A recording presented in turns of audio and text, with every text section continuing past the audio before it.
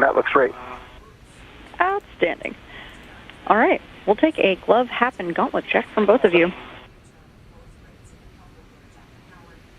All right, so looking at the gloves here, on my right glove, no change. On my left glove, no change. Gauntlets are covered and half is dry. It's going to give me about one minute. Copy, Josh, and copy, Frank. No problem.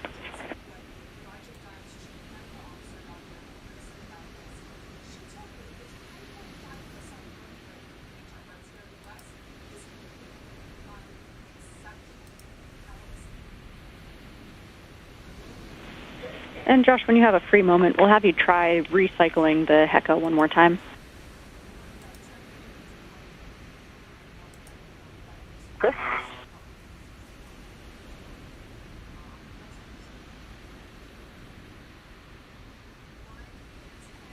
Yeah, see, it's off.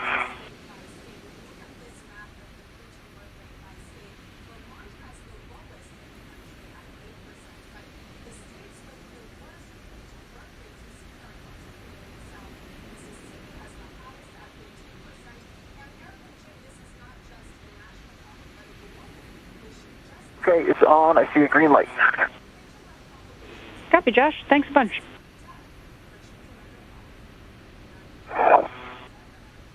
And Dina, for EV2, I have a good right glove. Really in the same condition. There are some like black markings on it. I'm guessing I just touched something that it doesn't look like grease or anything. Maybe Sharpie from the other lines. And then left glove, RTV remains intact. No changes. Copy. That's a good config, and we'll also take your gauntlets and HAP. Both gauntlets are down. Half is dry. Copy. You know, I understand I'm going to the TVA bag. Is that correct? That's exactly right, Josh. You're heading to the strut bag to grab the TBA bag and tuck it behind your mini workstation. A reminder, when you get to the mass canister, no sudden movements. Avoid cyclic loading. Okay. And I'm going via the APFR. Dina, the cable bag is down on that corner, heading out towards the strut bag. Copy, Frank.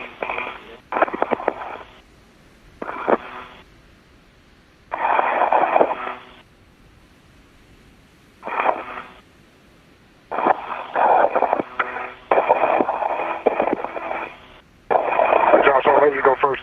Are you already there? At the strut bag? Yeah, you're already here. So why don't we? Can I give you a hand? Yeah, I'm here to grab the TBA bag. Okay. Yeah, I'll see you that first.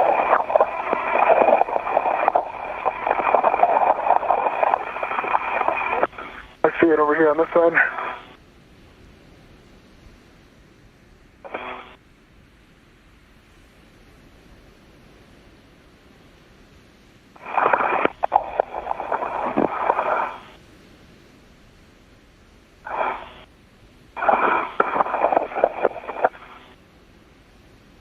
I can undo these, both of these sides if you want, whenever you're ready to it.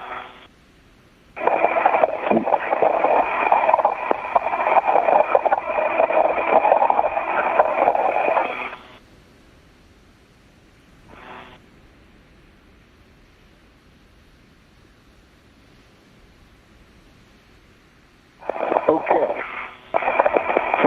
Let's see. I give you a rep? Work for you? Yep. Well, let's see. Oh, I see it. Let me, Sorry, dude. I can just get it. I didn't realize it was on this close to me. I got it. Okay. Thank you so much. And then, well, I can undo. Do you want me to undo these? That'd be great. Wire sides? I am ready to it right now. Okay. I'm taking the adjustable with me.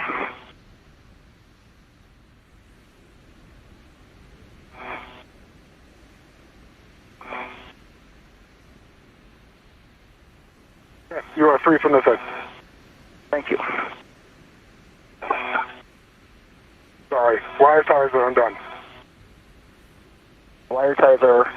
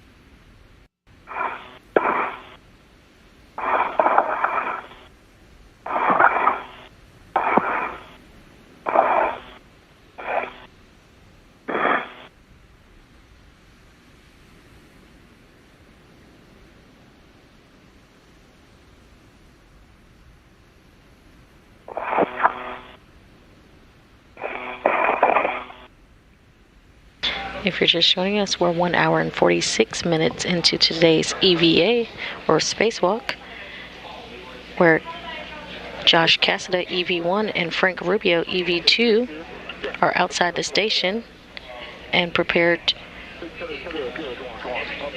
to install the 1B modification kit for future IROSA upgrades. And come on. It looks quite. Once you translate up and over, it'll I think clear those cables that are just to your over your right shoulder. I think so. All right, thanks. Yep.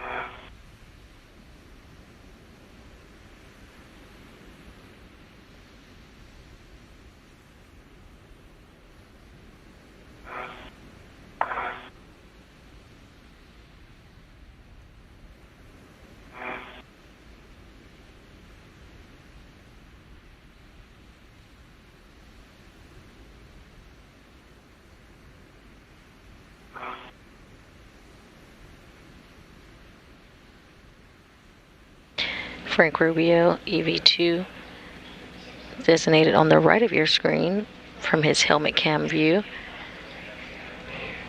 has completed his first task of the day, which was the 3A IROSA cable routing, and he's now met back up with Josh Cassada as they head to the 1B mass canister. Cassada will remove the 1BH fixture, which will be needed for the duo to install the modification kit. Again, this modification kit sets up future power upgrades by the addition of an IROSA or an ISS rollout solar array to be added at a later date.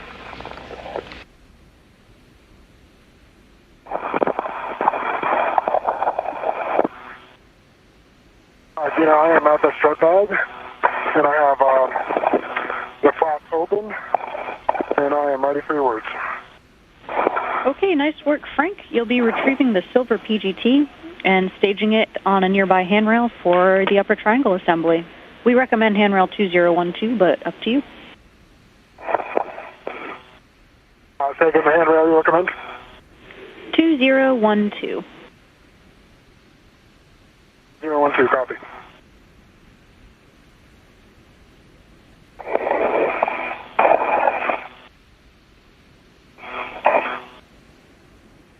You just heard Ground IV NASA astronaut Zena Cardman to Frank Rubio about stowage of the PGT. And the PGT is the pistol grip tool, and that will be used today to assemble and install that upper triangle, or that triangle shaped modification kit, to the 1B mass canister.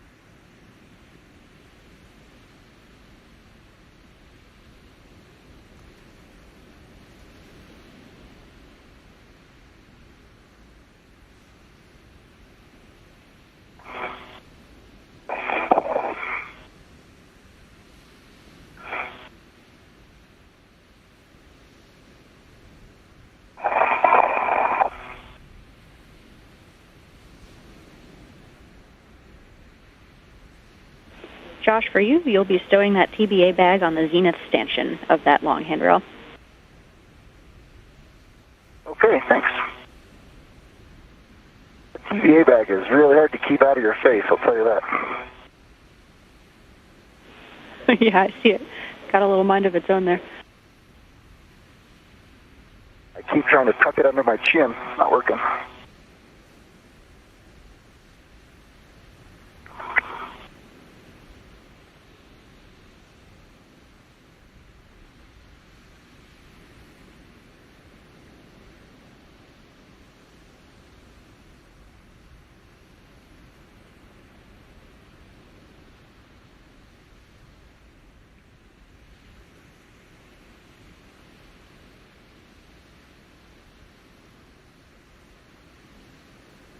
These units on the Zenith stanchion.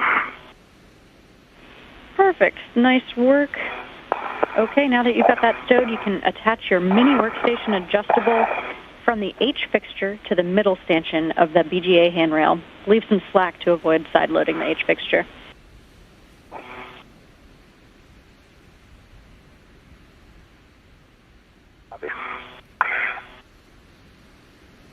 Hey, Zena, I have the brackets right side, and I believe the upper right. Perfect. Yeah, you're looking for the upper right. Strap that I'll put on? Straps 3 and 4. That's correct.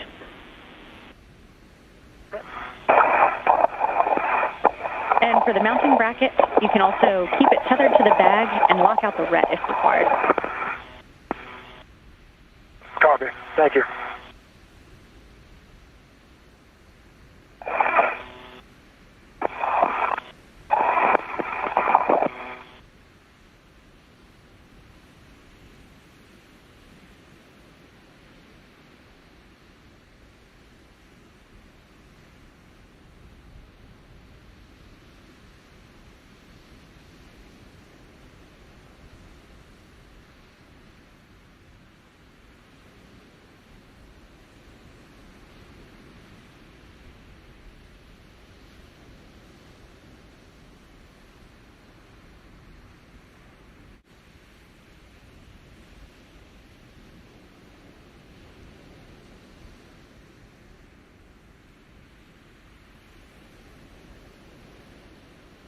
Okay, I've got one end of the adjustable on the middle stanchion.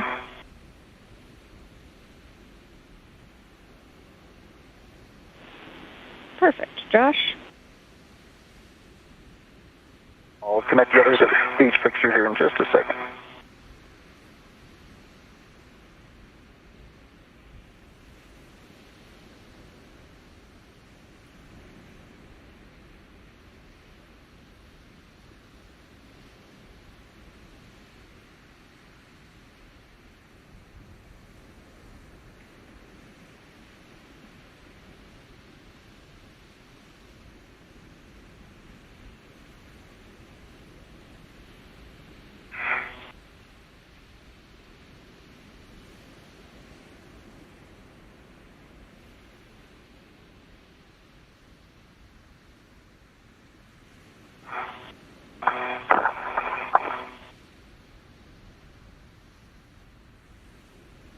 Okay, Zena. We are connected, adjustable to the middle stanchion. Okay, nice work. All right, so just confirming you've got a adjustable from the H fixture to the middle stanchion? That's exactly right. And then the TBA bag is to the Zenith stanchion. Perfect. All right, and leave slack in that adjustable to avoid side loading. Got a couple of notes here about those Fairchild fasteners you're about to work with. They can release, of course. The springs may protrude when you release them, creating a sharp edge, and we'll be using Bravo 7 here, which may cause bolt failure, so we'll be keeping an eye out for that. We'll have you prepare your small trash bag for possible FOD failure, FOD release from bolt failure, and let me know when you're ready for PGT settings. Okay, I'm getting set up, but I'll take those settings now and copy that. You broke up there a little bit, but I remember what we talked about with the bolts and that they're possible to fail with this Bravo 7. Absolutely, yeah. You guys are well studied. You've got all the words on the Fairchild fasteners. Also a reminder that H fixture can release from the mounting plate with stored energy. Your PGT settings will be Bravo 7, counter 1. Okay, Bravo 7, counter 1, and I'll get that in work here shortly. And understand, order doesn't matter. That's exactly right. You'll be doing exactly one turn, any order.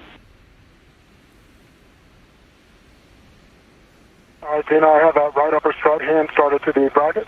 I'm ready for the first PGT settings on the silver PGT. With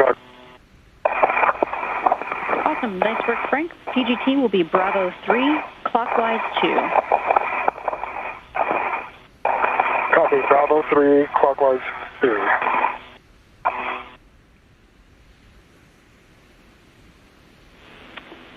Yeah, those are good settings, Frank. And 4 turns, correct? That's correct. Approximately 4 turns on M13 and M14.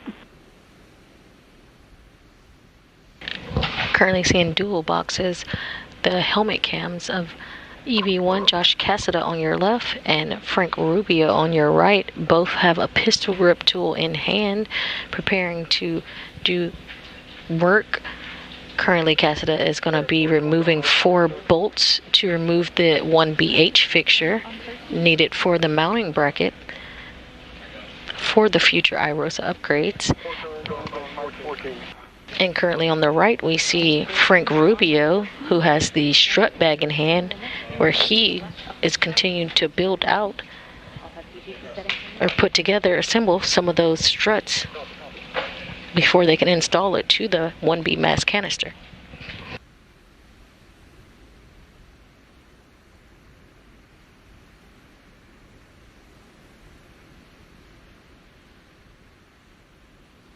Xena for PGT. Okay, Josh. Yeah. Yeah, with you. So the first half of the test worked. I got Cal Pass. Then I went into motor, and it would just quickly it would show something just for a split second and then go back to Cal Pass. Now, without hitting the trigger, I'm staring at LED test. The LEDs are illuminated. I'm going to cycle the power and try it again. Negative, don't cycle the power just yet. Roger. And Josh, that's actually a good config. Oh, without pull of the trigger. Copy. Oh, there's the battery voltage. Got it. Thank you. Perfect. Nice work, Josh.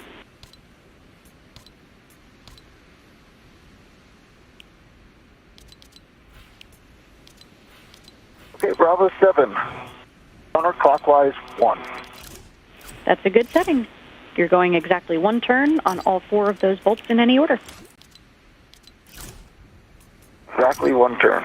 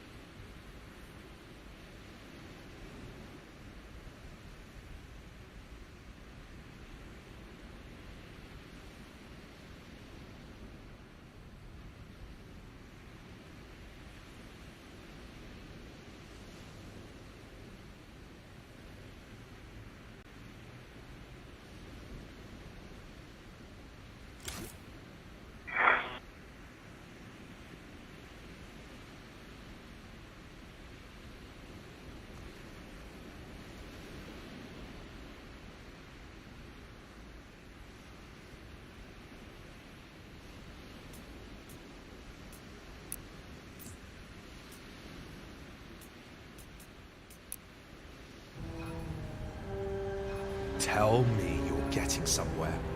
We've already lost so much of the island to that chrome. That's not surprising given the sample's behavior.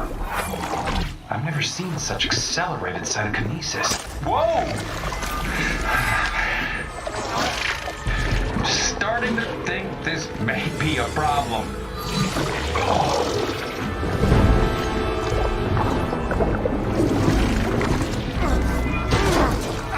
Get out of here! That's an order!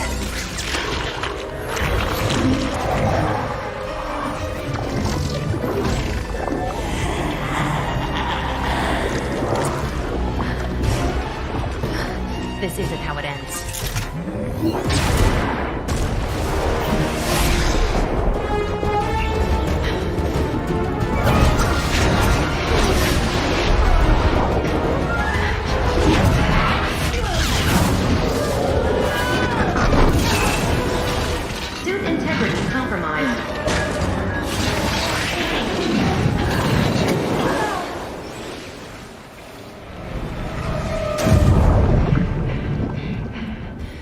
me a way to fix this. Aligning to reality. 6, 5, 9.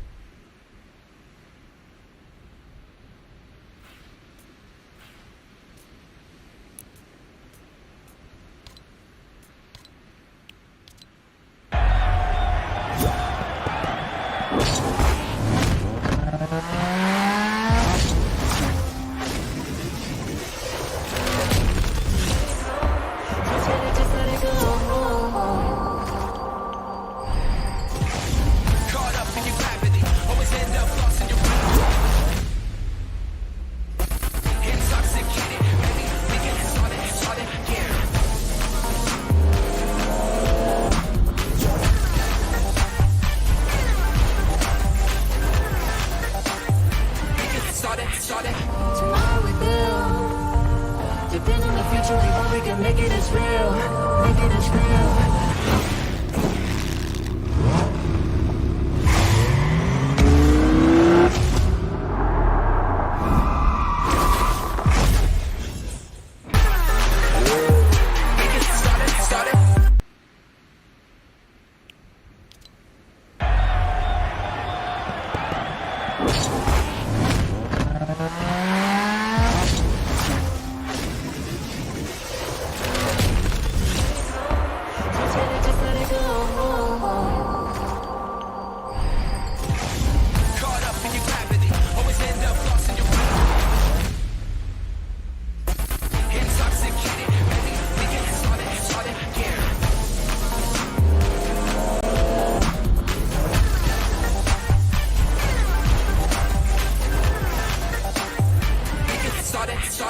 Tomorrow we build. Depend on the future, we hope we can make it as real. Make it as real.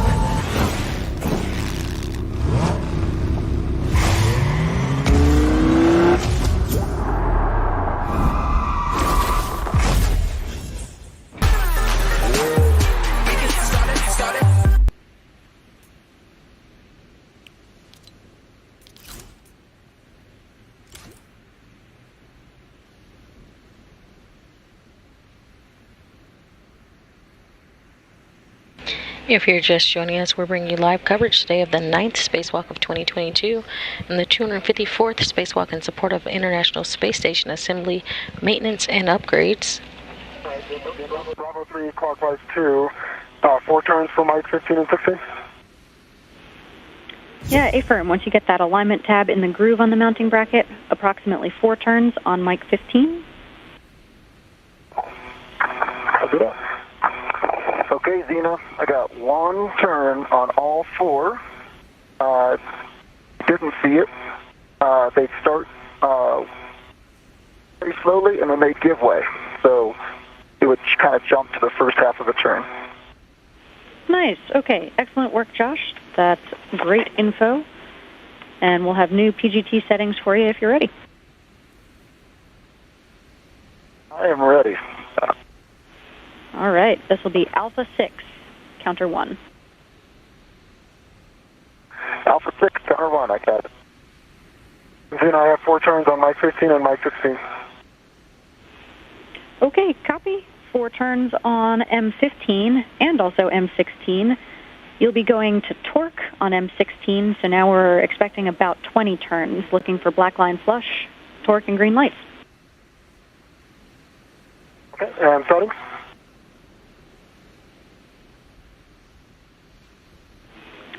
That'll be still Bravo 3, clockwise 2, same settings.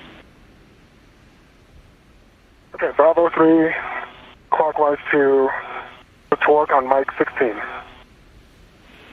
Good copy.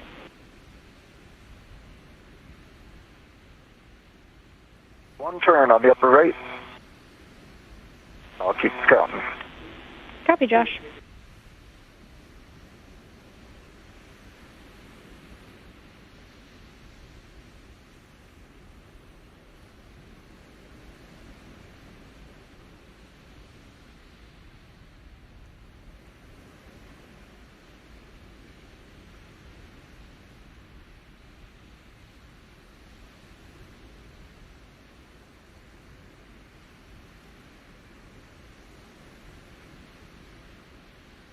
Then on Mike 16, I got 17 and a half turns, green light, 18.4 torque. Okay, 18.4. Looks like that was also the on the torque. And yep, and that's the same for both program and actual. Copy. And 17 and a half turns on Mike 16. Did you get a green light? We were expecting 2.5 additional turns. Okay, copy. Yep, and that might have been when I hand started it. I probably put a full turn in there. Okay, copy, Frank. Is the black line flush? It is. Completely all the way around.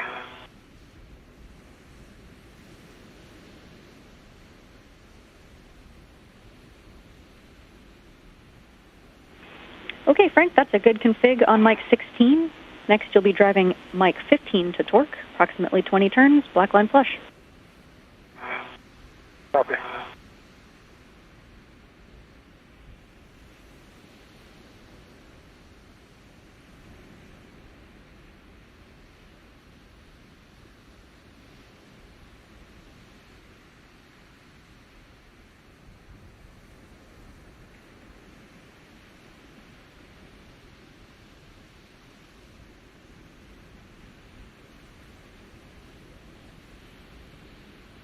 Two hours and 9 minutes into today's EVA.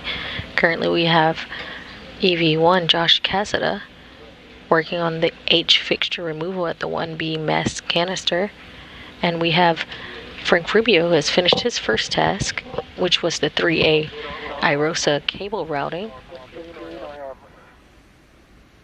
18 turns, green light, 18.4 torque. And black line is flush all the way around. Copy, 18.4 torque, 18 turns, green light, and black line flush on Mike 15.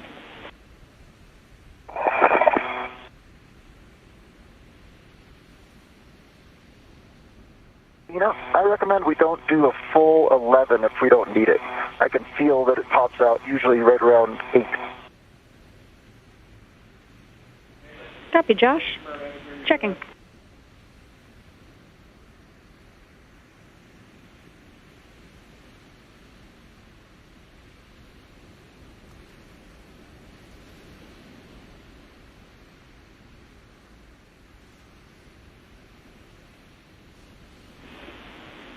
Okay, Josh, we're happy with that if the bolts are popped out. Definitely no need to go to 11. One louder. Tell you about that movie later.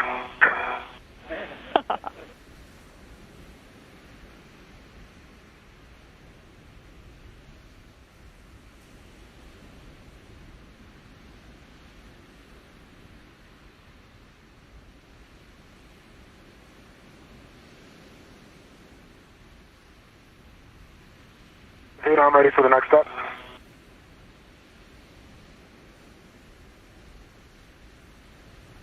Okay, Frank, you can release your rep from the left upper strut. And next, you'll be torquing the right upper strut to the mounting bracket. I'll have PGT settings when you're ready. Okay, left upper strut, that is removed. Going to the right upper two bracket.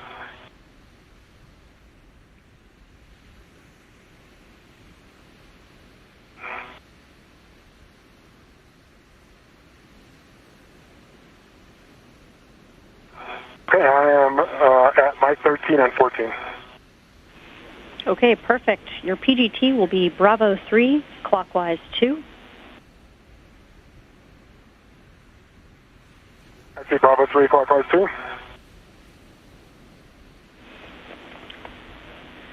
All right. You'll be going to torque on M13 and M14, approximately 20 turns, black line flush on both. Copy. Inward.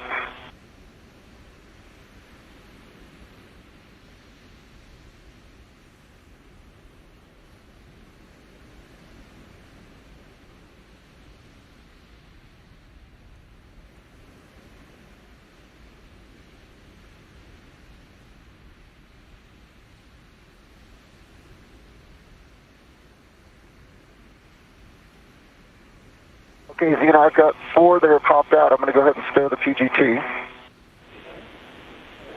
Copy. That sounds like a good plan. And we'll be ready for the wedges next. Copy.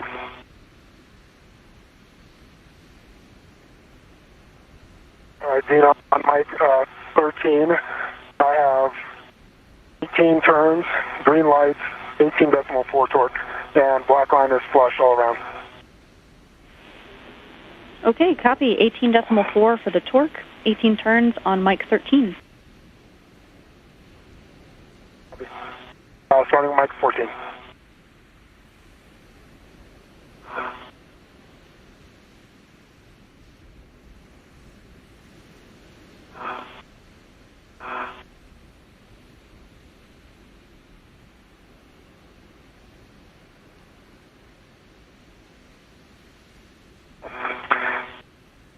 Xena, do you want me to try it without the wedges first? Yeah, you can try it by pulling on the tether point first.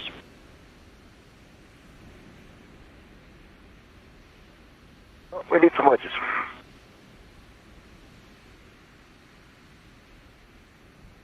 Yeah, that is not unexpected. Sounds like a good plan, Josh.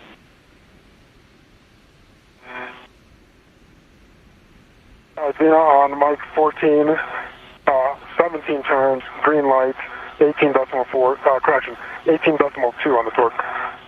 Okay, copy. 18.2 torque, And black. 17 turns, green light, and is that black line flush? Is all the way around. Perfect. Copy, Frank.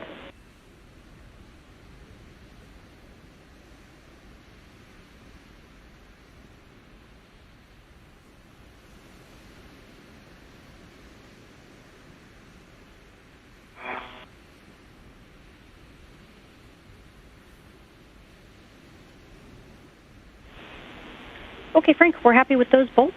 You can install the pip pin from the upper left strut to the grounding block on the center pad.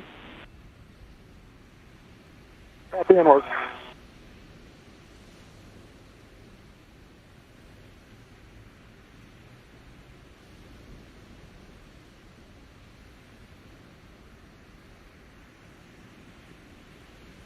And I've got a good pip in still intact with washer above the detent. Perfect, Frank. Install the left upper strut MLI on the center pad covering the L2 clevis. Copy. Sorry, still working on the pip, and I was just saying that it's in good condition. Good full test. Okay, copy. That's a good config.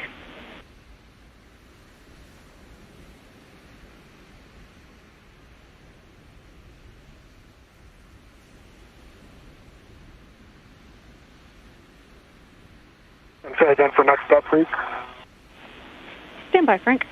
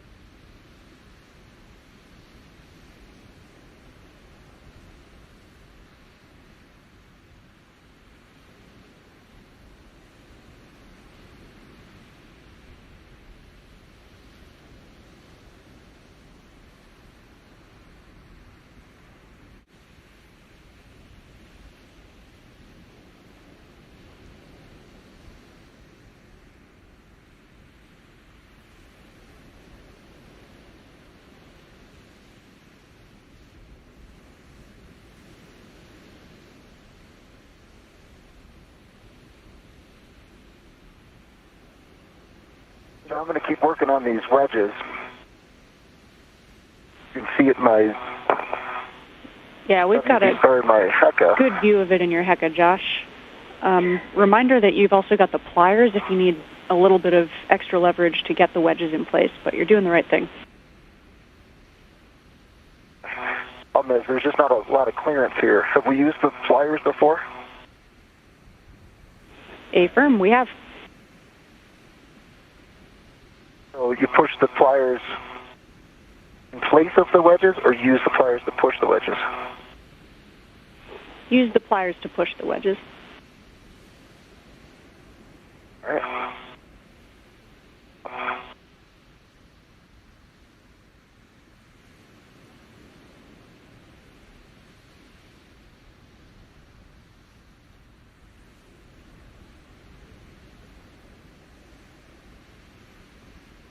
Okay, that's what we'll have to do.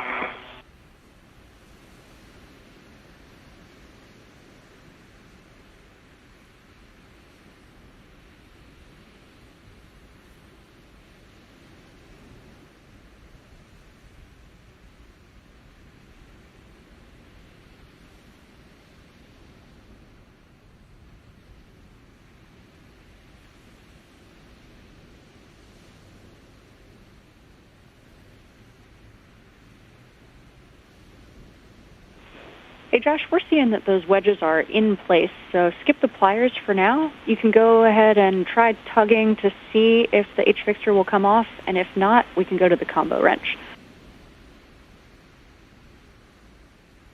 Okay. I can give it a little bit of oomph. Is that right? Just don't overdo it and don't do it cyclically. That's correct, yeah. And if you're using the combo wrench, then yeah, don't pull too hard and wait a while in between removal attempts, 30 seconds between. Right now, I'll start without the combo wrench. Is that right? Yeah, give it a try first.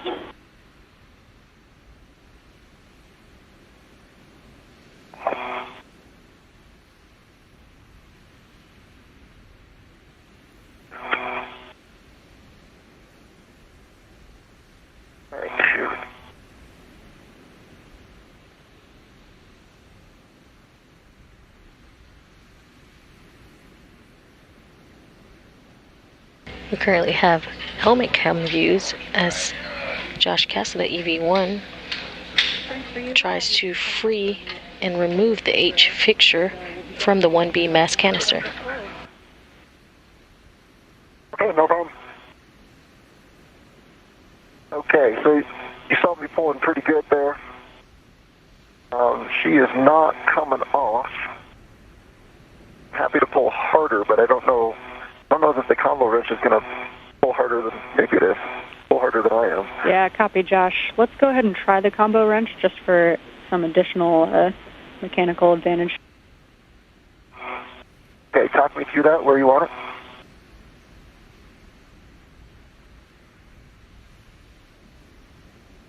it. The center pad, is that right? That target?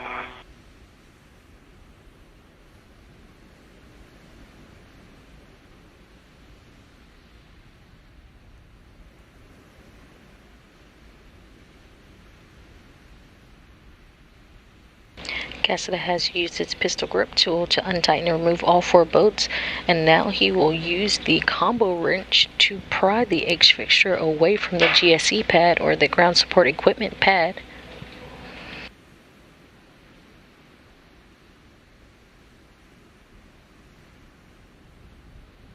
Zena, you copied the question about the combo wrench? Yeah, we do. You're going to put it into the H fixture with the handle pointing away from the prying direction.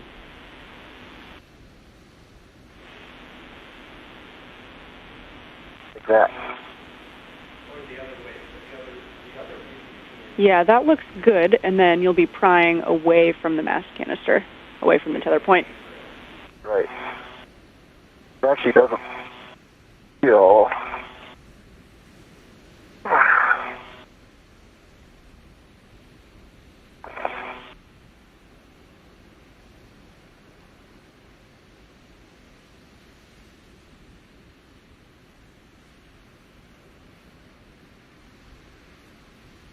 let's confirm that we're all happy with these bolts. These bolts are... Yeah, Josh, if they're all popped out, then we are happy with those bolts. We are now second-guessing what we thought about the wedges being fully in, so sorry about that. Maybe you do need to grab the pliers, and we'll try pushing them in a little further. Okay. You confirm that this is what you expect for a popped-out bolt. Happy to put more turns on these if you want. Can you poke them, and do they go in and then pop back out with your finger?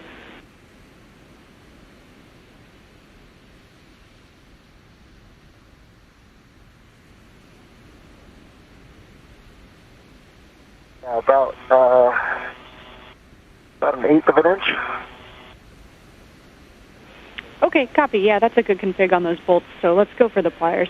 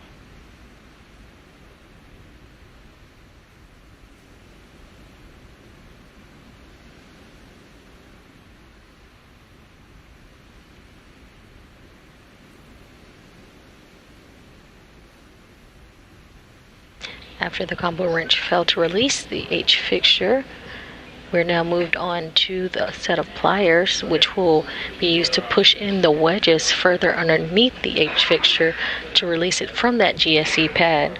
Again, that's that ground support equipment pad.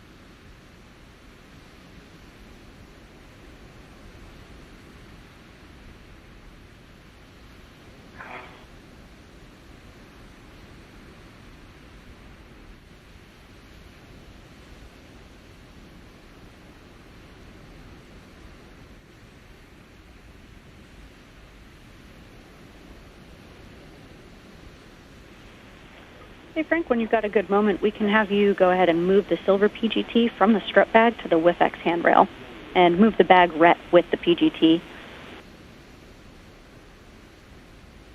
Okay, copy. Move the silver PGT from here to the 600. Perfect. Yep. And use that RET for the WIFX handrail. Okay, copy. I actually have it on the adjustable, so you want it on the RET? Yeah, bring the RET from the bag with the PGT as well as the adjustable, and then use the RET to the WIFX handrail. Yeah.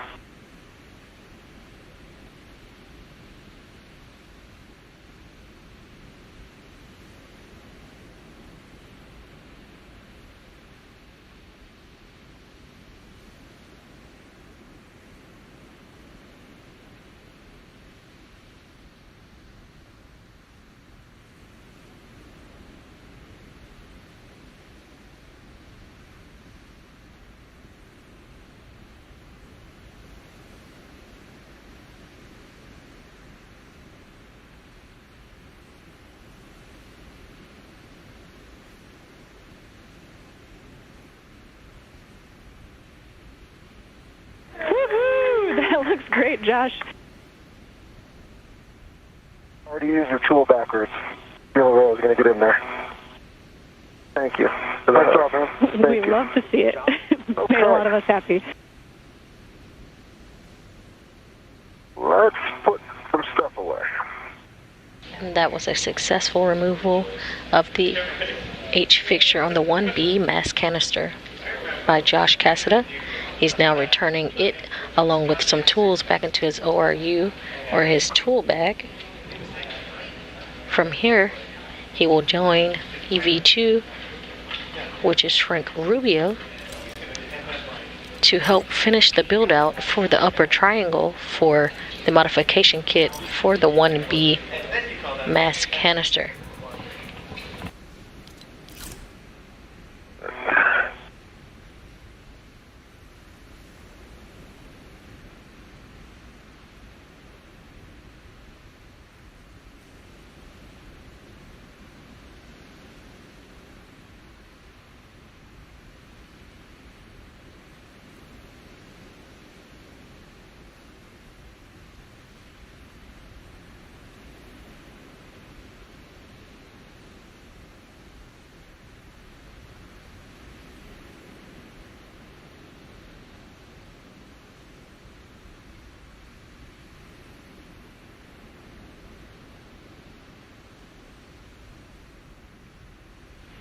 And hey, Josh, before you stow that H fixture, we will want some inspections.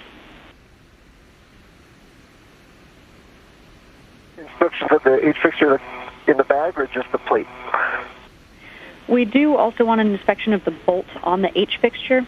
If you can press the bolt through the H fixture to reveal the threads, inspect for galling or stripping. All right, here we go. All right. Go ahead. Say it again, Frank. Zeta, what did you want holding the PGT to the WIFX? Okay. Use the RET that was on the bag going to the PGT. Okay, but you want the adjustable to stay with us, right? Yep, A-firm.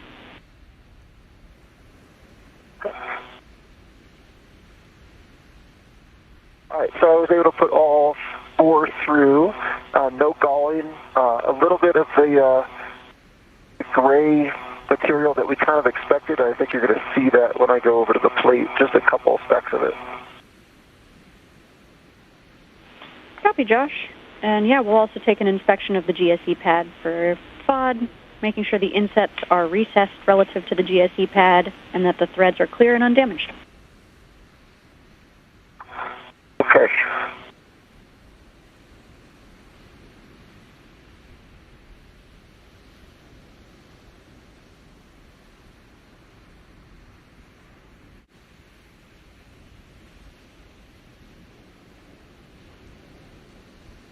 You know that PGT is over on the WIFX Center.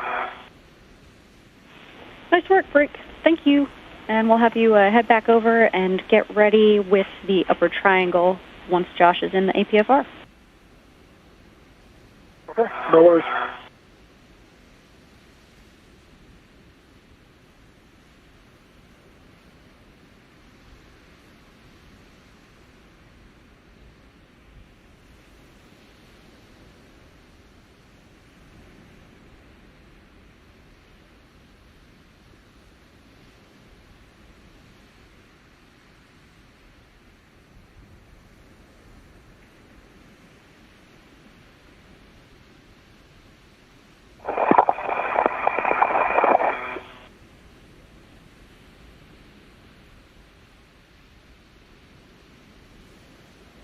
All right, Frank, just give me a minute to get cleaned up here, and then and take a couple photos. Yep, no, you had a task over there.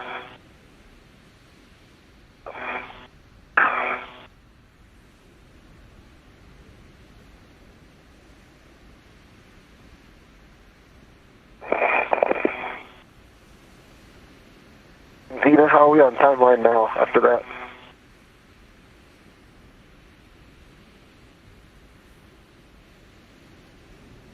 All right, I'm ready to the adjustable that's got the H fixture on it. I'm removing the fixture adjustable.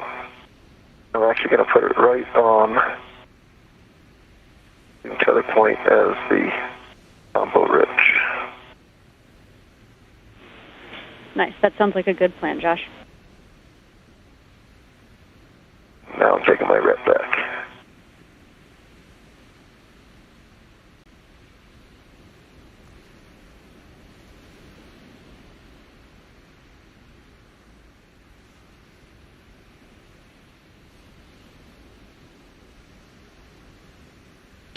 If you're just joining us, we're 2 hours and 35 minutes into the 254th spacewalk in support of the International Space Station assembly, maintenance, and upgrades.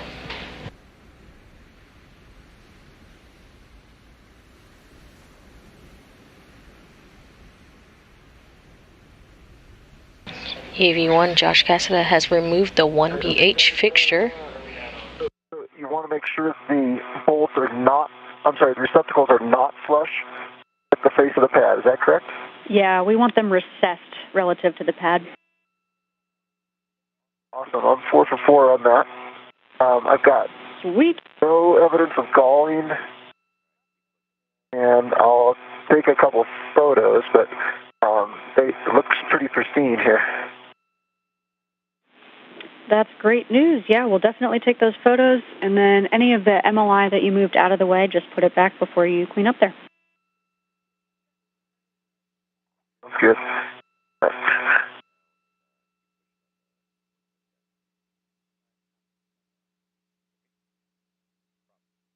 Funny, I had moved. There's a better view that you're looking for.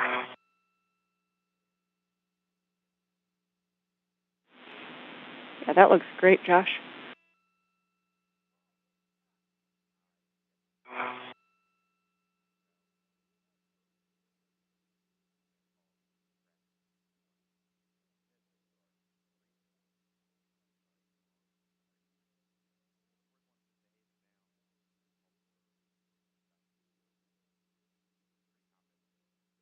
I'm guessing your photo has been more fun than mine. My what? I'm sorry? Photos. I haven't had a chance to take too many. I took a few, but just enjoying the view, too. Which, let me know how I can help. I'm just going to snap a couple photos here if I can. You were, completely covered by the mass canister, so I just haven't had a chance to get some pictures of you.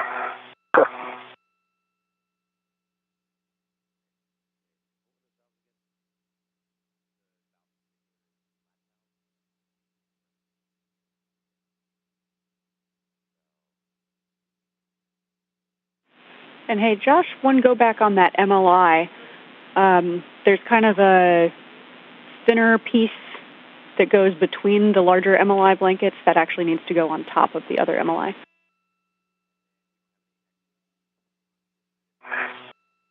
That's the way I found it, correct? Yeah, correct. I'll get on it. Right. We're going to take the photos first, hope that's all right. Yeah, that's fine.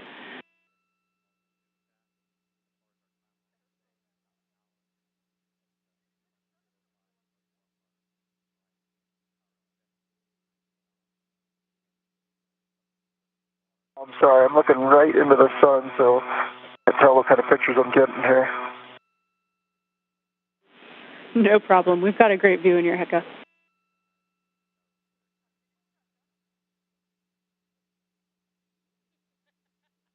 That is a beautiful rabbit, Frank.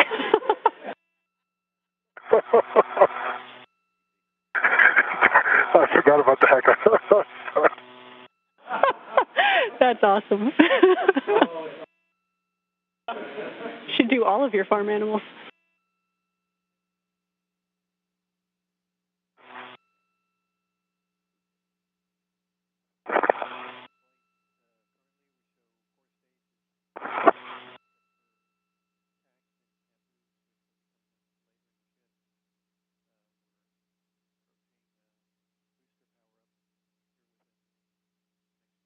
Again, if you're currently just joining us, we are 2 hours and 40 minutes into today's spacewalk. Okay, I'm going to call that good. I did my best on the photos. I'm going to work on the MLI, and that should be pretty quick, Frank. You're good. That sounds awesome, Josh. I can help you anyway.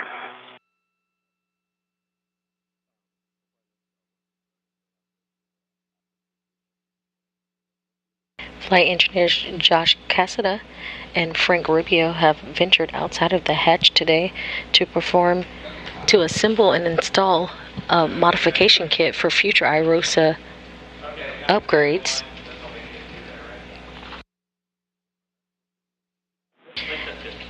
Both Josh and Frank have finished their first task today. Josh finished the removal of the H fixture. Frank, I was told I got to do a spacewalk with Frank. I haven't seen him today. I know, every time we run into each other, it's nighttime. All right, if you're happy with that, I'm going to get my config here and then head back. Yeah.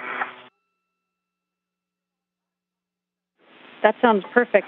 And Josh, you can go ahead and also pass the TBA bag off to Frank and head to the APFR. Happily.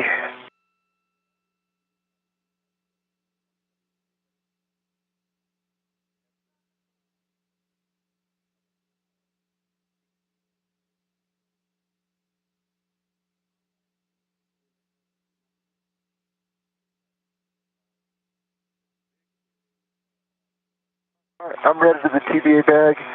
I think I'm going to not tuck it behind my main workstation if everyone's okay with that. It just goes right in my face the whole time. Yeah, we see that.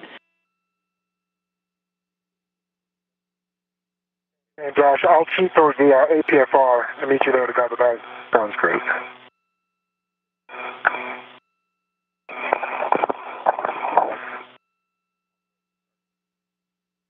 After completion of the removal of the H fixture, Josh Cassada is now heading back to the 1B mass canister to Frank Rubio, where he will hand off the build out of the upper triangle for this modification kit, while in the articulating portable foot restraint. Josh Cassada and Frank Rubio will install the upper triangle and the lower struts to the the 1B mass canister.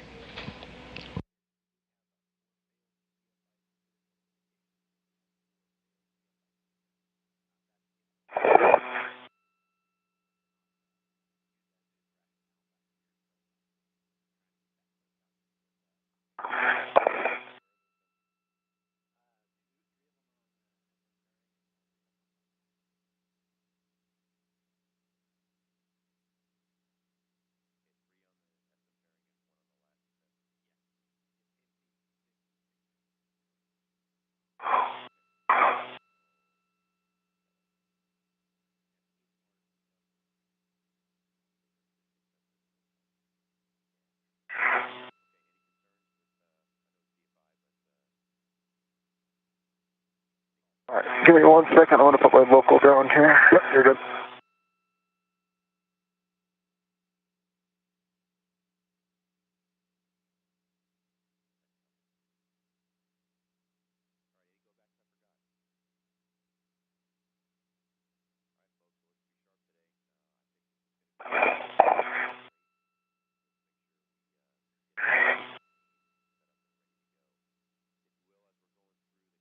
Okay, Frank. TV bag.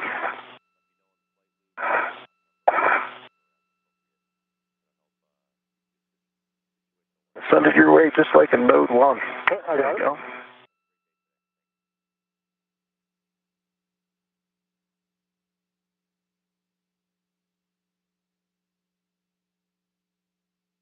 Okay, and I see this ingress aid looks secure. I see a wire tie.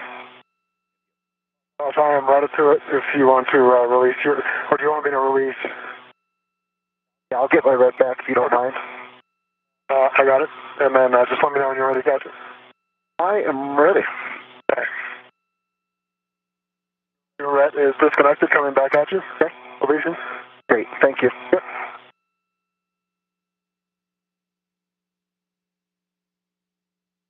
All right, Tina, understand after all that I'm hopping in the APFR, is that correct? Yeah, that's correct. Frank can temp stow that TBA bag. You can hop in the APFR, and we'll take a glove, hap, and gauntlet check from all of you. Okay.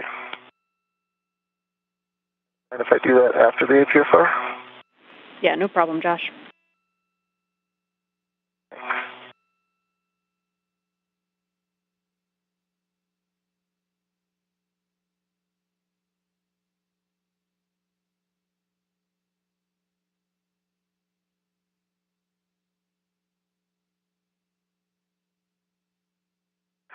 Gina, I have no changes on my right glove or my left glove. Gauntlets are both down, dry hop. Copy, Frank.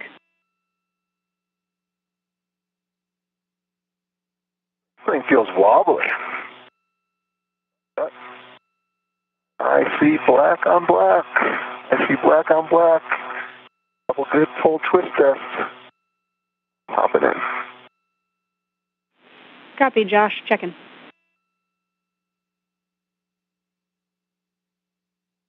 You're not ready for me to ingress? Josh, we're ready. You're go to ingress, and that's expected. We've seen similar before.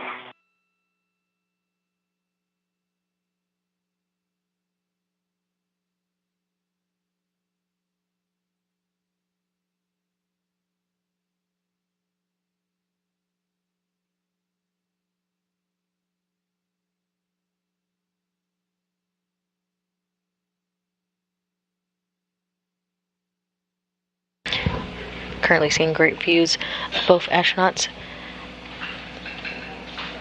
On the right hand side you see Josh Cassada, EV1 in the suit with the red stripes, and on the left of your screen with the triangle build out we see Frank Rubio in the unmarked suit. Josh Cassada is preparing to ingress the APFR, or the articulating portable foot restraint. He will then use the pistol grip tool to install that upper triangle to the 1B mass canister.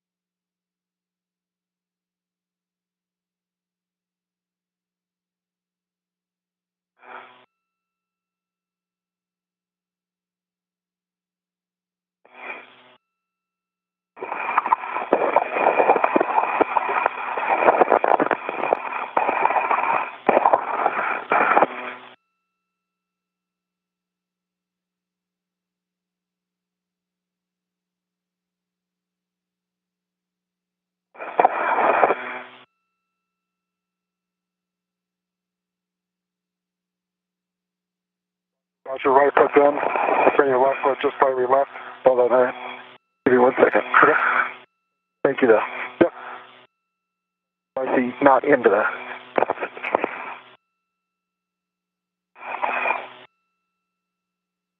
Yeah, I don't have a great view of your right. It looked like it was in, but it's just in the toe hold.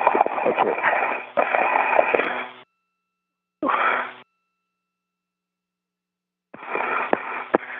orientation changed. Oh, just wobbly.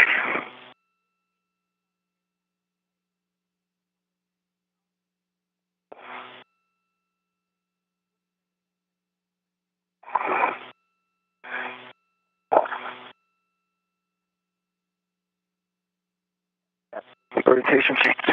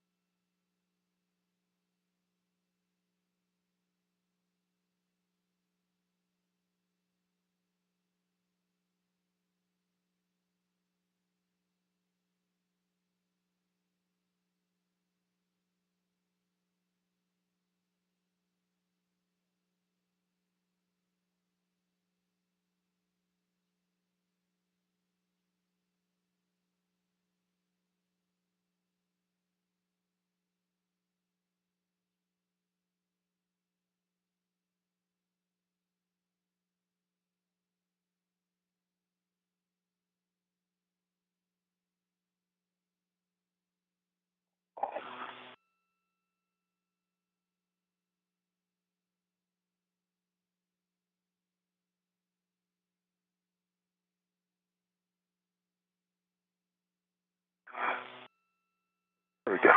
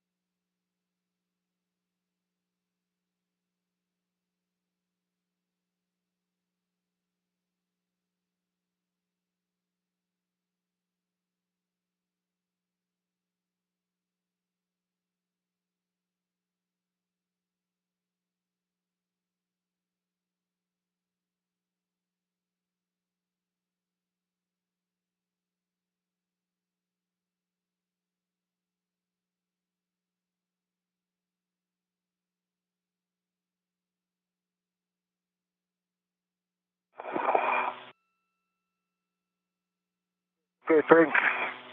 Got 2 in. Nice. Good job. And can you visually see it as well? I could definitely see that your toes are in. I cannot see the back of your shield, unfortunately. Yeah, just from the angle. But, earlier I could tell they were out, and right now it doesn't look like it. Sounds good. All right, sir. Nice job. Nice job, Josh. That's great news. And when you're ready, we can pass off that upper triangle. I'm ready. I think I might have gotten a notch or roll in there, or it's just really wobbly, but either way, I think I can still get it installed from this position.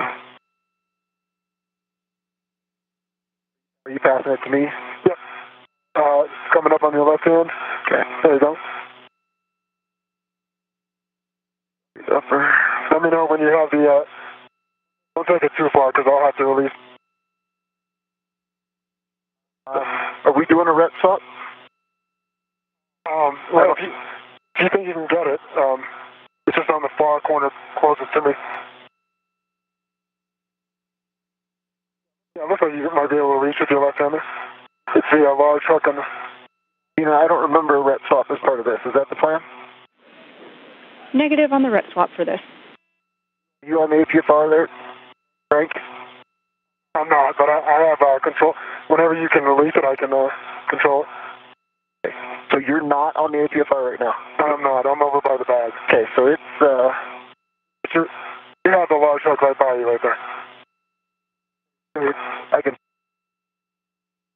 The APFR? Yeah, almost like you're crawling on it.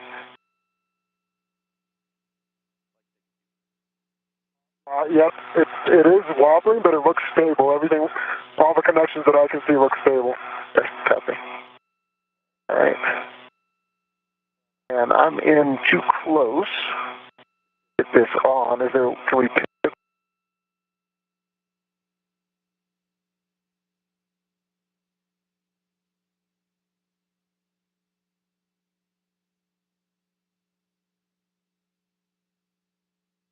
All right, Zena, and understand I lead with the left side and roll on the right.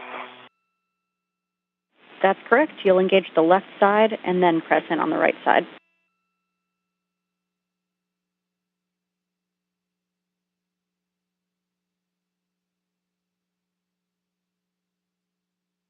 I got an arrow up. I've got it engaged on the left, and I am not. And on the right.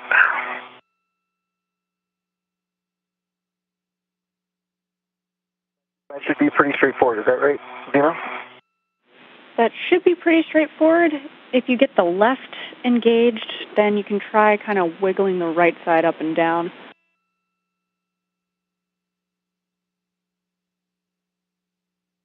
Up and down? Okay. So I can do it. Oh, I see, because you're saying...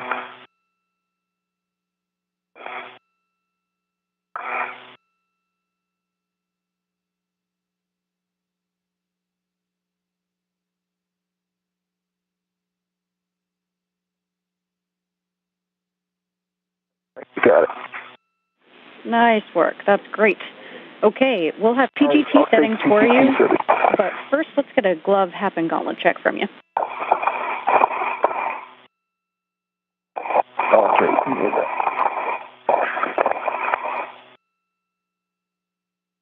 Okay, gloves.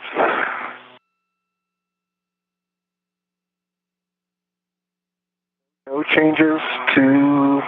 I've got a little orange on my left middle finger and my left index finger. That's it.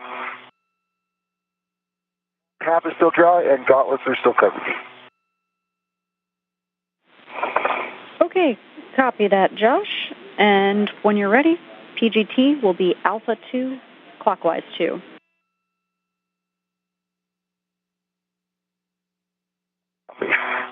Alpha 2 clock.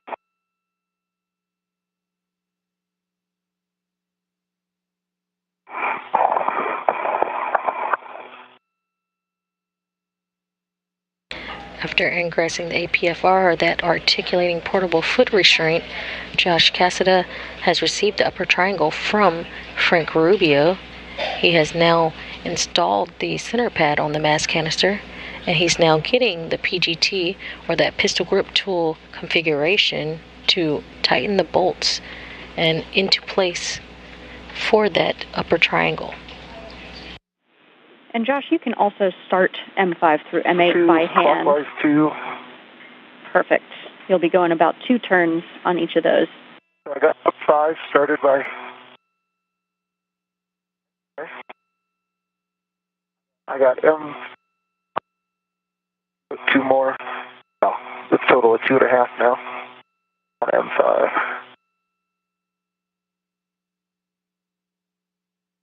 Copied. Fine, I'm going to do my 2 turns on...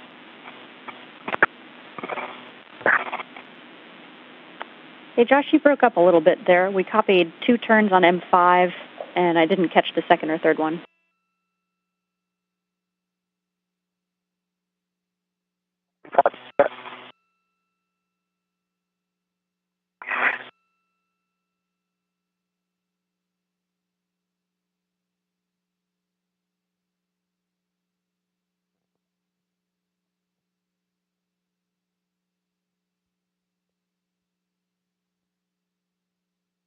Okay, Maya's here. I didn't know you was here, Maya. Thanks for deleting that message. Hello to Norway as we await the launch of Artemis 1 tonight in the United States right after midnight. I don't know if I'm going to be able to stay up that friggin' long. But good to see you, Maya, here for sure. Today's a sad day for me. I won't be, I'll be streaming. And Frank, for you, you'll be getting the left mid strap from straps 9 and 10 ready to pass off to Josh. Because I am extremely excited about this launch. It will mean that human beings are going back to the moon and back to Mars, hopefully within my lifetime. And which end? Going to get first? I would like to see. You'll be passing off the Clevis end toward Josh. And Josh, I see you've got the PGT out. We haven't copied any of the turn counts on those bolts. I don't know, Maya, if it really has or not. Thing's been scrubbed about 6 times. We have 2.5 on M5. We've got 1 on each of the others. So now I'm going to get it to a total of 2. Okay, copy. Perfect. Thanks. 2.5 on M5, 1 on Aldera. Trying to talk past NASA here. No, I think it will go. Here comes M8. I think it'll go off. 2 on M8. I'm pretty sure. A total of 2. Copy. Total of 2 on M8. So let's see. What would it be? 130 2. Well, 2 on M6. 330. Copy. Total 2 on M6. AM EST USA. And total of 7. I'm sorry, total of 2 on M7. Copy. Total of 2 on M7. Next, you can drive those 4 bolts to torque. 5 to 10 turns total. Okay, so yeah, I'm very excited. Going to torque on Alpha 2. Alpha. Clockwise 2 still. Good settings. Yeah, I'm extremely excited about this thing. All right, good to see you. This won't be a normal stream, so. But sure, what stream do I ever have that's normal? Oh, damn. I don't have no normal streams. Okay, let's see here. Let me switch back out real quick. Switch these images up. Is this the only way? Quick handover coming up, guys. No. Many others. Copy, thanks. Copy, thank you.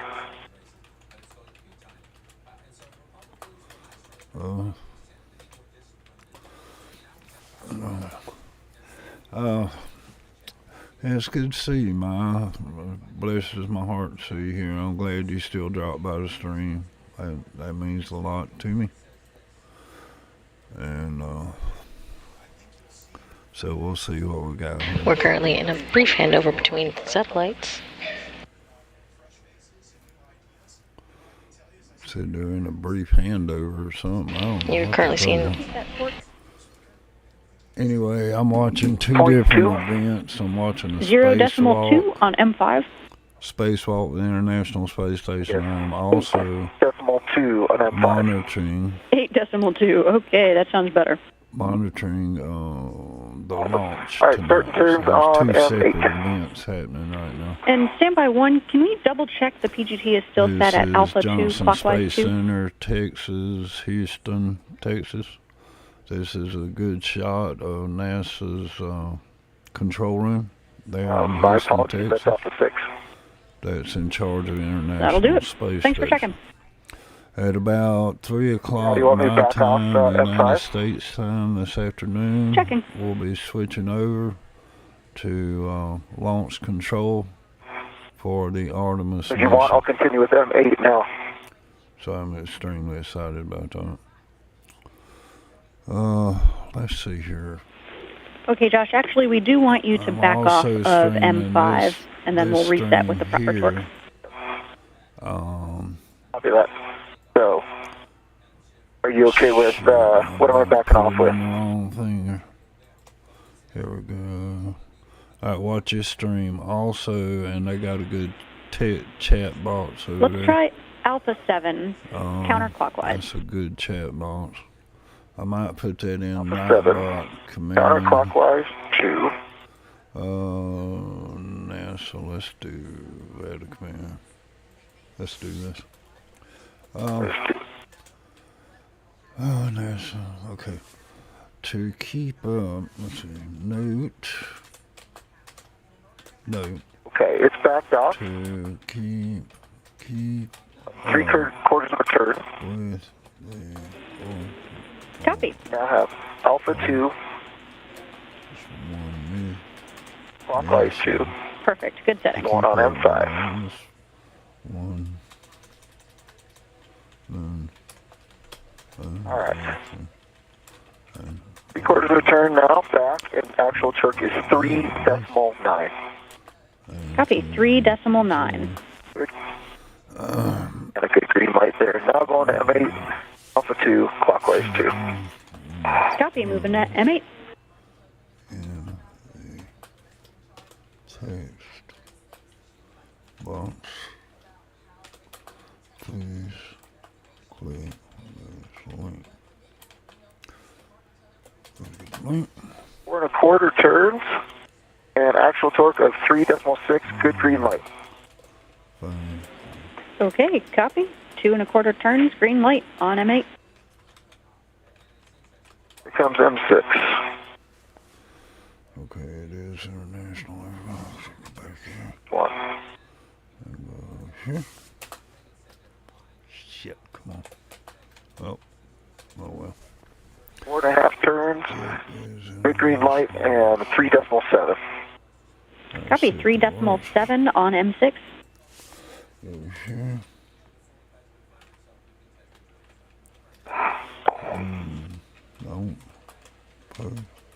Don't post it. I don't Now really understand. M7, starting turns. Why you're saying don't post it? It makes no sense, right? Okay, don't post it. No. 4 1/4 turns, and 3.6. Good green light. Copy. 2 1/4. 3.6 on M7. 4 1/4. Thank you. 4 1/4 on M7.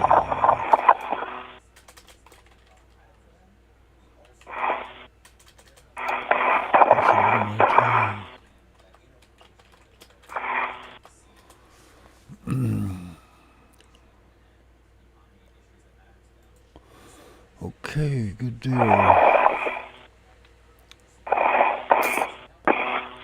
$250,000 subscribers over there. And stand by, Josh. We're just verifying that all of the bolts are good. That's a space one. 43. Okay.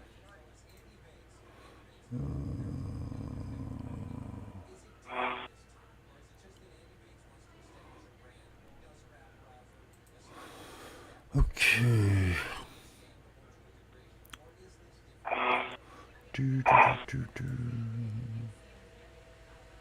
Go back to the spacewalk. International Space Station.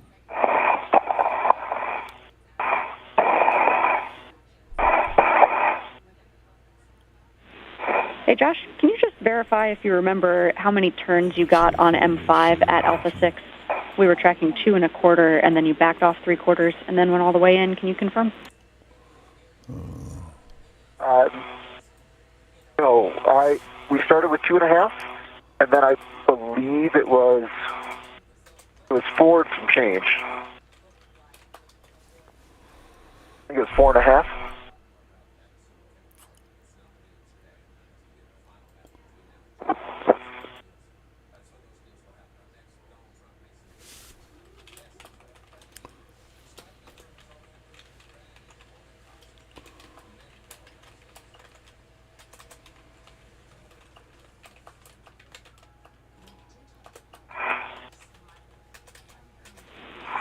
All right, Josh, we are happy with those bolts. With that, you can release the mounting bracket rep and check that the MLI and grounding pip pins remain in place on the upper triangle.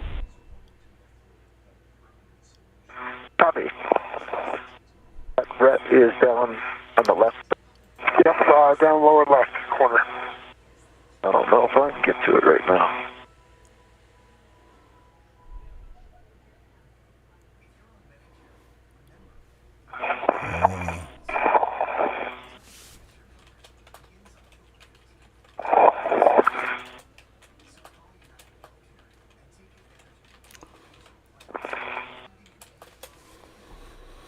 Artemis 1, how many times have I been scrubbed? I don't know. 4 times on the pad. Yeah.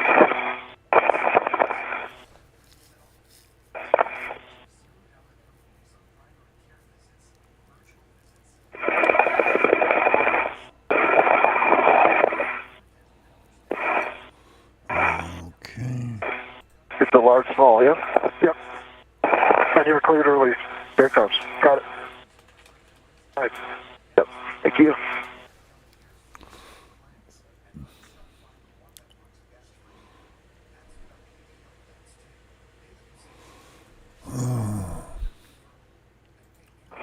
Understand socket swap for me, is that right, Nina?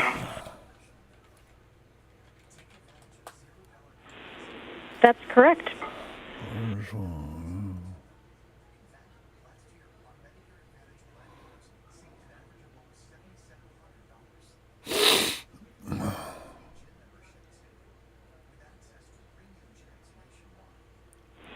And Josh, you can also rotate the upper triangle down or neutral for a later access.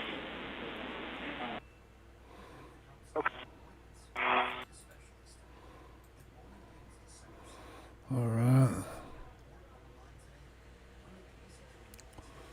Let's see here.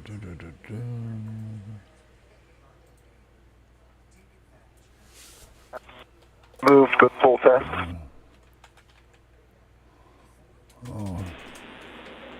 Copy. Artemis. Shit. Okay.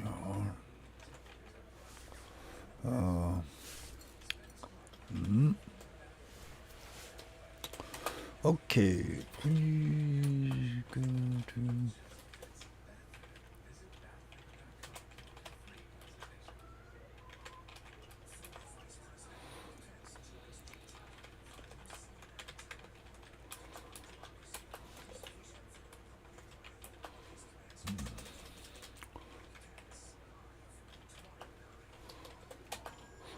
please go to Wikipedia and find out all the information on the Artemis 1.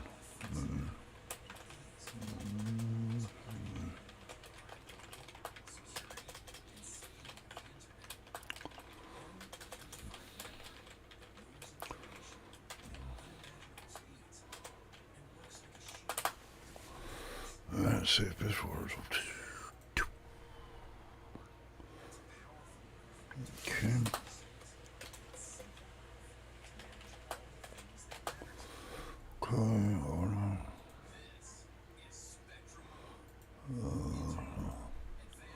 Okay, or see if that comes up. Full test on the 2-inch.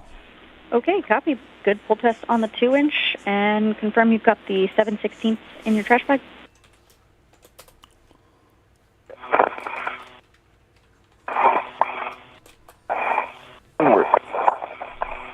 Copy.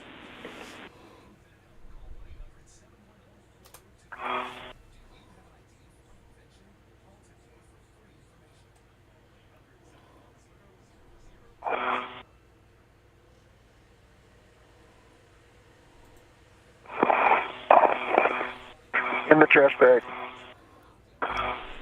Coming back. Awesome, nice work. Okay, now you can egress the APFR. We'll be adjusting the WIFX extension.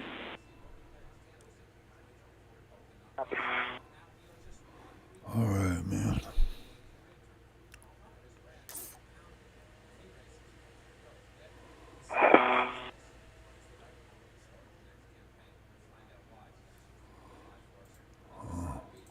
Which...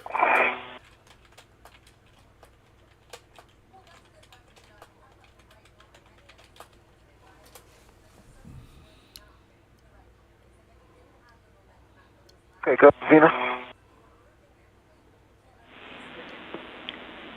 Josh, are you ready for the WIFX extension?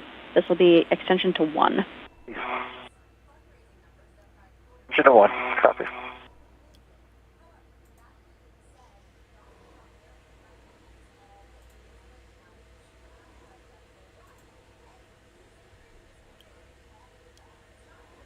If you're just joining us, we're 3 hours and 15 minutes into today's spacewalk, the 254th spacewalk in support of the International Space Station assembly, maintenance, and upgrades.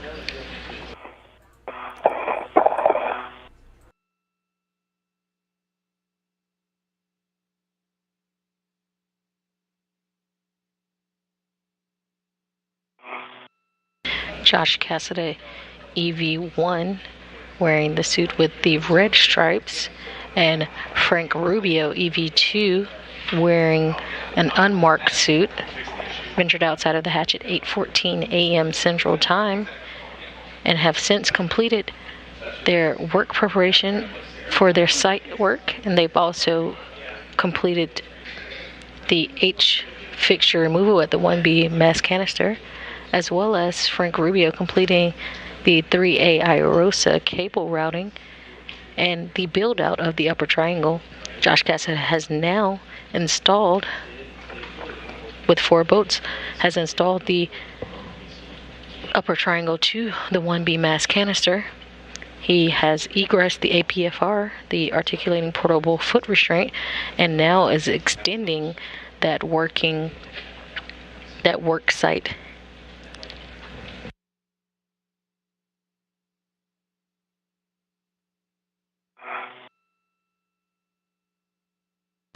He is now extending that worksite interface fixture extension. After the extension is modified, he will ingress the APFR again and receive the left mid-strut from Frank Rubio for its installation to the upper triangle and to the mass canister.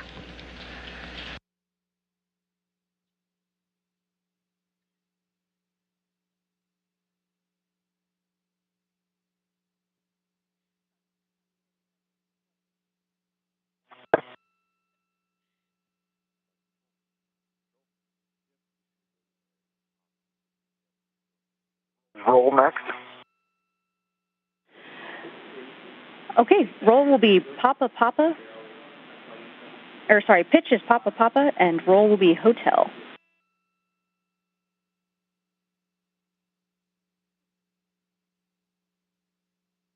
Okay, Papa Papa on the APFR.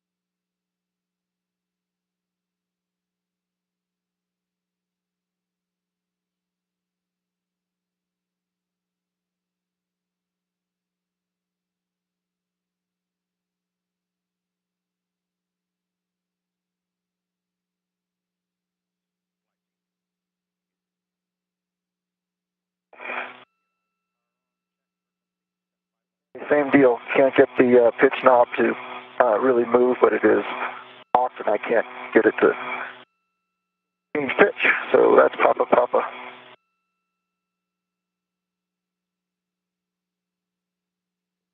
I understand. Roll of Hotel. Copy on the pitch and a firm roll of Hotel.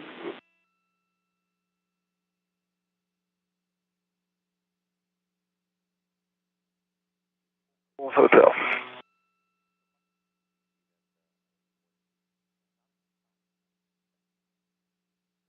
Okay, next.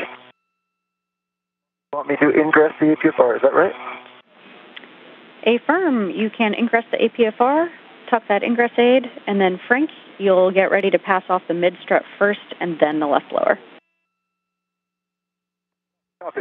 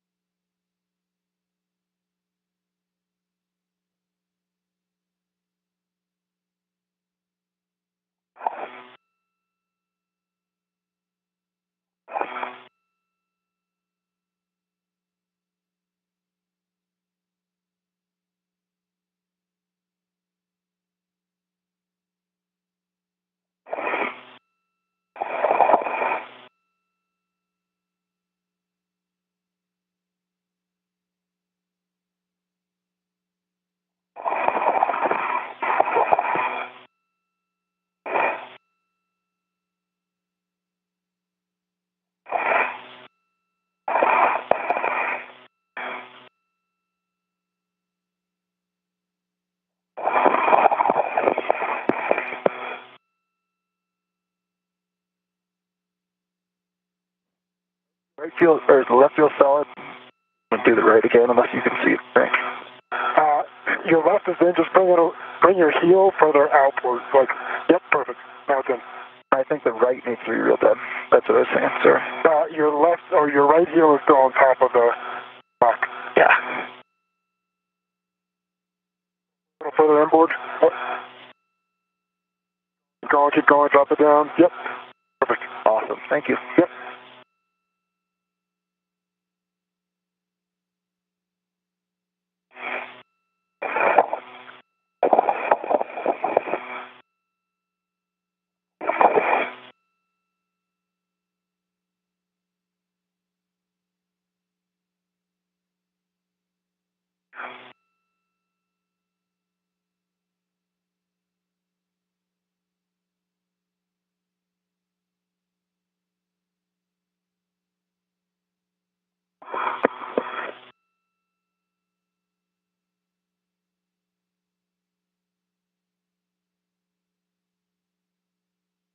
Okay, I'm standing by with a ret. And do you have words for us, Zena?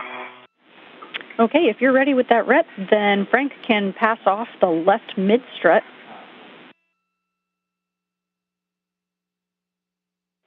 And Josh, you'll want to ret to the stanchion that's nearest the side pad. Copy.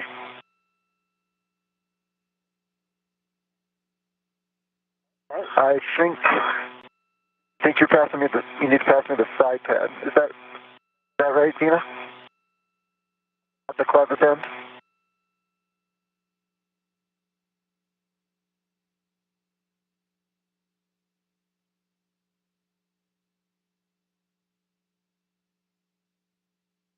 Because then once it's installed, you'll release my ret.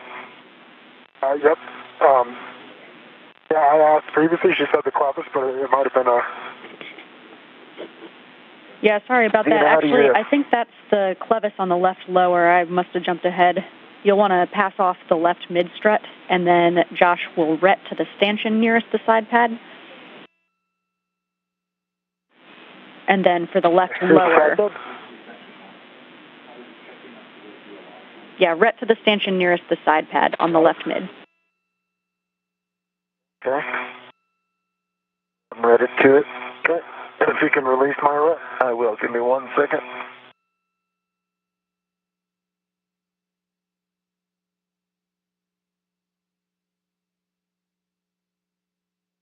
All right.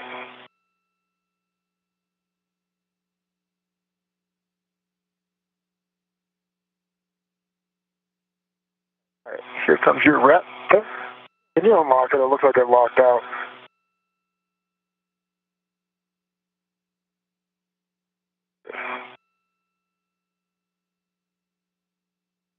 I have control. Okay, here it comes. Thank you. So, Nice work, guys. Josh, you can stow that mid-strut on your BRT, and then Frank will pass off the left lower with the clevis end toward Josh. Copy.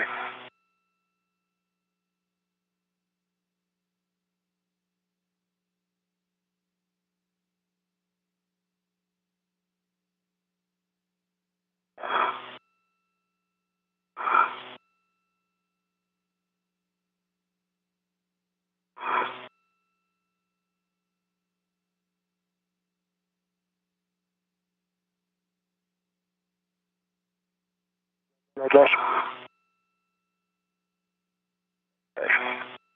and then I'm ready nearest the cleviscent. Affirm, Josh.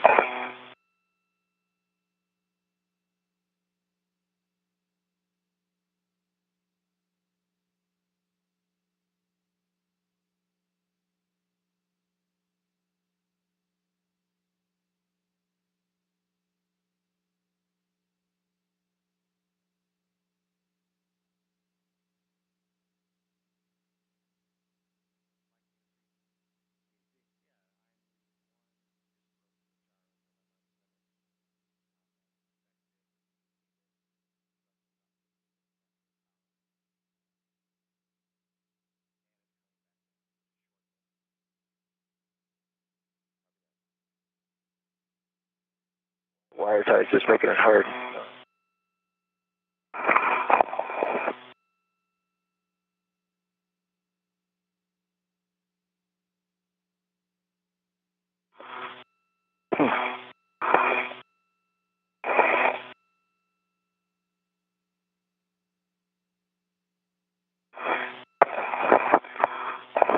Nina, would I be able to reach it if I went to the other expansion? The wire tie that's on here is keeping me from being able to get this rep closed. Checking. And yes, affirm. Too late. I got it closed. So I'm redded, and you can release your red if that's what's next. Is that what's next, Dina? That is indeed what's next.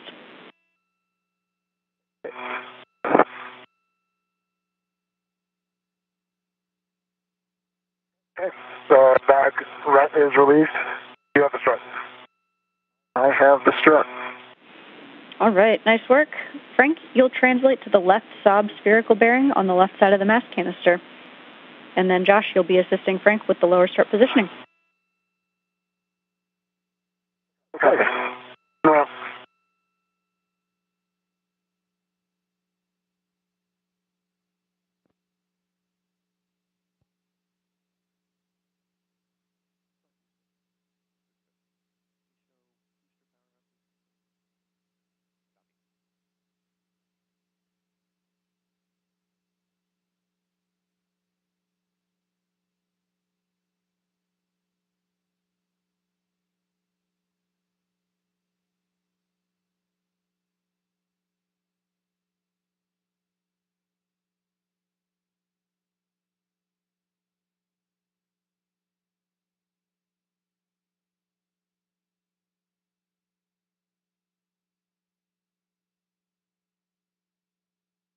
okay, I'm at the left bubble. Beautiful. If you could give us a report of the spherical bearing alignment, and then also a reminder to keep your fingers clear of that pinch point once you're driving the bolt. Copy.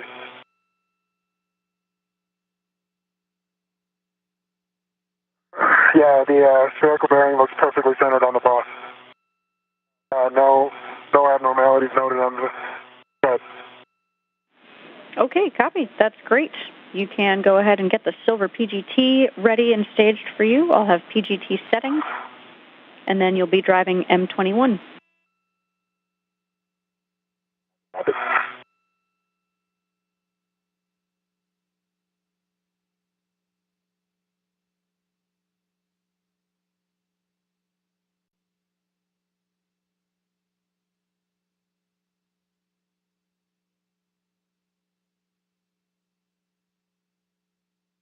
If you're just joining us, we're 3 hours and 30 minutes into today's spacewalk, the 254th spacewalk in assembly, maintenance, and upgrades for the International Space Station. NASA flight surgeons Josh Cassada and Frank Rubio are currently at the 1B mass canister installing the lower left strut after they've fixed the upper triangle to the 1B mass canister. Frank Rubio will use the pistol grip tool this time to drive Bolt M21.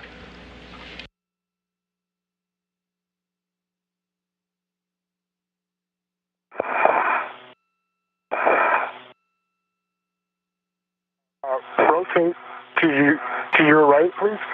Clockwise. Clockwise, yep. Hold on there.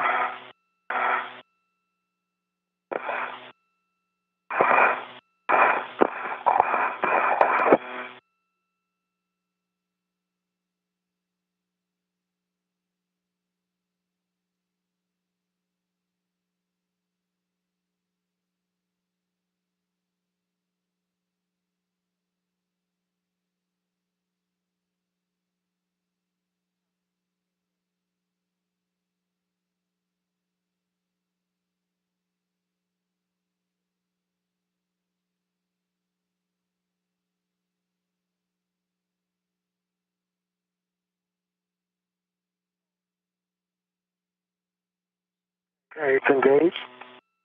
Josh, if you can rotate clockwise 10 more degrees. That's at a hard stop there. Oh, is it? Okay.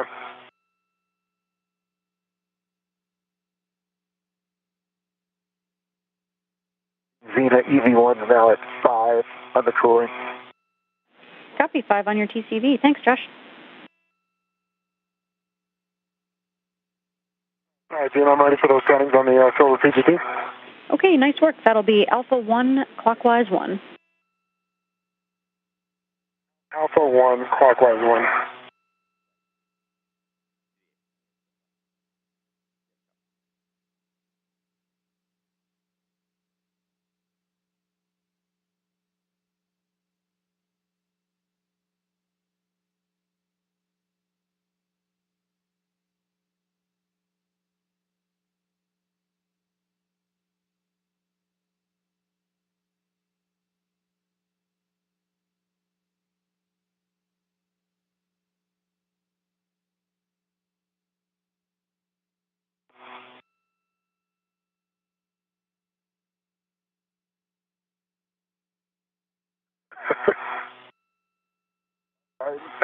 Xena, give me a second. My fingers keeps turning it off, and I'm trying to turn it to alpha, so just needed to cow again. Those personal friend of yours experienced that earlier.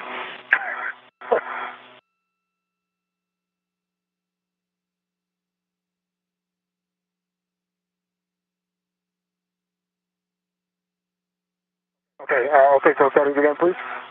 That'll be Alpha 1, clockwise 1. Alpha 1, clockwise 1. Copy. Josh, we'll also have some PGT settings for you whenever you're ready. This will be for M22 after Frank gets M21 started. Okay. I'm ready to copy. I'm not going to set them right now, though, if you don't mind. Yeah, no problem. I'll just let you know whenever you're ready to set them. Okay. Xena, how many turns? This will be approximately 4 turns on M21, and let us know if you got any hand turns, hand start on that. Yep, I think I got about a half turn. Okay, copy. So expecting about 3.5 additional turns on M21. Okay, and work. Real quick, Frank, do you want me to, Xena, do you want me to align this with the upper triangle? Or just hold it in position for him? Hold it in position for now. Once Frank gets that bolt started, then you can align the lower strut with the mounting bracket and check the pip pin lanyard is free of the clevis. 3.5 turns. Copy. 3.5 turns. Okay, so Josh, you can go ahead and align that mounting bracket strut. And Frank, for you, your next PGT settings will be Bravo 7, clockwise 2. Bravo 7, clockwise 2, copy.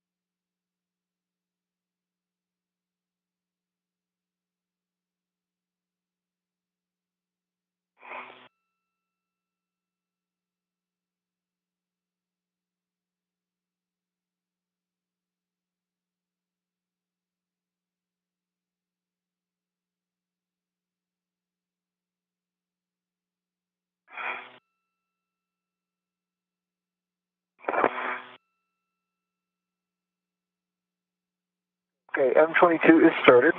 M started. Copy. Do you have an estimate how many turns you got on M22? It kept popping out on me. I think once I finally got it in there, probably 1.5. Okay, copy. 1.5 turns on M22.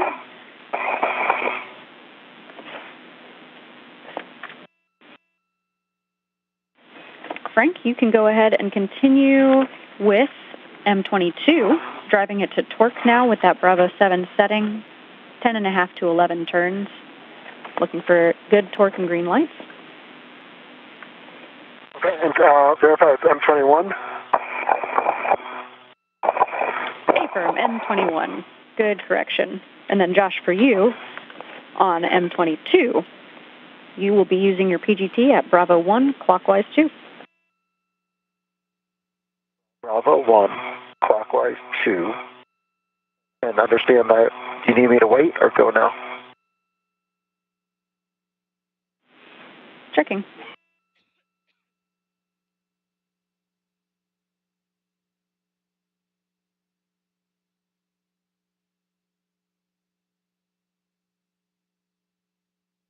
Xena, my PGT was not turning. It's got a red fault light that says caller error.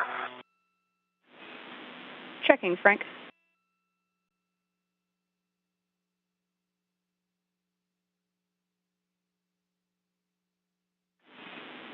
You may need to realign the collar on the PGT and just make sure all of the settings are fully in the correct position. Okay. Still stand by on turns for M22, correct? And Josh, we'll have you stand by on M22 until Frank has M21 torqued. Okay. Sounds good. Thank you.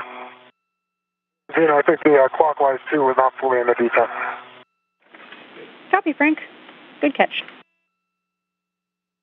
And say number of turns again, please. 10.5 to 11 turns on M21.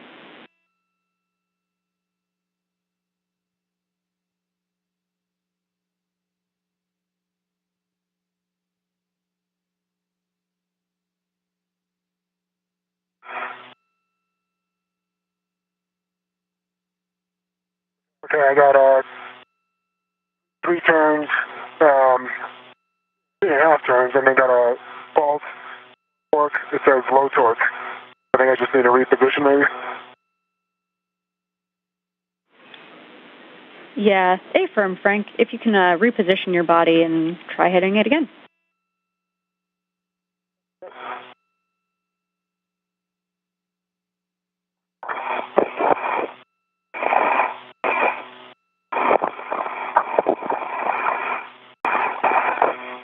I'm looking for 7 turns.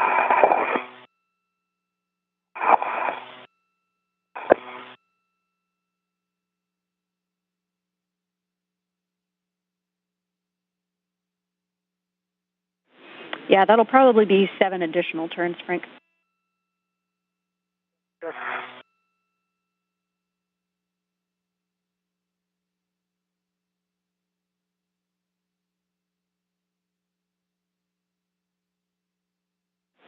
And Frank, if you don't get there all the way with the PGT, that's fine. You'll be going the rest of the way with the torque wrench. Okay, copy.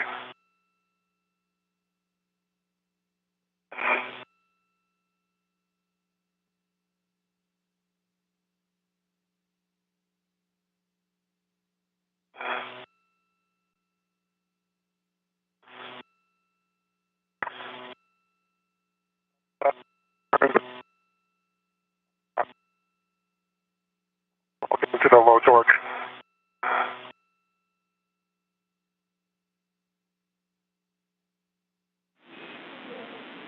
Frank, you were broken on your last call. Did you get low torque again?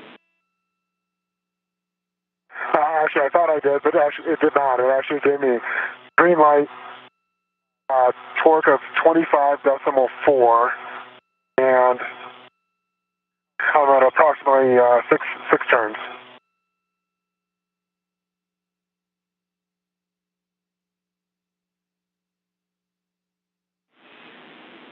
Copy, Frank. And just confirming that was 6 additional turns on top of the 3.5 you got before?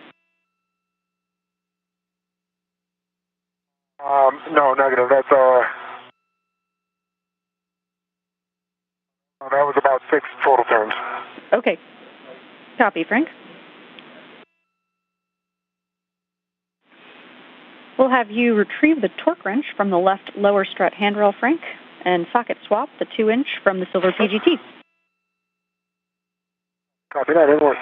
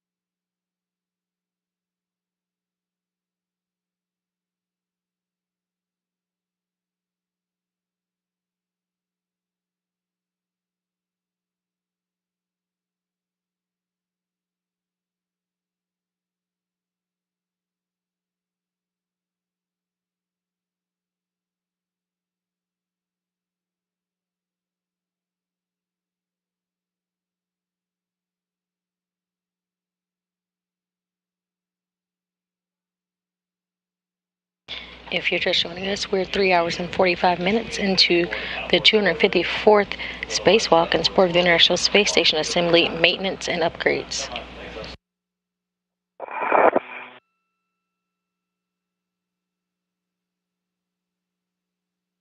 NASA astronauts Josh Cassada and Frank Rubio exited the hatch this morning, venturing out into the vacuum of space at 8:14 a.m. Central Time, 9:14 a.m. Eastern Time.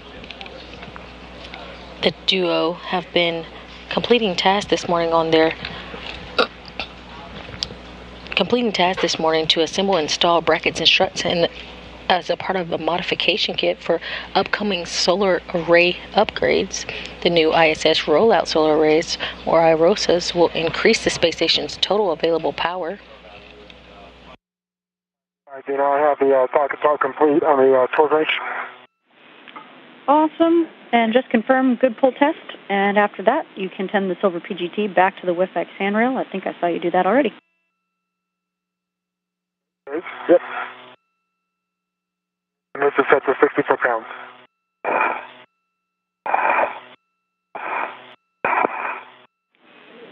Yeah, it'll be 60 foot-pounds on the torque wrench. You're going until the wrench breaks over 2 times, and just report any additional turns that you put on the bolt. Okay, copy that. We're expecting about 4.5 additional turns. Just let us know. Okay. Yeah, and my confidence in my turn count in that previous one's a little broken just because it kept popping on me, so yeah, I totally understand. Be advised of that.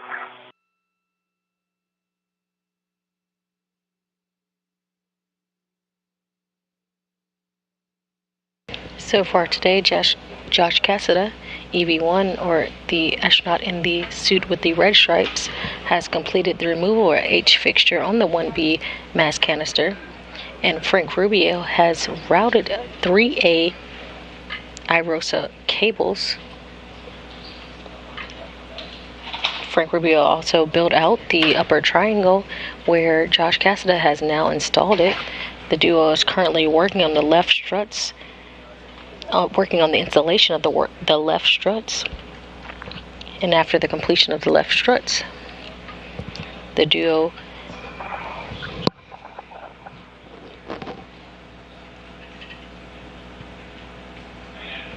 will begin on the right side, on the right struts.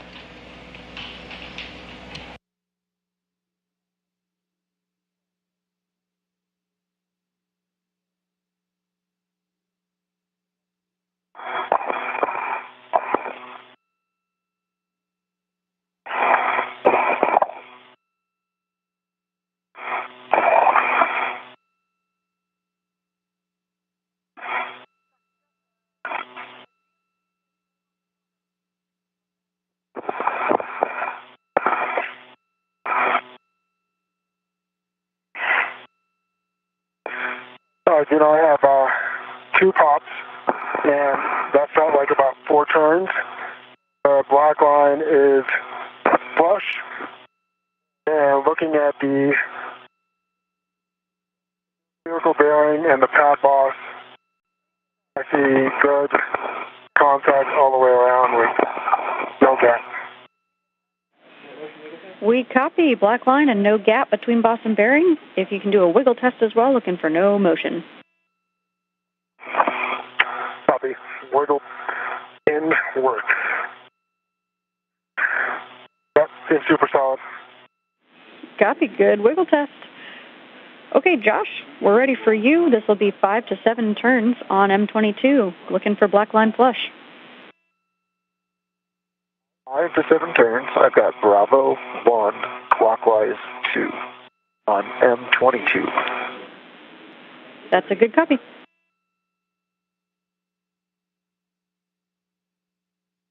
Also, EV1's TVC is now set to 4. Copy 4 on your TCV.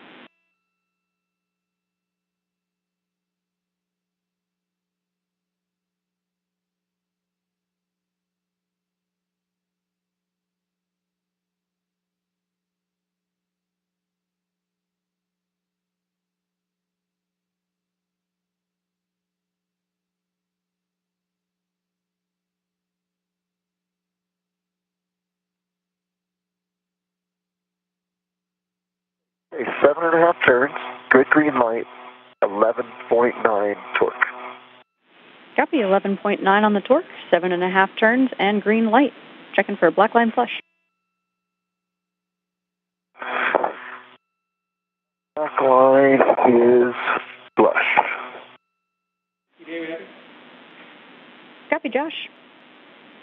We're checking on that bolt real quick.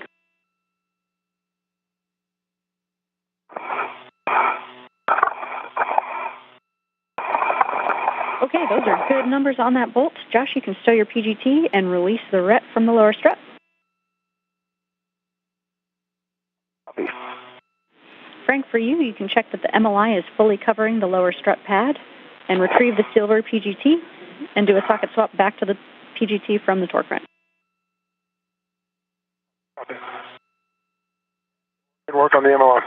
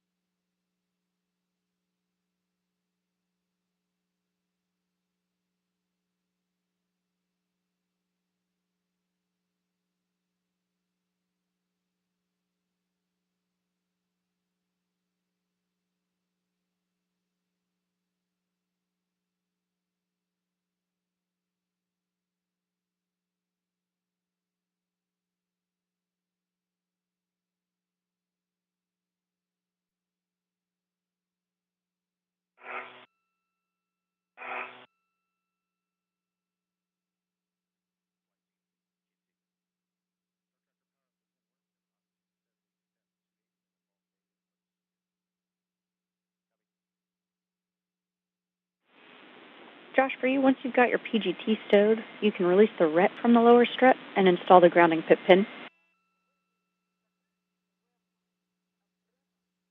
If those two things are done, I'm installing the grounded pip pin now.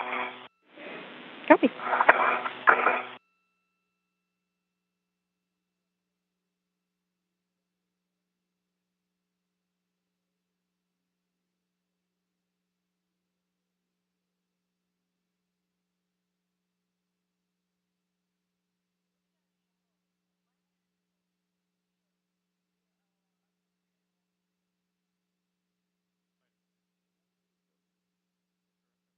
Okay, pip pin is installed. Copy, nice work. You can install the lower strut MLI around the clevis. All right, MLI is coming.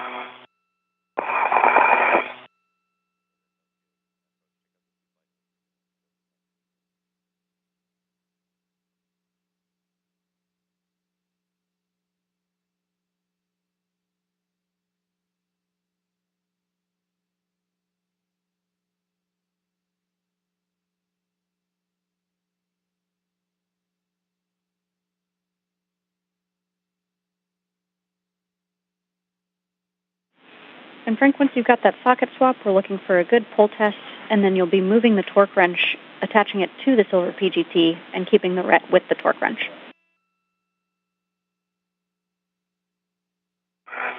Copy. And I'm sorry, I'll be moving the torque wrench to where? Just attach it to the silver PGT. Okay, copy.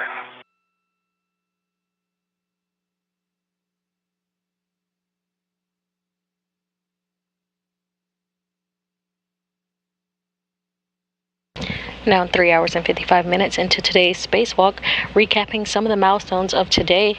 At 8:14 a.m. Central Time, Cassida and Rubio turned their suits on to battery power, marking the official start of today's spacewalk. Okay, MLI is in place and that pip pin is still installed. Copy, Josh. That's a good config. Next, retrieve the left mid-strut from your BRT and release the locking pip pin from the mid-strut opposite the handrail. All right, so that pip pin's already out. Perfect, and just check that the pip pin washer is inside the ball detent. Then you can extend the mid-strut with the side pad toward Frank once he gets up to the side pad location. Okay. And we're also not going to be able to check that washer because we tucked it away safely inside.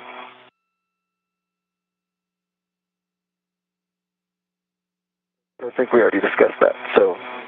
Yeah, copy, Josh. We concur. Okay.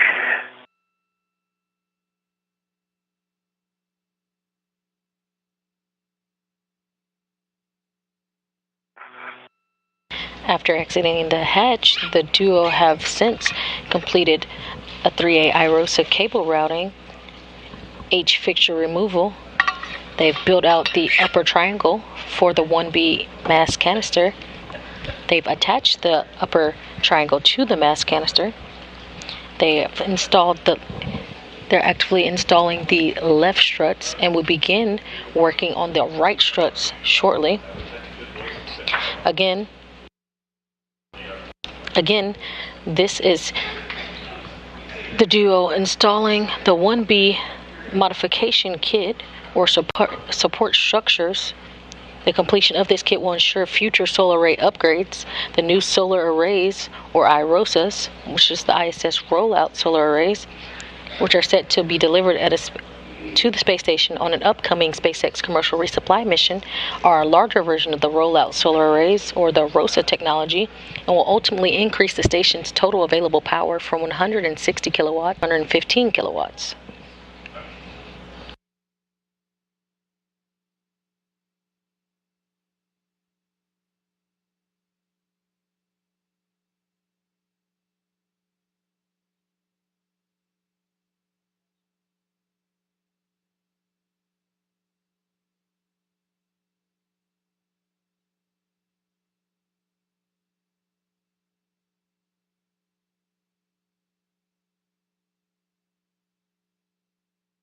So, the 5/8 is on the silver PGT.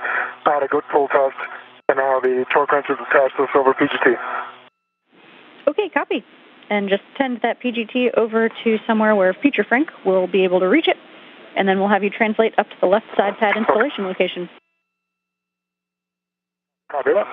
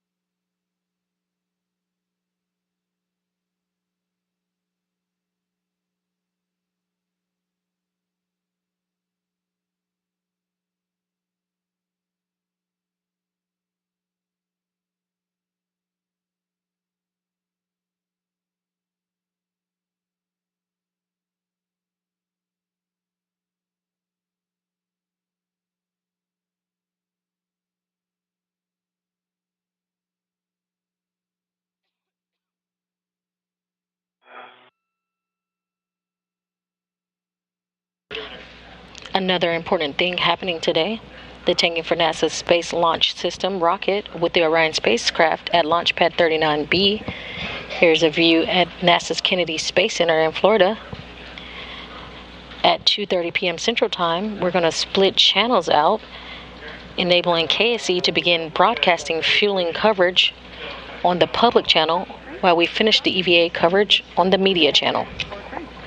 NASA's Artemis 1 mission is the first integrated test of the agency's deep space exploration system, the Orion spacecraft, SLS rocket, and the ground systems. Launch of the uncrewed flight test is targeted for November 16th at 1:04 a.m. Eastern Time.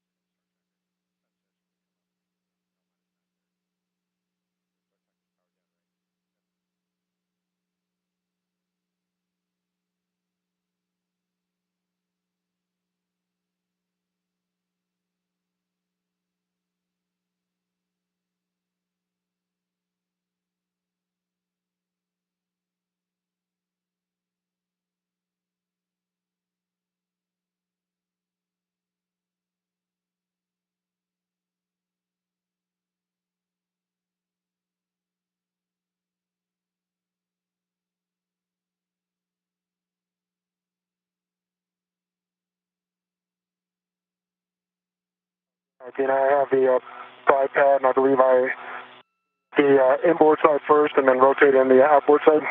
That's exactly correct, Frank. You'll do the right side first, and then press in on the left side to engage that soft dock.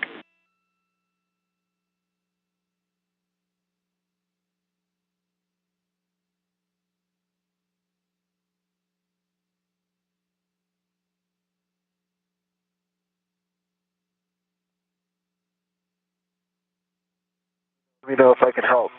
Yeah. I could probably swing it once you get the right side in. I could swing my end station forward.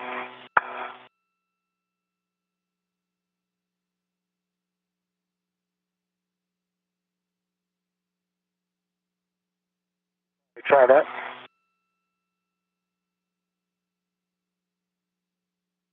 There you go. Perfect. Great. Nice job. Great. Nice work, guys. Frank, we'll have... Dina, it looks like it's soft dock's engaged. Perfect. I've got PGT settings for you when you're ready.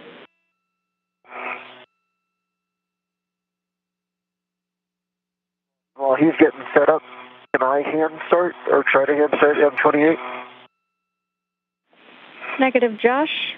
We can give you PGT settings, but you will be able to hand start those once your time comes, but we do need turns on Frank's M1 through M4 first. No problem. Thanks.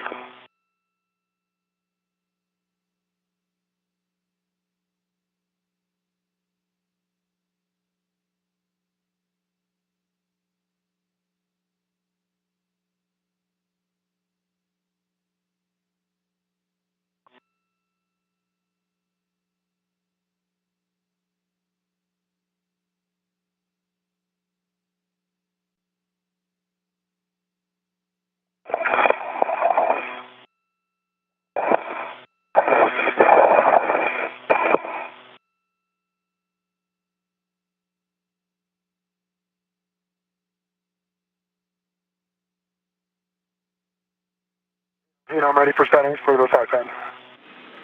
Frank, it's Alpha 2, clockwise 2. Alpha 2, clockwise.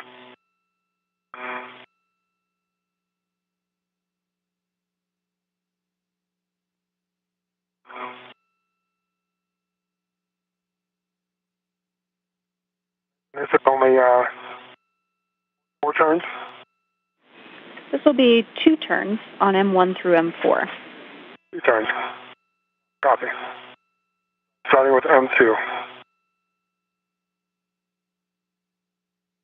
Cooling now set at 3 for EV1.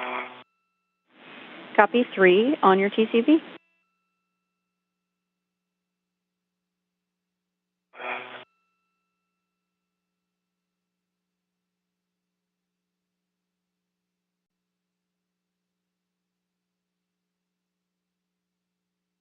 Again, that was 2 turns on M2. Copy 2 on 2.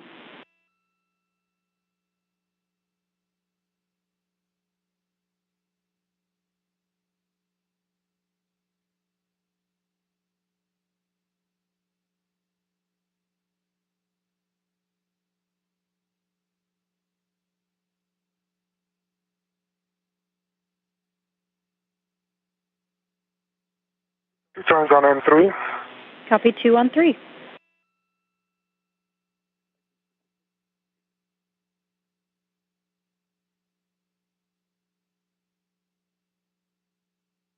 On 1. Copy 2 on 1.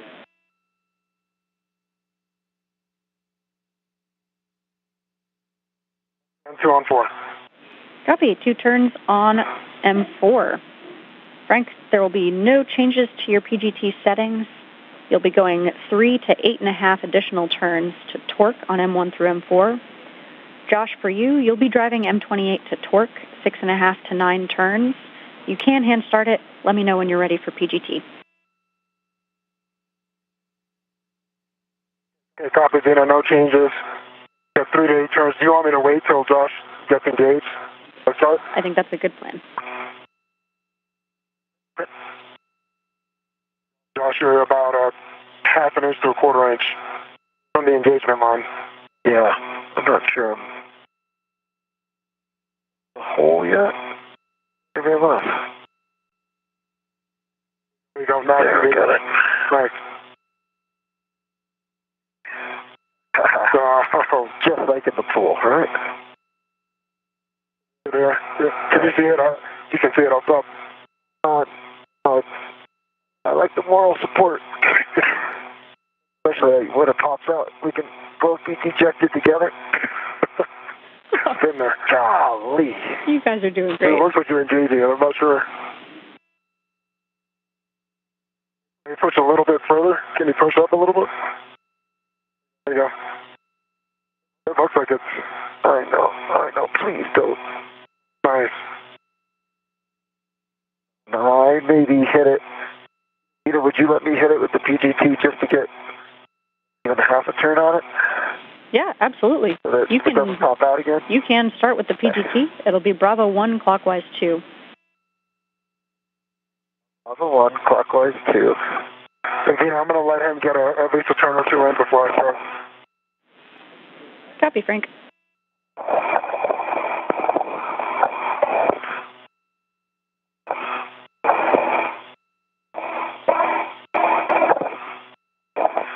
Okay.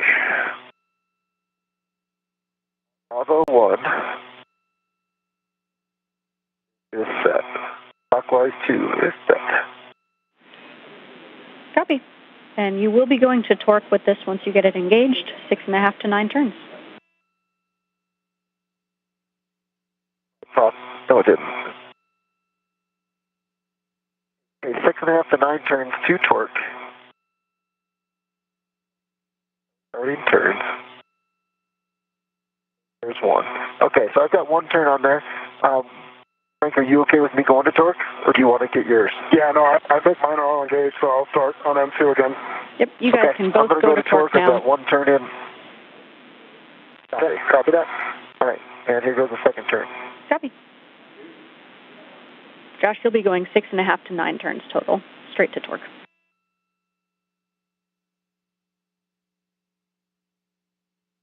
All right, Dina, on M2, I got green light, 3.1 torque, 4 turns.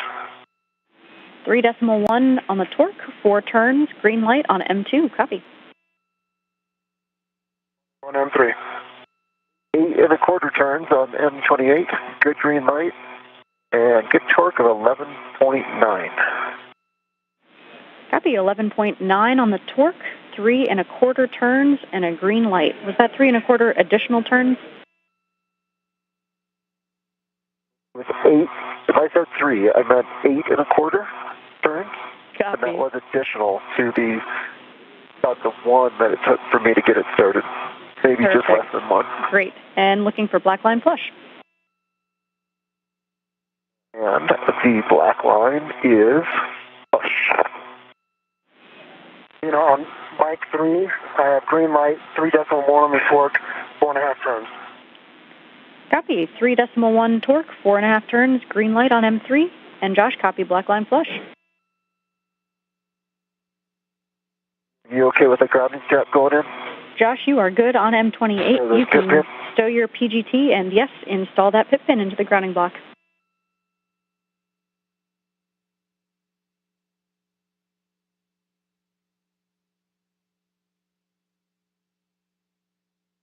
Okay, pit pin is installed, PGT is stowed. Perfect. We'll take a glove, hap, and gauntlet check from you. Okay. Zeno, Mike 1 was green light, 3.1, 4 turns. Copy. 4.25, actually. Copy. 4.25 turns, 3.1 torque, green light on M1. And for EV1, no further changes to the gloves, and gauntlets are covered and half is dry. Copy all, Josh. You can egress the APFR, and you'll be changing the roll in order to reach the right side. Okay, I think first I'm going to grab my rep. So if you're good with it, I'll have Frank release my rep. Yep, can do that. Stand by.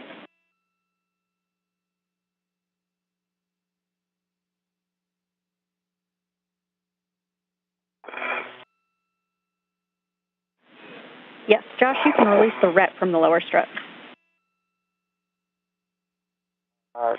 No, I'm sorry, my DRT ret is on the mid-strut. Yes, A-firm. All right, Frank, if you could. Yep, send that back my way.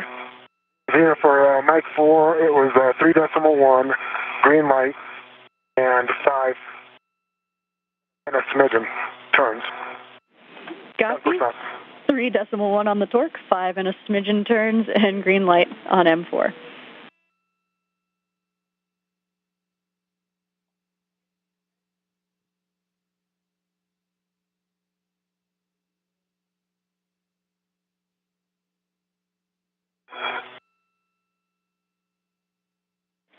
Okay, Frank, those are 4 good bolts. You can stow your PGT. And Josh, I think, is cleaning up the ret. Frank, you can check that the grounding pip pin is still in the grounding block and that the MLI is fully installed over the side pad clevis. Okay, give me 1 second. Working on Josh's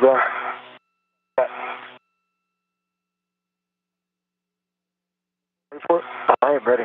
All right, let me go. Thank you. Yep. You said the MLI over the side pad, correct?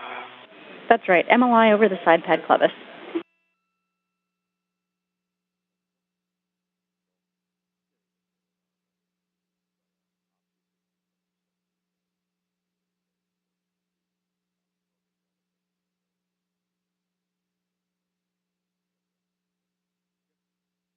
Okay, MLI is over the side pad clevis on the left. Copy, Frank. We'll take a glove, hat, and gauntlet check from you as well, and we also want you to stay where you are. We're talking some big picture stuff for the timeline here. Okay, copy that. And also, does the locking pin need to go in? Or not yet? Checking. And Zena, do you still want me to egress the APSR and rotate over to the right side? Let's just have you stand by, Josh. And Frank, negative on that pip pin. Copy.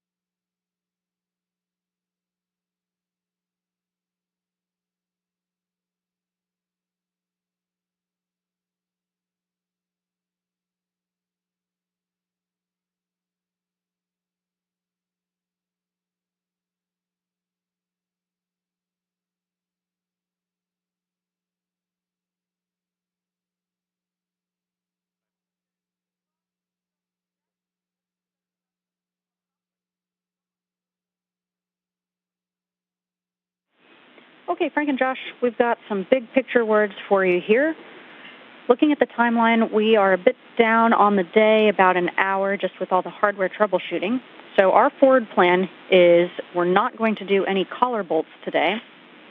We're going to cover up the left mid-strut with the MLI, get those wire ties in place, head over, install the right struts, install but don't tighten the collar bolts on the right mid, and then we'll be skipping cable routing on this channel. Okay, copy. And so right now you want this MLI covering the left mid-strut, correct? That's correct. Yeah, we'll do the left mid-strut MLI and install the wire ties on that left mid-strut MLI. Copy.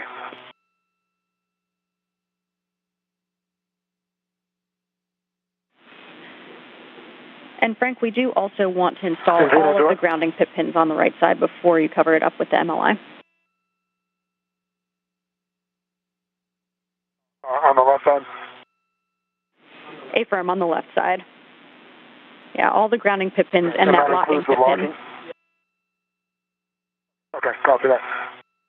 You know, is the handrail on the left mid-strut now considered a good point for a safety tether for a local?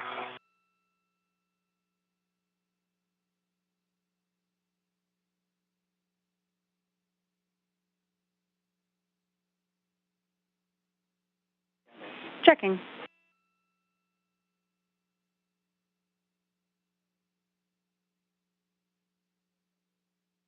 Vito, while you're checking on that, when you say all of the pip pins, the grounding pip pins, they're all installed right now, correct? Except for the locking pip pin that Frank's going to get to?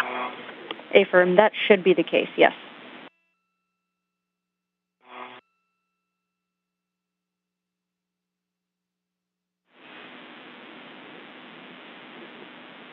Yeah, Josh, that'll be on the left side. All of the pip pins should be installed, and then we are installing the locking pip pin as well.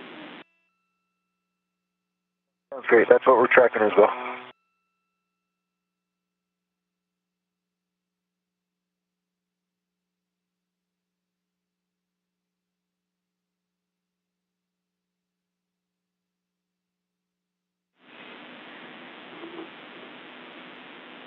And on that left mid-strut handrail, go ahead, Frank. Left locking pip pin is in. Copy, locking pip pin is in. I actually, I left my local. I didn't think I could reach, but I can reach based off the canister long rail. Copy. That's a good config, but you can actually local to that left mid-strut handrail. Just translate gently on it. Copy, thank you. And Josh, for you, you can egress the APFR. You'll be rolling it to reach the right side. This will be roll to Charlie. Do you want to finish the MLI here on the left side first, or roll to Charlie now? Yeah, if you can be helpful to Frank in finishing that MLI, A-firm. Let's do that. All right. Copy that. When we have the MLI, we'll let you know, and then I'll get out.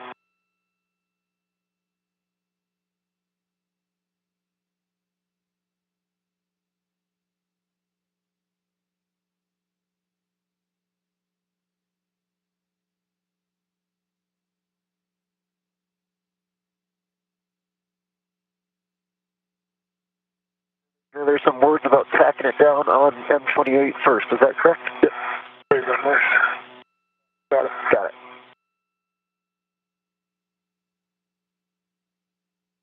We're currently in a brief handover between satellites, but we'll be back with views of the EVA just shortly. NASA flight engineers Josh Cassada and Frank Rubio have completed the installation of the upper right, the upper triangle, and the left struts for the 1B modification kit. You'll be installing those wire ties.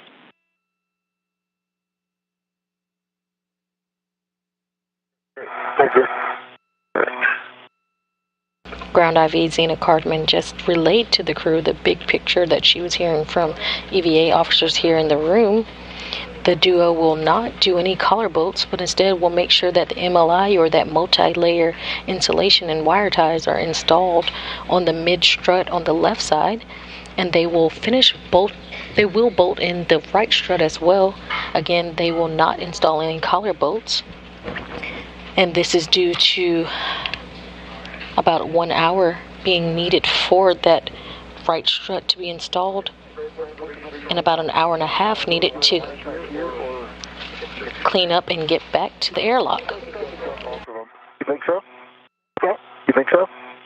Yeah. Okay. Yeah. Yeah, so I'll get, and Venus, just to verify, both will go in the fin part of the med strut. One will go closer to the collar, and the other one will go closer to the jacket, correct? Affirm, Frank. That's true. Okay.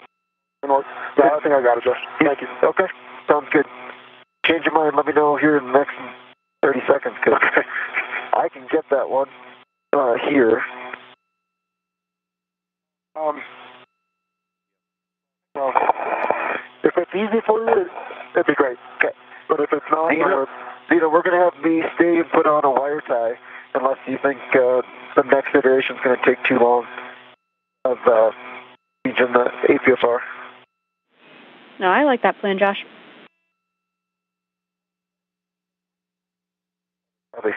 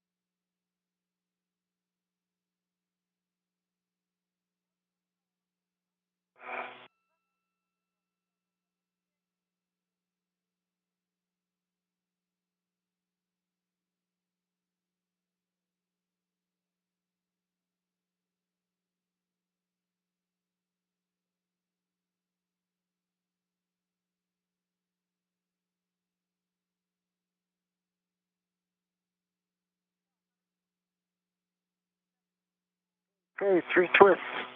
Here's the clevis. I saw Frank did the same there, so I'm going to move out. Thanks, Josh. Oh, no problem.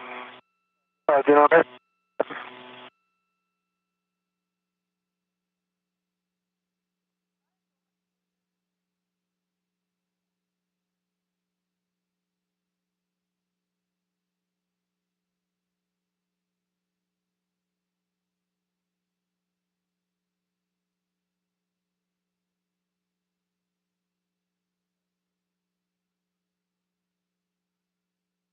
Combo check.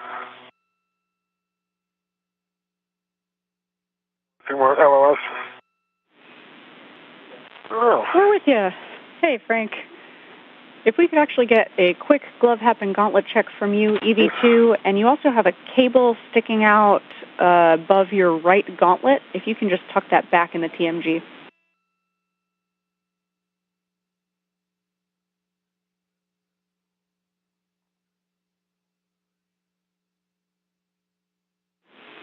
It's kind of up at your elbow, actually. Cable sticking out above my right gauntlet? Yeah. Between your right gauntlet and your elbow. Okay. Yep, you got it. And then what was the first part you said about the... We'll take a glove hap and gauntlet check. We see your gauntlets are still in place. So glove and hap. Okay, copy that.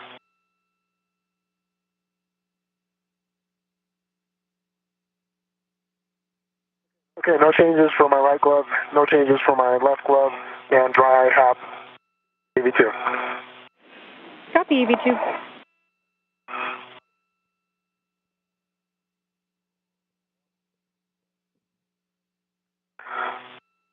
Am I going back to the bag?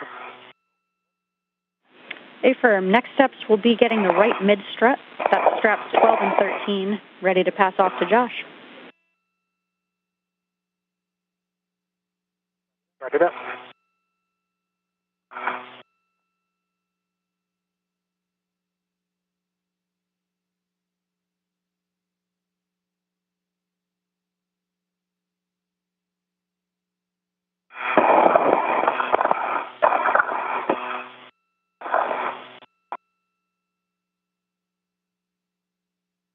Well, this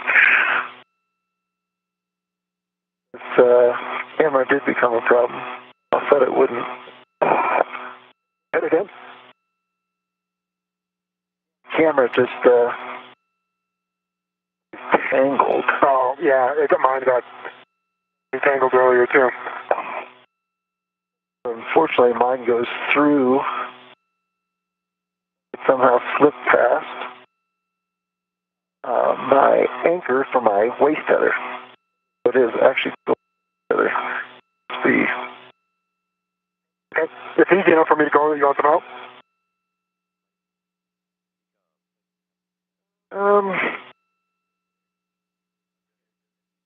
I don't think. Well, not yet. Okay. No problem. I'm here at the back, so it's easy.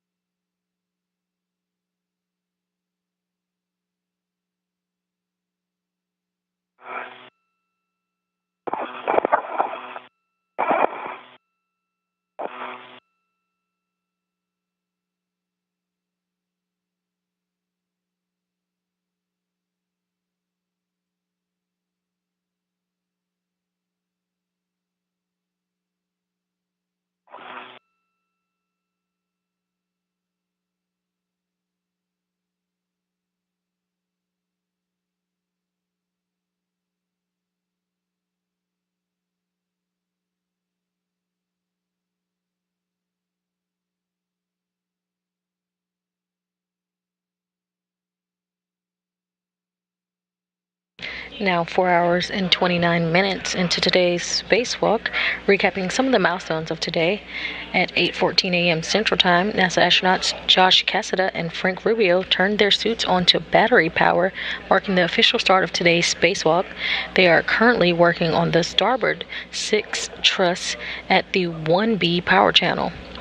So far, the duo have completed and the 3A IROSA cable routing, the removal of an H fixture, the build out of the 1B upper triangle, the 1B upper triangle installation to the 1B mass canister. They have also installed the 1B left struts, and the duo are currently in the process of installing the 1B right struts. Okay, Frank.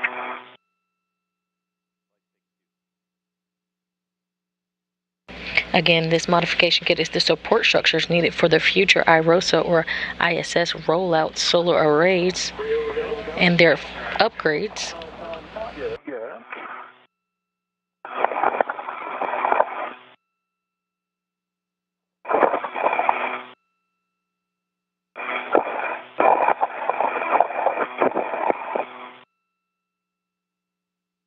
Hey, Frank, can you give me some essay on my... First of all, this camera is locked out, I think. It's a real problem right now. Yeah, here. I'll just come over and I'll read through it, and then you can just unclip it. And that way, I think it'll be easier to...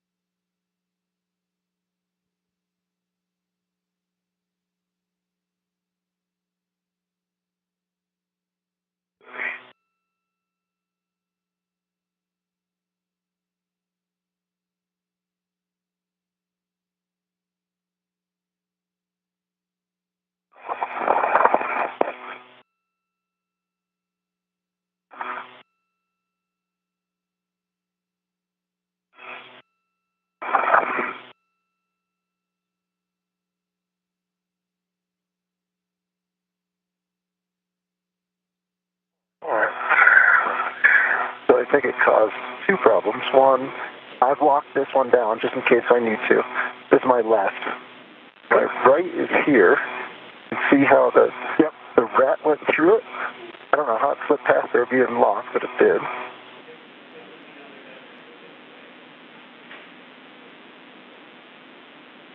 Josh, if it helps, you can offload that camera, put it on a ret to the bag, to the strut bag, and then release the other end of the ret from your camera.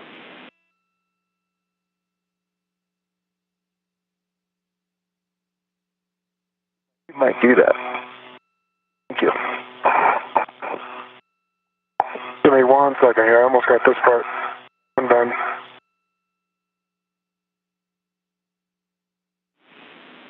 And Frank, you can also do that from your end if that's easier than Josh doing it.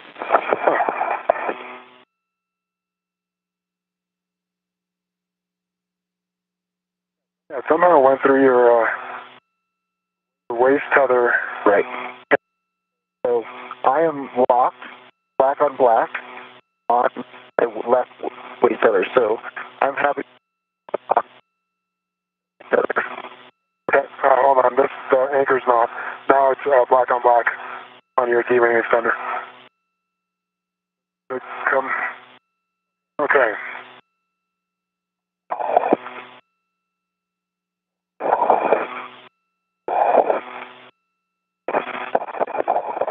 Okay, give me 1 second. That's your right. That's your left. If I left is anchored well. Yep. It is. Nope. Yes, my left is anchored here. Okay, great. And gate is. Coming up down on this one. Okay.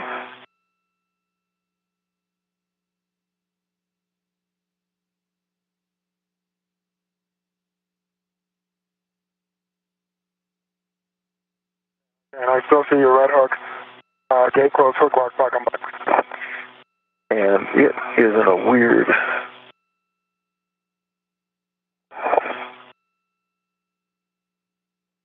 All right, hold out for me, please.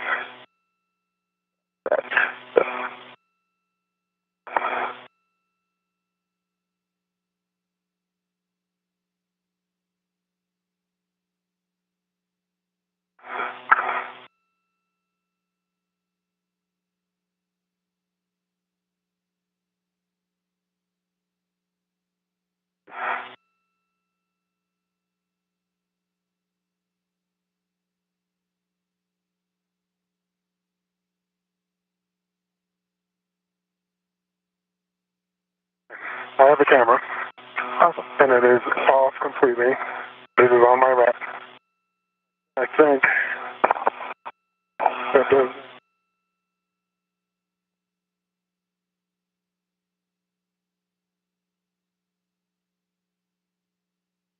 Okay, hold that for 1 second if you would. Now, right D-ring extender. We'll put this back on there. Making sure that the waist tether, or the safety tether is a good config. And guy is on the right side. And yeah, it's, no, hold on. It's flipped over here.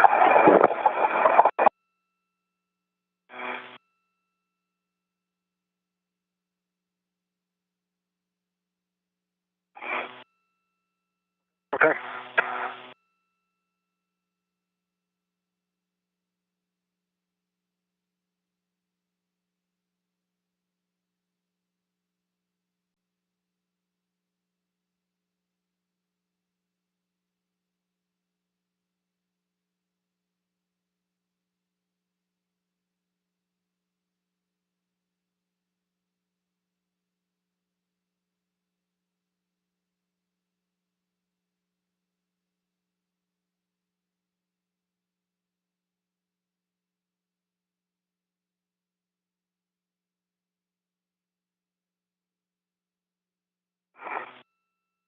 Okay, this safety tether is now gate close, hook lock, black on black. And you mean that waist tether? Yes. Right? This one right here. Yep. And then this one is your anchor, your red hook. Yep. And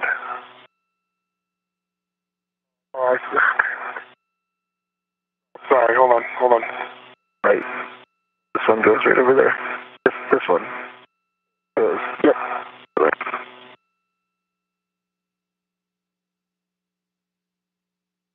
Okay, stay close, hook lock, black on black. Perfect. I'm gonna undo this one now. That's what's holding everybody up.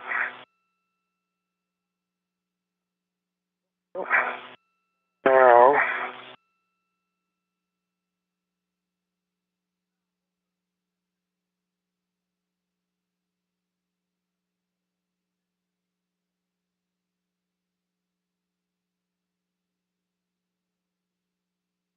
There. Okay. Good. Amazing. Just a camera rep going through that clip.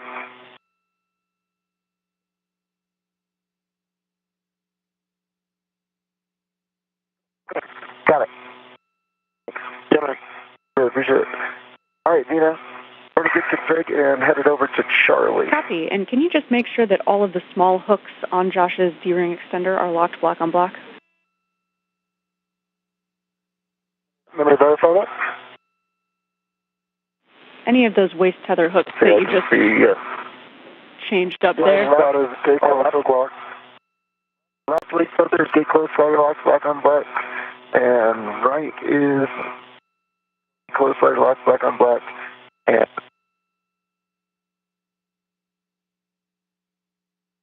red hook, stay close, slide lock, black on black.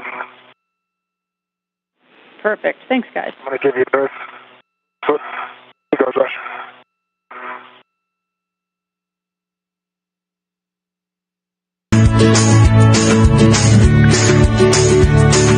And then the cam, I'm just gonna put it in one of the bags.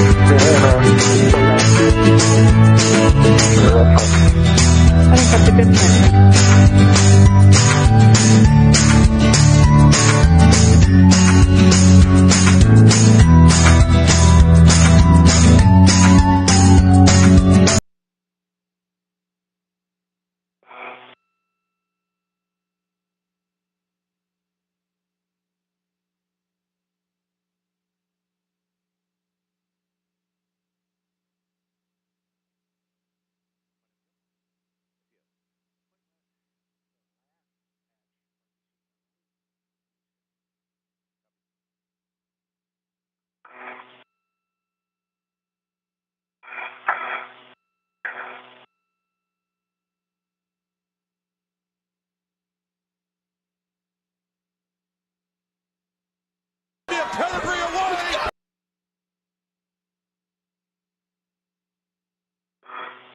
Okay, roll is Charlie. Frank, if you're good, I'm going to go ahead and ingress.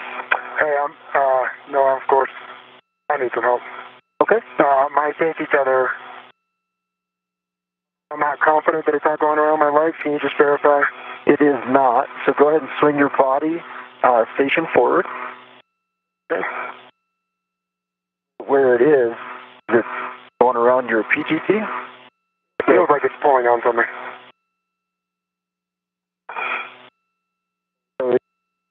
So if you'll swing back to your left, I can talk you through it.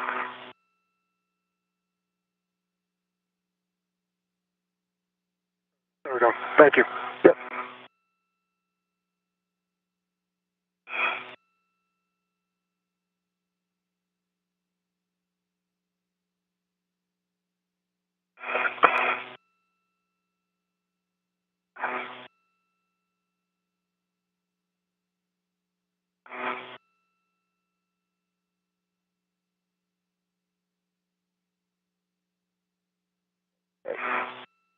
You good with me ingressing here? Okay. Yep. Okay.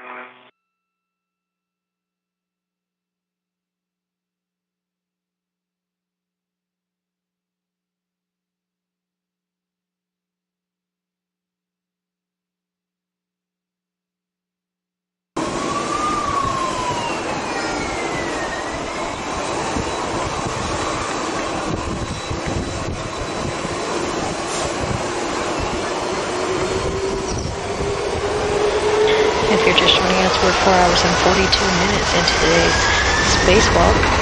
Expedition 68 flight engineers Josh Cassada and Frank Rubio of NASA began a spacewalk at 8:14 a.m. Central Time to assemble a mounting bracket on the starboard side of the station's truss assembly in preparation for the installation of a pair of International Space Station rollout solar arrays on the space station. Cassada, designated Extravehicular Crew Member 1, or EV1, is wearing the suit with the red stripes. Frank Rubio, designated EV2, or Extravehicular Crew Member number 2, is in an unmarked suit. The duo have completed the... Shirley. Copy. Now I have the midterm ready for you.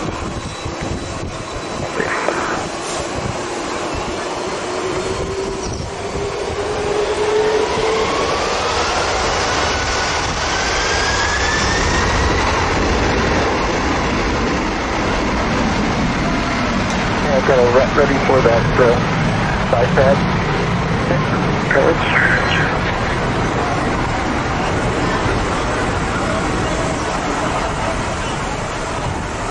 If it's necessary, you could telescope it out. I could just collapse it back in. You're much further away. I gotta reposition it.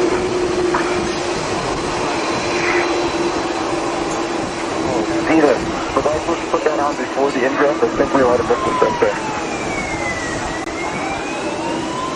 Are you back in the APSR? Yeah. Okay. Yeah, it might be tricky to hand off the right mid-strut. Let's see if you can reach, and otherwise we'll have to ingress. I'm going to egress. Do you agree? Give me a second.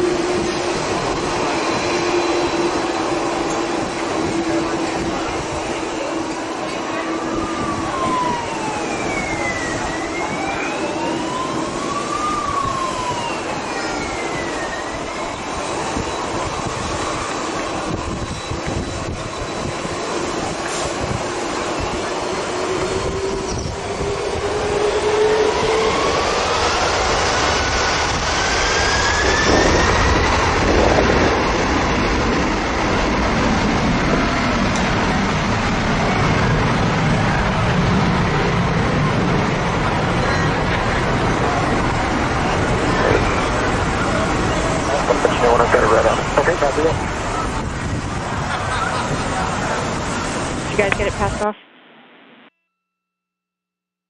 Yeah, just waiting on right. Nice work, guys. I am ready. Okay. And if you want, I'll release together. Yeah, if you could, that'd be great.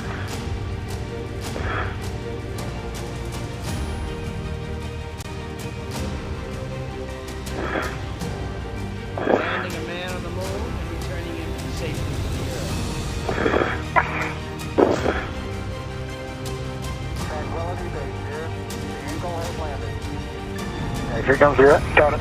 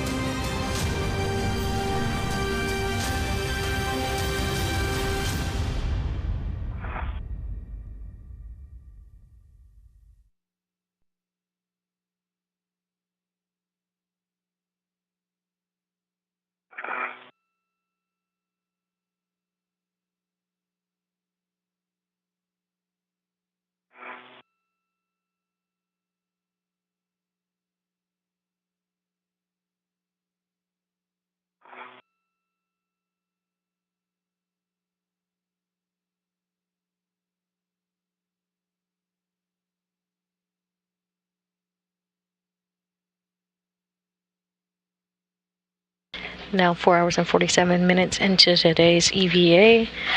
The duo of Josh Cassada, EV1, and Frank Rubio, EV2, have completed several tasks on their EVA task list, including the 3A IROSA cable routing. They've removed the H fixture from the 1B mass canister. They've also built out the upper triangle for the 1B and installed it to the 1B mass canister.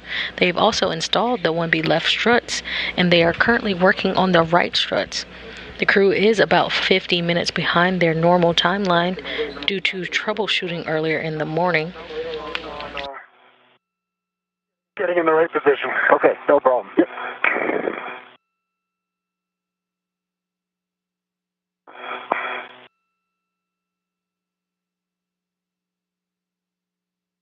The team is expecting to have time for the right struts. You'll be passing the clubbus end toward Josh, Frank. Copy that, thank you.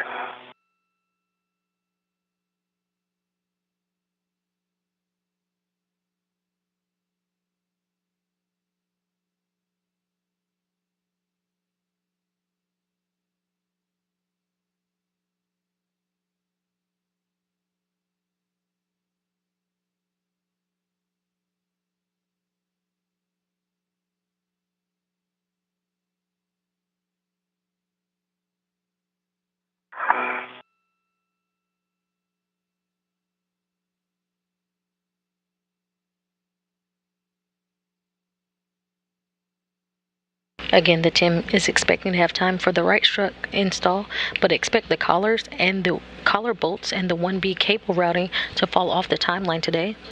This is due to cleanup and ingress requiring 1 hour and 25 minutes, and the team will protect the time prior to the end of consumables.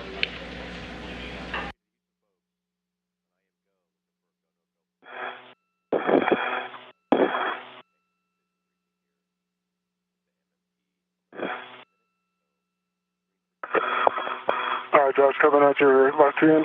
Sounds good. I'll let you know when I've got a red on it. Okay. You're going to notice that my legs just go over either side of my waist tether, so that means my safety tether is just going right between them. Get straight back to the lead point. Yep, that's affirmative. You're good while you're in the APFR, but Oh yeah, when you come out, you'll... I agree. Yep, we'll get it on the right side. Okay, I am ready. So you can go ahead and release your rep. Okay. Coming up here.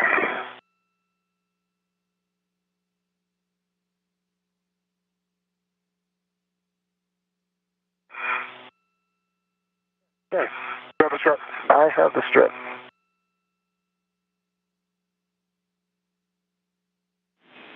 Okay, nice work. Once you've got that ret released, Frank, you can translate to the Saab spherical bearing on the right side. Okay, copy that. Thank you.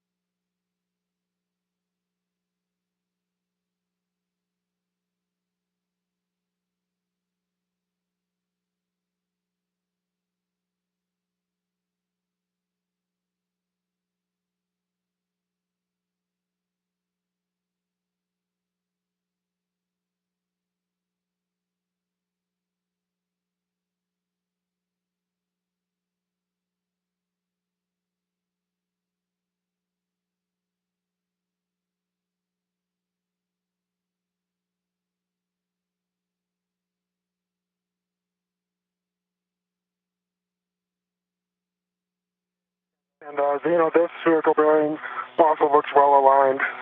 No abnormalities noted. Copy, Frank. That sounds great. You can get the silver PGT from that WIFX handrail, and you'll be installing the right lower strut M19 to that Saab spherical bearing. Just let us know how many hand turns you get, and we'll be ready with PGT settings. Copy.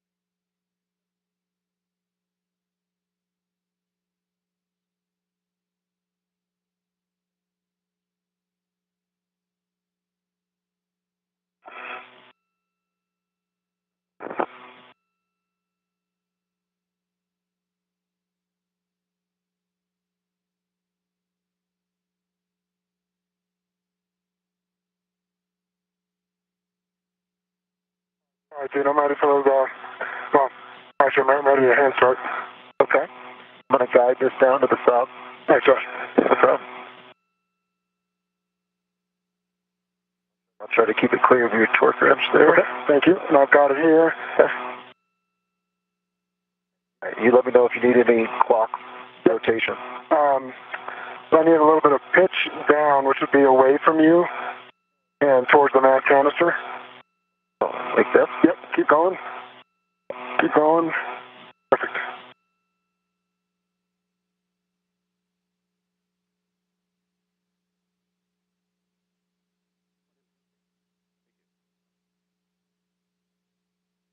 I'll try to hold it right there for you. It doesn't move. Thank you.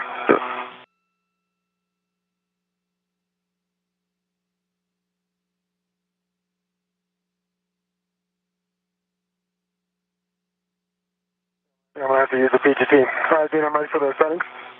Okay, Frank. Alpha 1, clockwise 1, and you'll be going about 4 turns. Bravo 1, clockwise 1. Alpha 1, Alpha 1. Alpha 1, copy.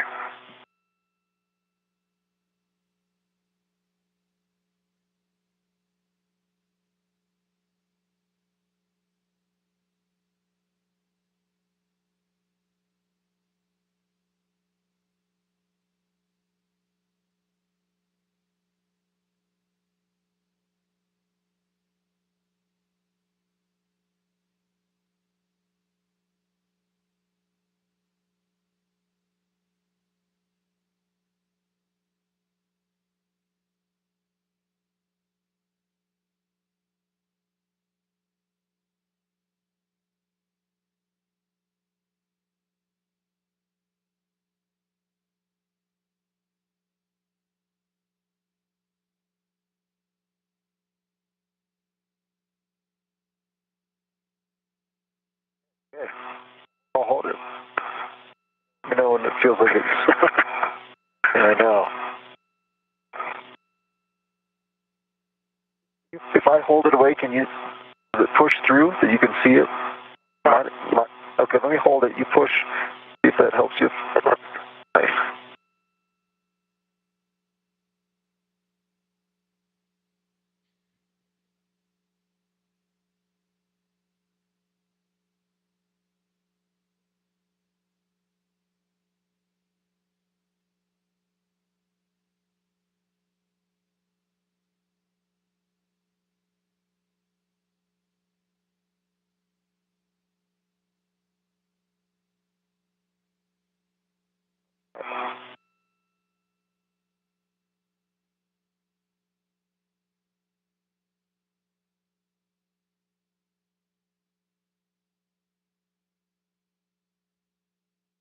Well, I gotta get a better body position here.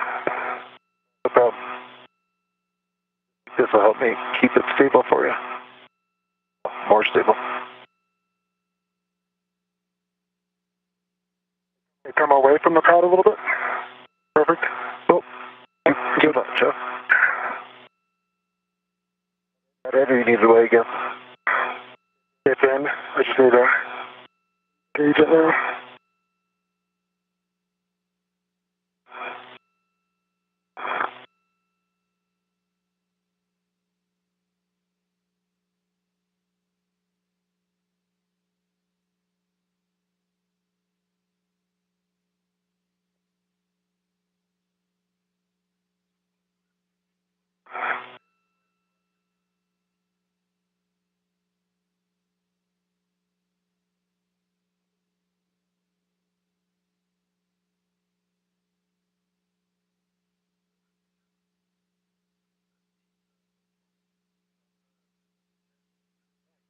Engaged.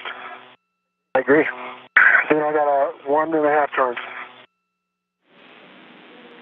Copy. 1 turn on M19. 1.5. Correct. Between 1 and 1.5. Copy. Okay, thanks, Frank.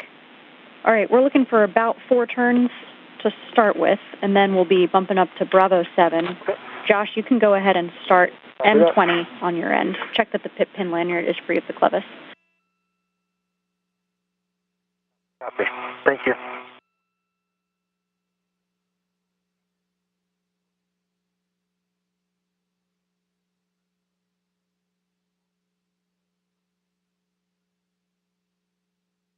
Now 5 hours and 2 minutes into today's spacewalk, recapping some of the milestones of today. At 8:14 a.m. Central Time, NASA astronauts Josh Cassada and Frank Rubio turned their suits onto battery power, marking the official start of today's spacewalk. They are currently working on the installation of the lower right struts for the modification kit to the 1B power channel. Modification kit is the support structures needed for the future IROSA or ISS rollout solar array upgrades.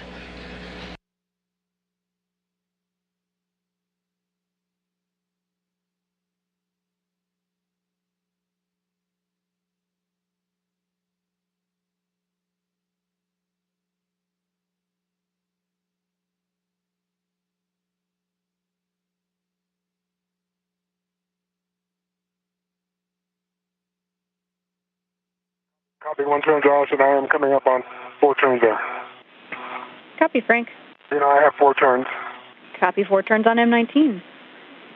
And Josh, once you've got M20 in place, let me know when you're ready for PGT. We've got 1 turn on M20. I'm ready for PGT. Copy 1 turn on M20. You'll be Bravo 1, clockwise 2. Looking for 1 additional turn, roughly, on M20 for now.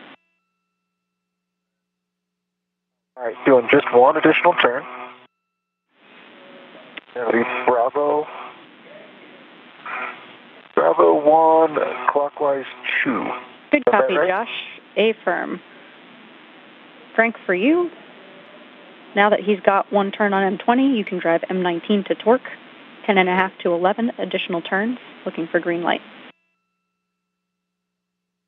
Okay, and settings?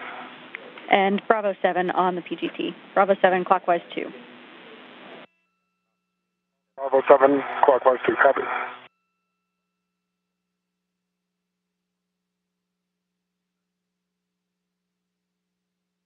All right, go on 1 turn on M20. 1 additional turn. Copy. 2 total turns on M20. And stand by 1 until Frank gets his bolt torqued. I already have 2 total on M20. Yep, we copy, concur. And just stand by until Frank gets his bolt torqued. Okay. All right, Dina, I had 7 turns. I got 4. Frank, you broke up there. We copied 7 turns. Nothing after that. Green light, 25.4 torque. Copy. 25.4. 7 turns. Green light on M20. And you can go ahead and retrieve the torque wrench. Do a socket swap from the silver PGT to the torque wrench with a good pull test. Copy.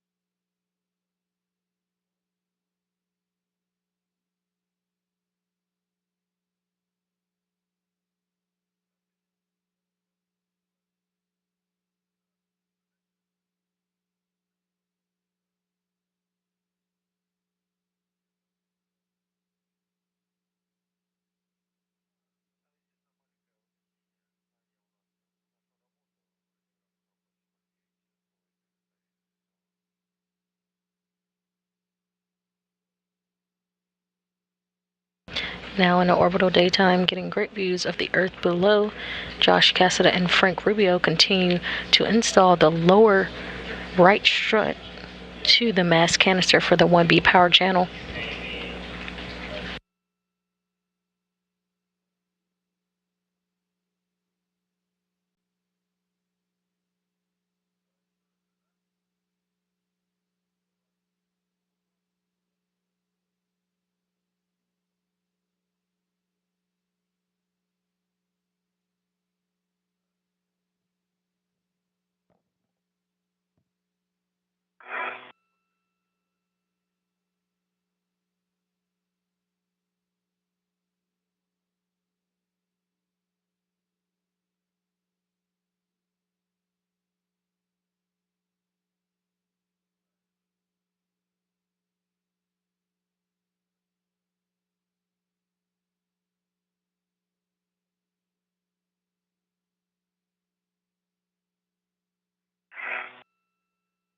Again, I had 3 additional turns. Hit brake over twice. And black line is flush. I see no gap between the idler boss and the spherical bearing. Copy. We'll take a wiggle test. It seems very solid. Copy. That's a good config. Josh, you can finish driving M20 to torque 5 to 7 additional turns. And Frank, for you, you can tend that torque wrench back to the PGT. Okay, they are tended and they are on the APFR. 5 to 7 additional turns. Here they come. Frank, next you can also check the lower strut MLI is covering the strut pad. MLI is in a good config. So 6 turns, good green light, good torque at 11.8.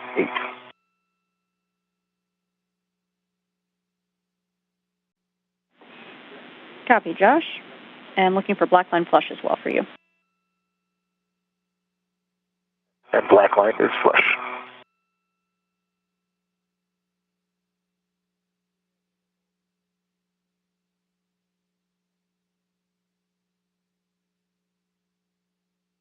Did you copy black line flush? Affirm, Josh. That's a good bolt on M20. You can stow your PGT and release the ret from the lower strut.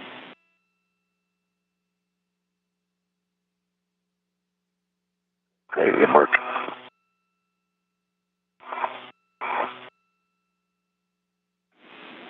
And I'm taking my ret back. Copy, Josh. And big picture for you both, we're going to be installing the right mid strut and then cleaning up. Copy that.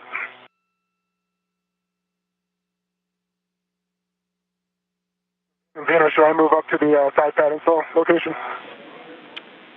Yeah, affirm, Frank. You can translate up to the right side pad. Okay, amen.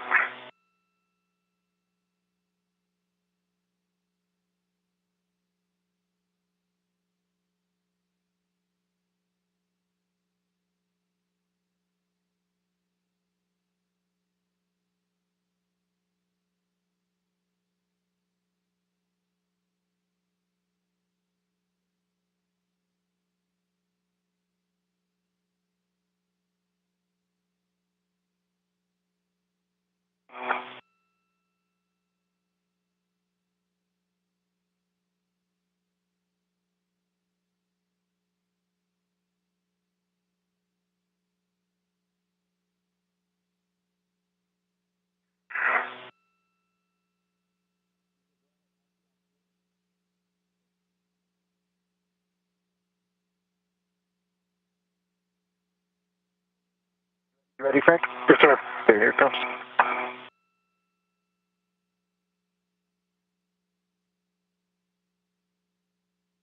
And you heard a call from Ground IV, NASA astronaut Zena Cartman.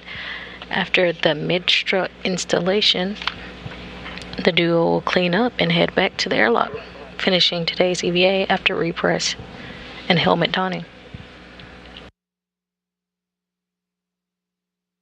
Doffing after helmet doffing. Okay, I think it's in place if you want to rotate out. Okay, same trick. Yep, perfect, engaged. Nice. Nice job. Good. Great work, guys. Frank, All right, Dina, I'll have some PGT for you. Copy. And Josh, just want to make sure that you have the lower strut grounding pit pin into the block on the mounting bracket and the MLI over the lower strut clevis.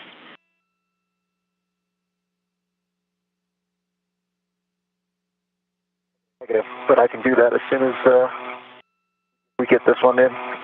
Copy. I think that's a good plan.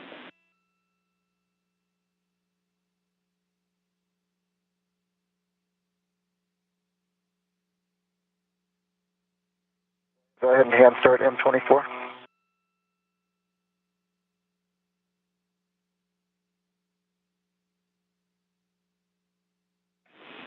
Josh, we'll have you hold off until Frank gets his end started. Frank, let me know when you're ready for PGT. I'm going to work on that. I'm ready for settings. Alpha 2, clockwise 2. You'll be going 2 turns on M9 through M12. Zena, you're breaking up. Say again on settings. Alpha 2, clockwise 2. Alpha 2, clockwise 2. Copy.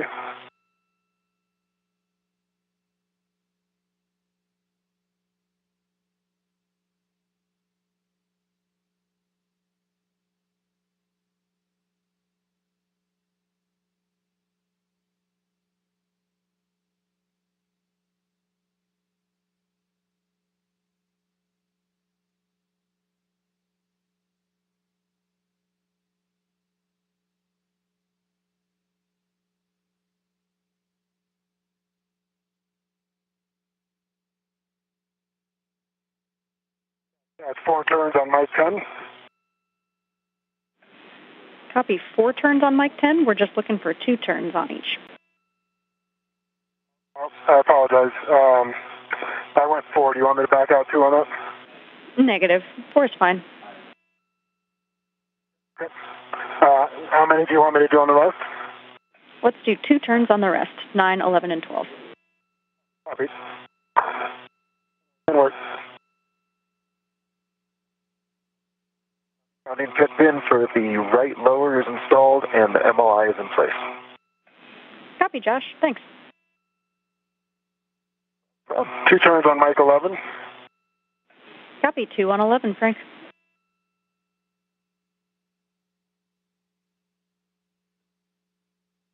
Two turns on Mike 12.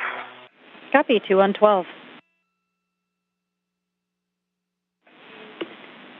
And 2 turns on Mike 9. Copy. 2 turns on 9. Josh, you can start on M24. You will be going to torque, so if you're ready for PGT settings, let me know. Frank, for you, no change to your PGT settings. Once Josh gets started, you'll be going 3 to 8.5 additional turns. Copy. Thanks, Josh. All right, M24 is hand started. 1 turn. I'm ready for PGT settings. Josh, PGT, Bravo 1, clockwise 2. You'll be going black line flush. Okay, Bravo 1, clockwise 2 to black line flush. Do you have an estimate on the number of turns? You'll be going 6 to 8 additional turns. 6 to 8 additional. Copy, thanks. Bravo 1, clockwise 2 is set. You know, on Mike 10, I got 3.5 additional turns, green lights, 3.8 torque. Copy. 3.8 torque, 3.5 turns, green light on M10.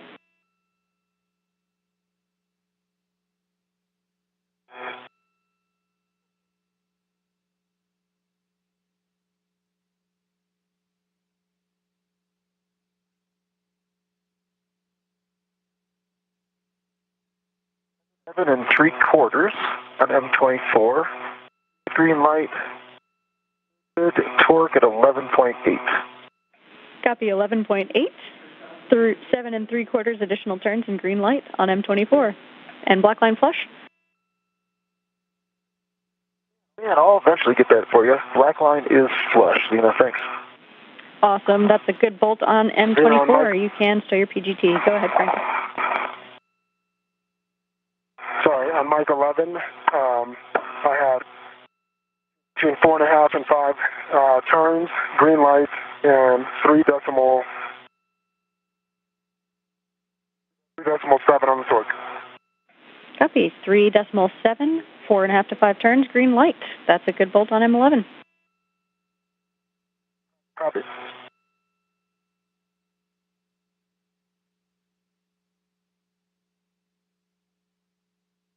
Understand installing a grounding pit pin on the mid right strut. Copy, in Josh. the block from the mid right strut. Affirm.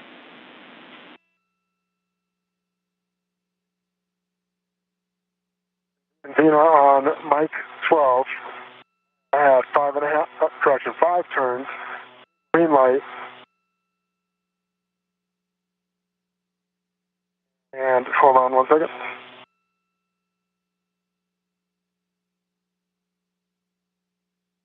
4.0 on the turns. Copy. That's a good bolt on M12. Correction, on the torque. Concur. Copy. Say it again. M12 is good. You can continue with M9. Copy, and work.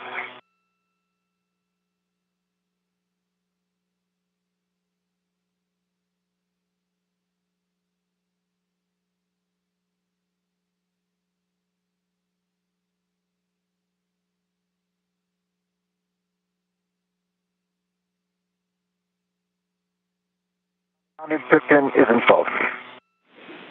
Copy, Josh. You can install the right upper strut MLI over M13 and M14.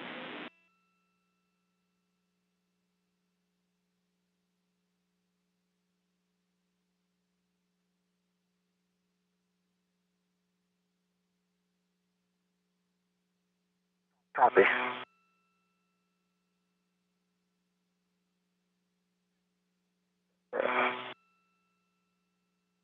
I don't know that we did left upper MLI. We did the mid-strut MLI. Checking, Josh.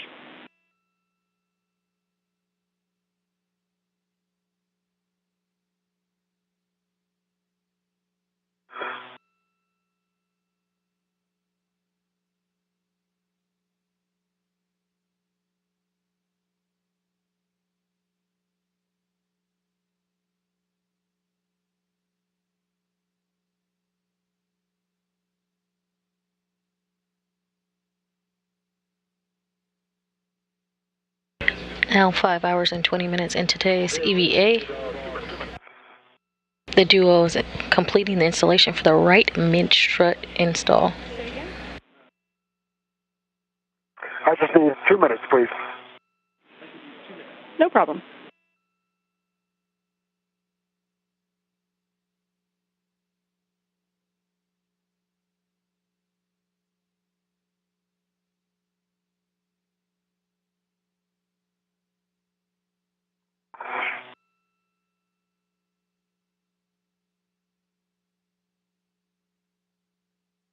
All right, Tina, that right upper MLI is in place. And I'm telling you, and I think I can see. Yeah, I don't know that we talked about the left upper. Copy. If I missed that, I apologize, but we just did the mid left. Copy. If you have eyes on, that would be great, and we are checking back through our procedures.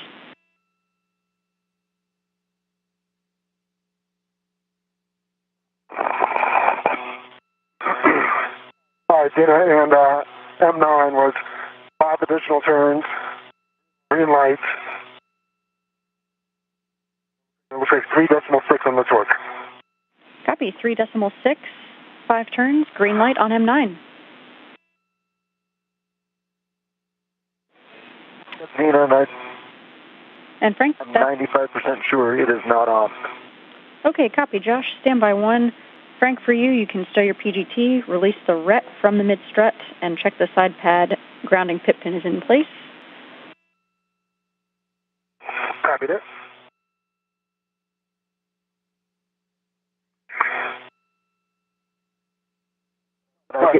Sorry, go ahead, Josh. I was just saying, when I get the RET back, if you'd like, I can roll back and take care of the left side. I know we can't translate on the mod kit just yet.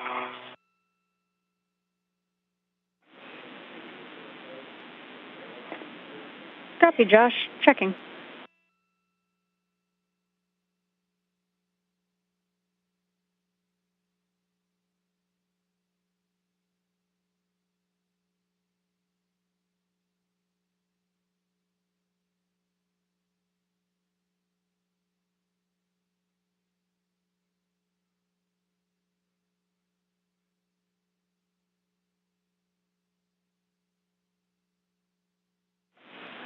Josh, for now, we're going to have you stick with Frank and finish the mid-strut.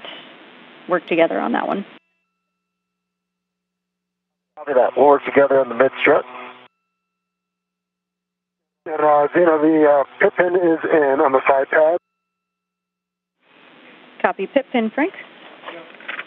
And you can install the MLI over the side pad clevis. Josh, meanwhile, check that the mounting bracket upper surface is clear.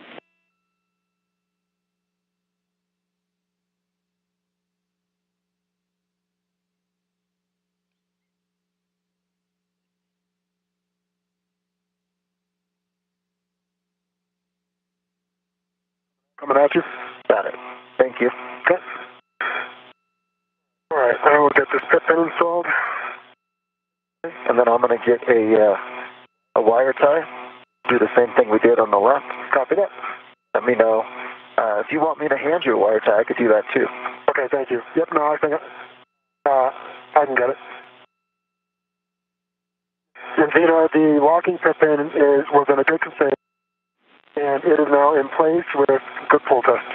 Okay, copy. Locking pit pin is in place with a good pull test. And Josh, I'm not sure my call went up for you to check that the mounting bracket upper surface is clear. Did not hear that one, but I will.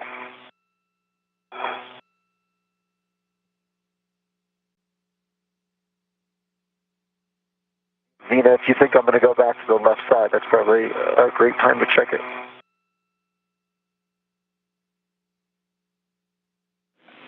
Stand by one, Josh.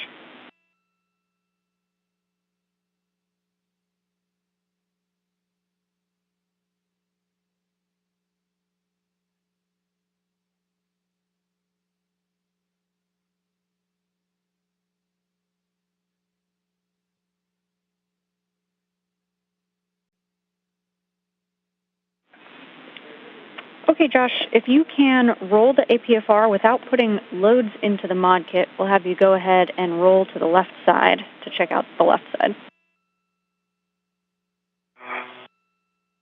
Okay, copy. Understand, take care of the strut on the right side first. Copy. Can you get that? No? Thanks. No problem. All right. Same deal, I think we tack it on M24, Zena. Correct me if I'm wrong. Sounds good. And it's on now. Affirm.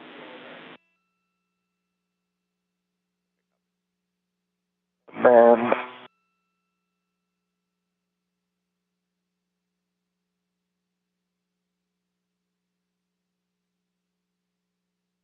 I can't reach is the Velcro. Are you able to hit the Velcro? Yeah. Let me grab this air time and I'll... Okay.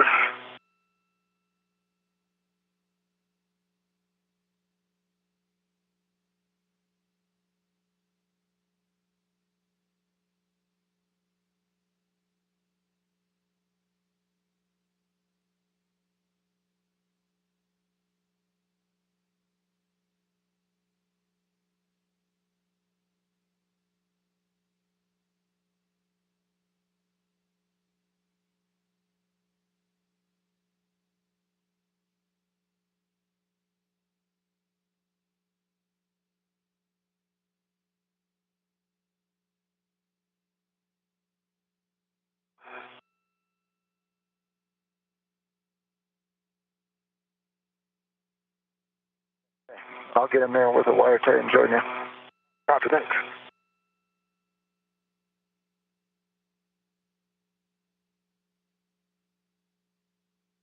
Anyhow, I worry about sticking you in the eye with this thing, but that's not going to happen.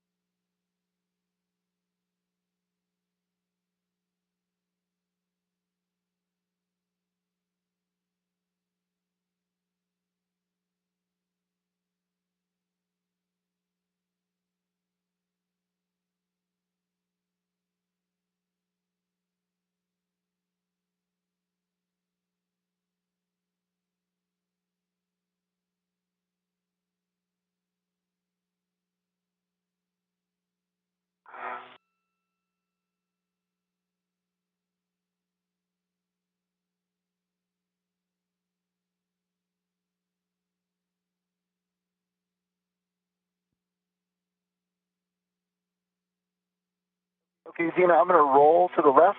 I'm just going to keep my hand on the mounting bracket if that's okay, but I won't put loads into it. Copy. We're good with that plan. Just be gentle with the mounting bracket, and you're good to go. Oh, Zena, what's next for me? Say it again? What's the next step for me? For Frank, check that the MLI is covering the side pad clevis, and then we'll take a glove, hap, and gauntlet check from you. Okay. It is covering the side pad and clevis. I'm just going to wrap this a little better here.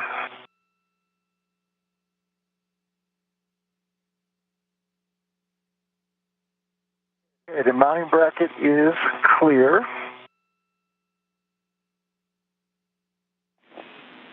Copy, Josh.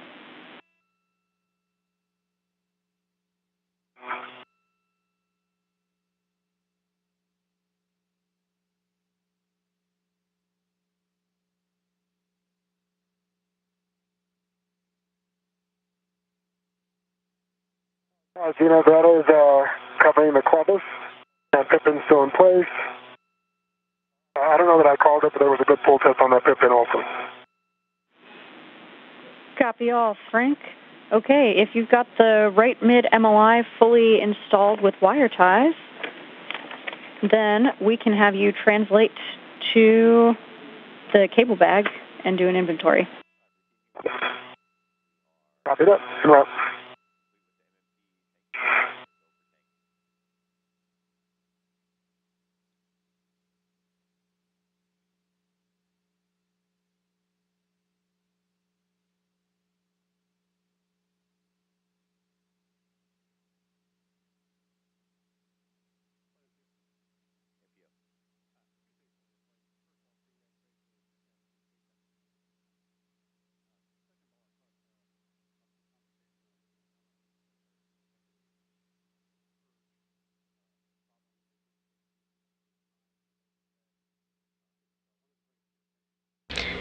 If you're just joining us,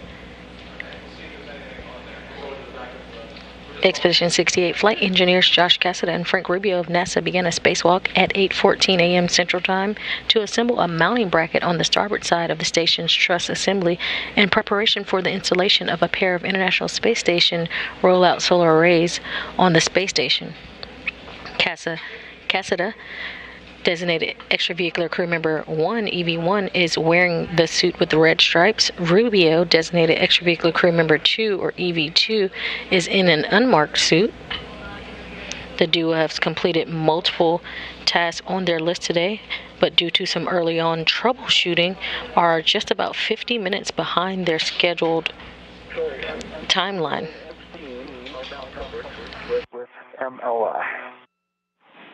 Copy, Josh. And we would have been doing that after the collar bolts, so that's why we had not gotten to it yet. Turns out, now that we are all on the same page, if you can translate to the WIFX handrail, and you'll be retrieving the silver PGT and the torque wrench. Okay, and then I'm taking that to Frank. Affirm, yep. We're just getting into cleanup steps from here on out. We'll also take a glove, hap, and gauntlet check from you, Josh. hey, Dana, I am right by the APFR. Do you want me to just grab that PGT and torque wrench?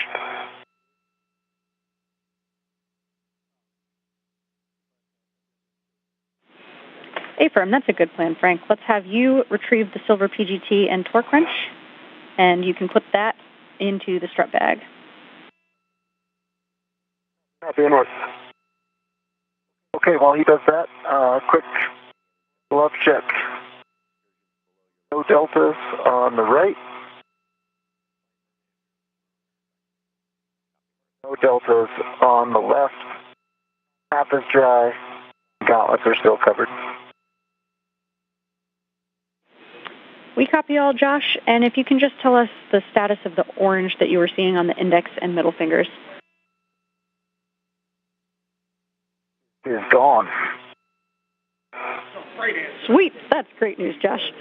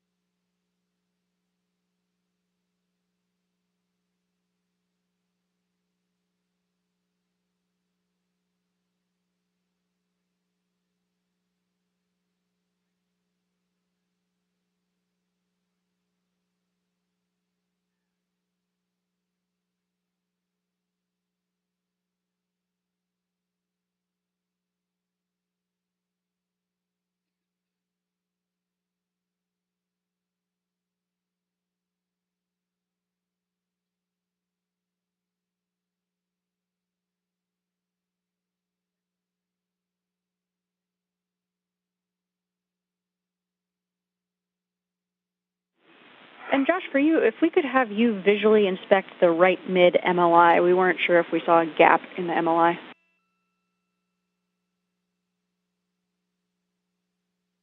Stand by.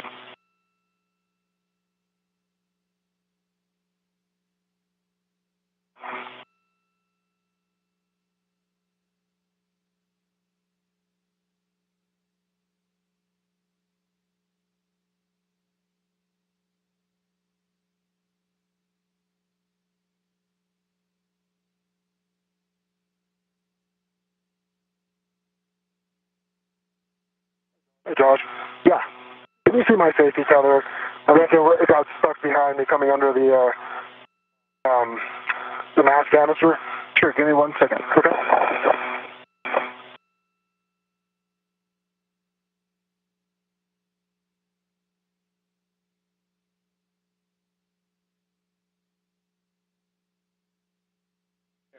Frank, we're showing you clear of your safety tether in our view. Okay, copy. Thank you. The reel is now bouncing in between your feet, but you are clear. Awesome. Thank you. Nice move.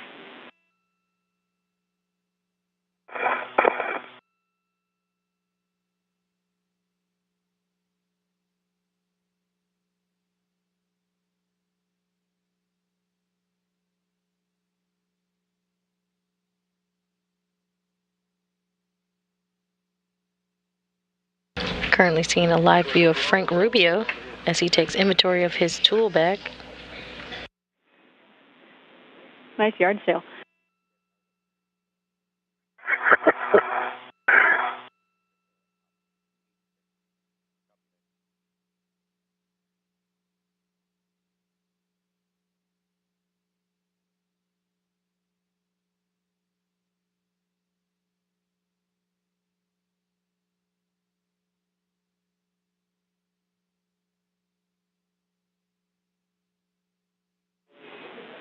Frank, big picture, while you're over there, we'll have you eventually be inventorying the cable bag and stowing it.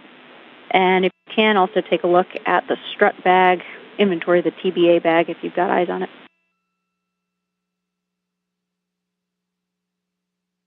Okay. And I am ready for inventorying the strut bag. We're ready for you, Frank. Okay, on D-Ring Juliet, you have two small reds, one small red in series to a small large red. Copy. India is blank. Hotel is blank. Golf is blank.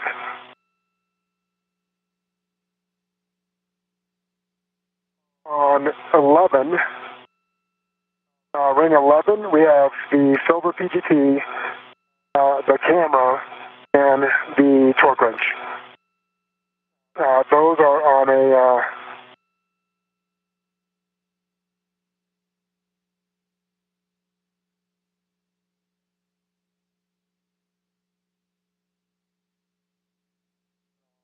wait one here.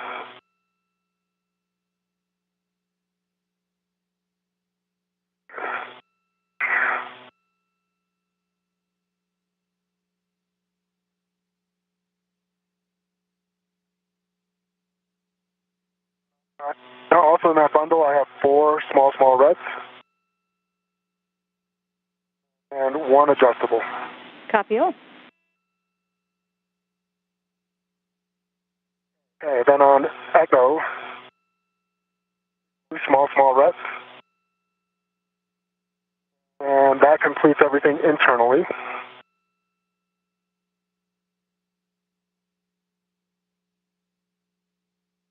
Can I interrupt for 1 second? Yeah, go for it. You see in my, I'm looking at that right mid for you, Zeno. Was.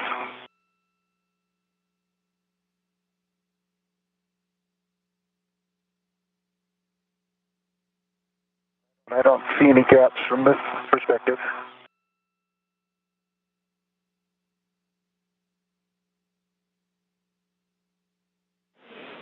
We copied, Josh.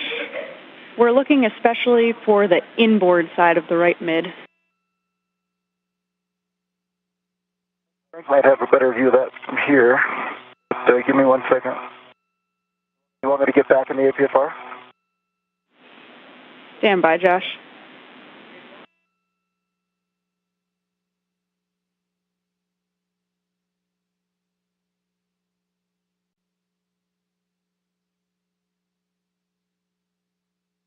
I've got cooling set again at 4.5.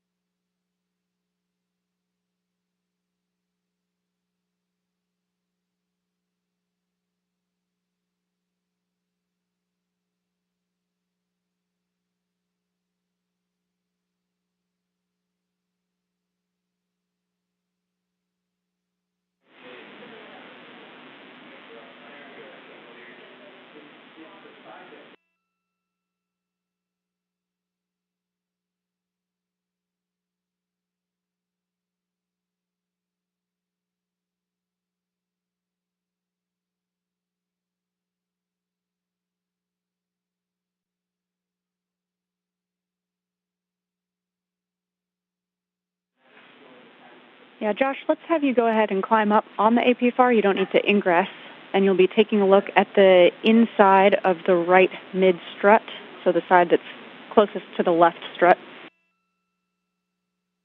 Okay, and if it is exposed, get in the APFR and close it up. We think you'll probably have to translate around in order to access it, but let's see what we see.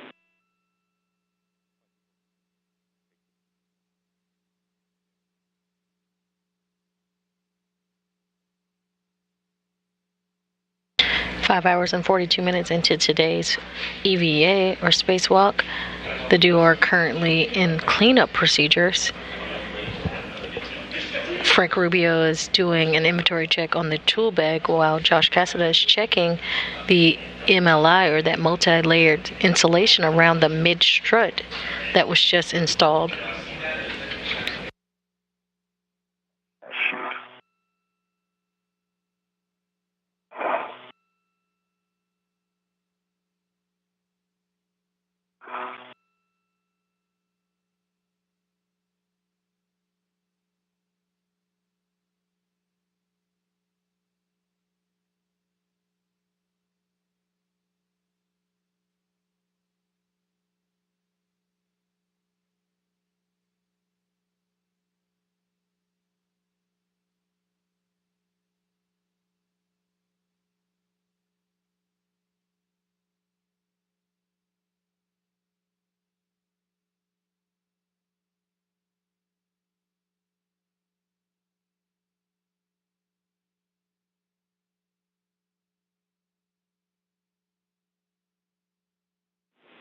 Hey, Josh, we are seeing a gap in the right mid-strut MLI.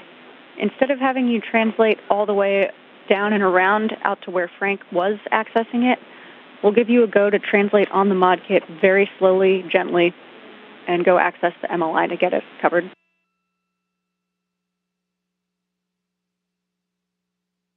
Okay, copy.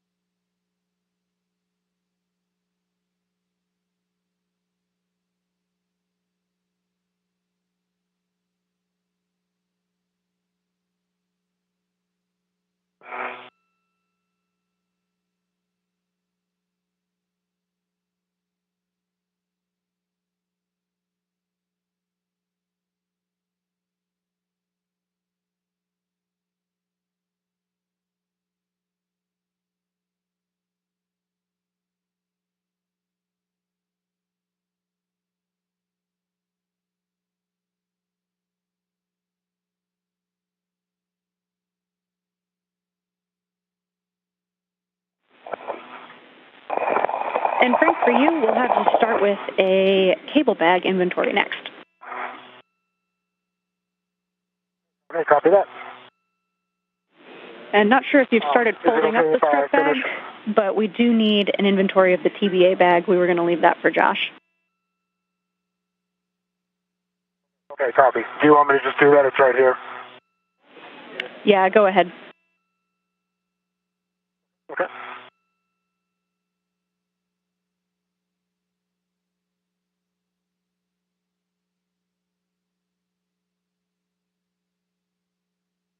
Hey, Frank? Yeah. Were you able to do a wire? Oh, I see your wire tie. I got my answer. Thanks. On the right there? Yeah, I see it. I see two on the left also.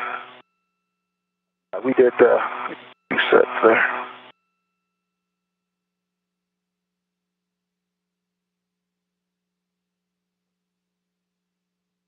All right, so Zena, on the TBA bag.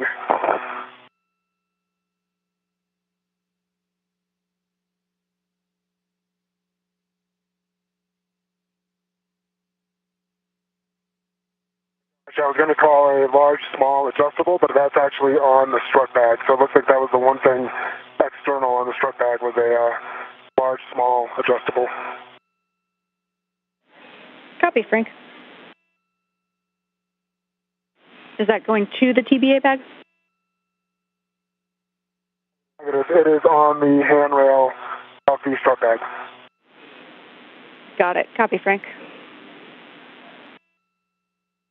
You know, you happy with the right mid now? Did I think the hole was here. I think we got it now.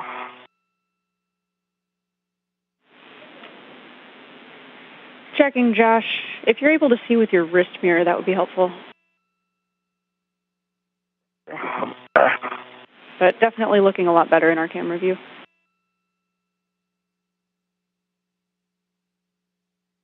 All right, Zena, on the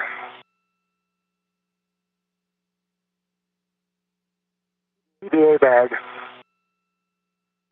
starting off with a wrench that is taped. It looks like a 1-inch wrench. That is on a adjustable. That adjustable comes back to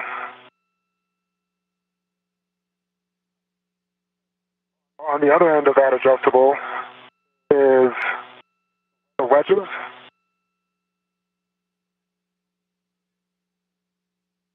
And there's another adjustable going back to the H fixture. Copy, and pause there, Frank. Josh, you're good with that right mid strut. You can go ahead and head back towards the strut bag. Copy that. Towards the strut bag or back to the APFR with X? Back to the APFR with X. Copy. Frank, go ahead and continue. On the other side is a adjustable. On the other side is an adjustable with each end having half a wrench. That is wide to another adjustable with a ratchet wrench on the other end and no socket. And it looks like that completes everything in the bag. Copy, Frank. That's a good inventory.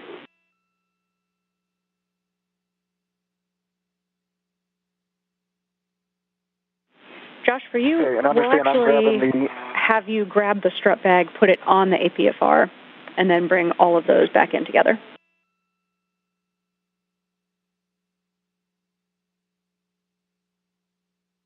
Okay.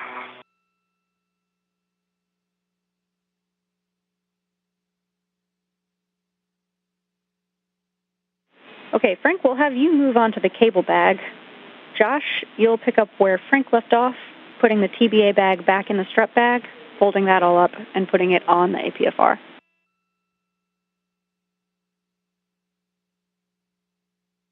Okay. So I have the third folded. So Alpha and Delta are straps are connected. 1/3 of it is folded over.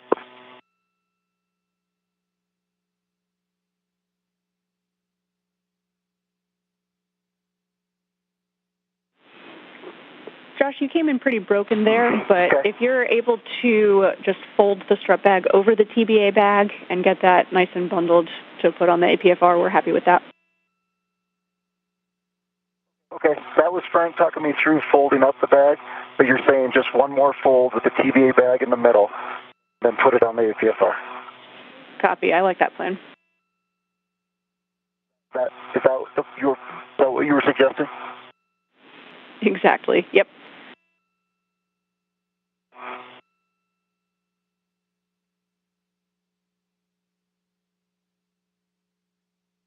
All right, Dina, I'm heading over to the cable bag. Copy, Frank.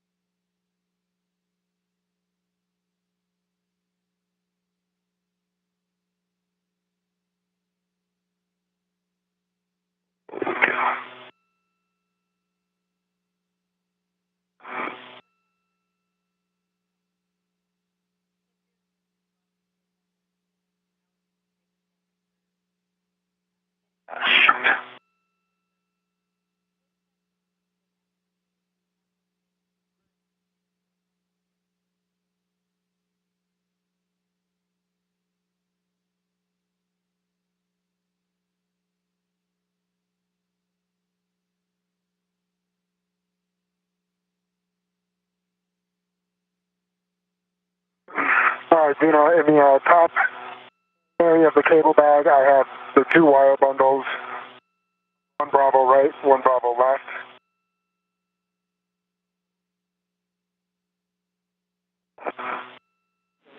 Copy, Frank. Each of them have an adjustable, which are then connected to a 3rd adjustable, which is connected to the bag. Copy. There's nothing in the middle section. Copy. All right, and then on the basement, I have a jumper and a cap keeper, both on a adjustable, which is then on a ret. There's an empty small, sorry, that's a small ret. There's an empty small ret. There's a square scoop and on an adjustable. There's the adjustable used to keep the basement closed.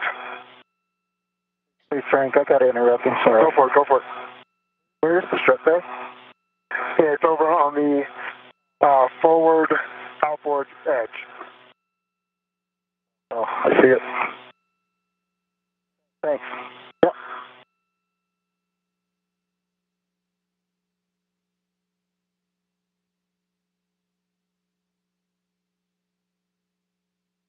Have you released 3 of the integral tethers? Affirmative. Got it. Those were the ones I had to bring over to airport. Got it.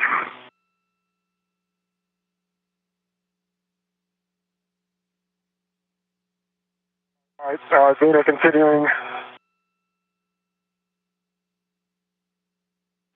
Go ahead, Frank. I've got a EVA connector insulating sleeve 1517.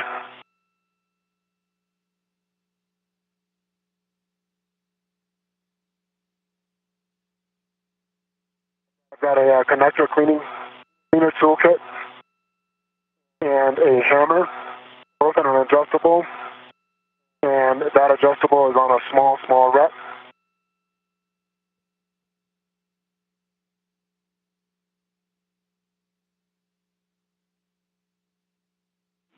Copy all, Frank. We have a socket caddy with a wobble, 6-inch wobble on it. and a crowfoot. And that is also on an adjustable.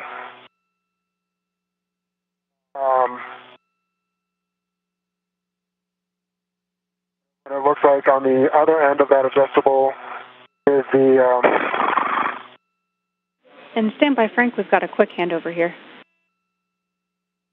Frank, I'll take this opportunity. So it looks like bag is...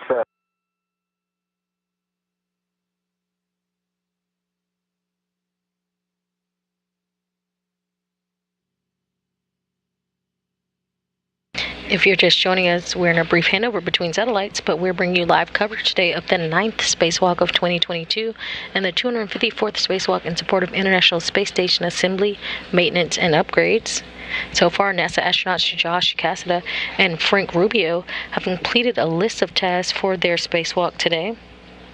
That includes the 3A IROSA cable routing, the removal of the H fixture on the 1B mass canister, the upper triangle build and installation to the mass canister at the 1B power channel, and the left struts and right struts being installed onto the 1B mass canister. Due to the crew running about 50 minutes behind the timeline, the crew will not be doing the collar bolts or the 1B cable routing today. They are currently in cleanup, which includes the inventory of their cable bags, strut bag, as well as their tool bag.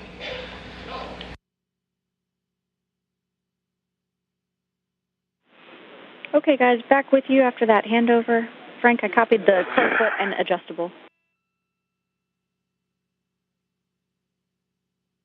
Okay, copy that. And then on the other end of that adjustable is the 7-inch socket that we would have used for the stiction on the saw bolt on the vehicle bearing.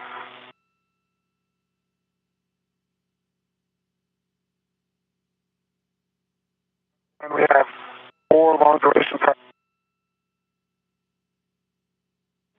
Is that 2 long durations, Frank?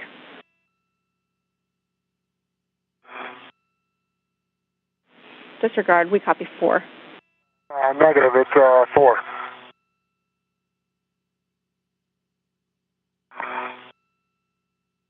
And I think that's everything. There was a lot in here, so let me know if I'm missing anything. Stand by, we're verifying.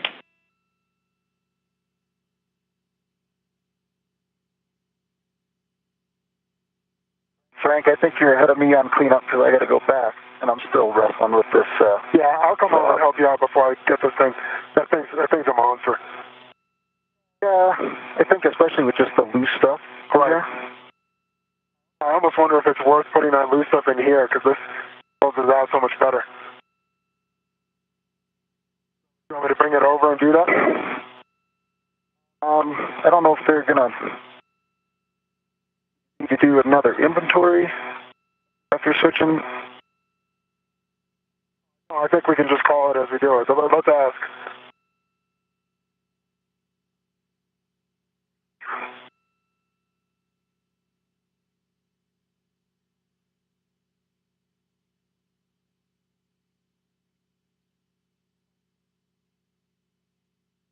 Yeah, this stuff just doesn't want to stay.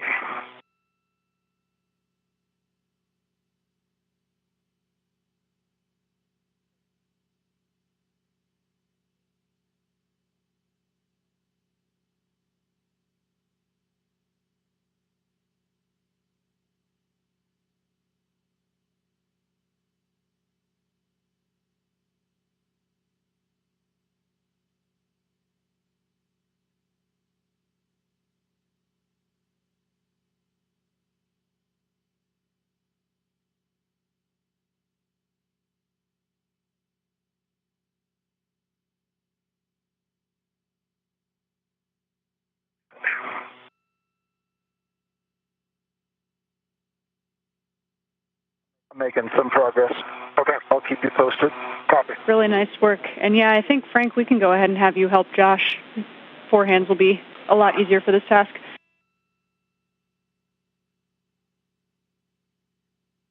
Okay. Yep. I may take the. If, I think it's a lot better suited for putting some of those things in there. If we can, and I have some empty reds, you might be able to transfer.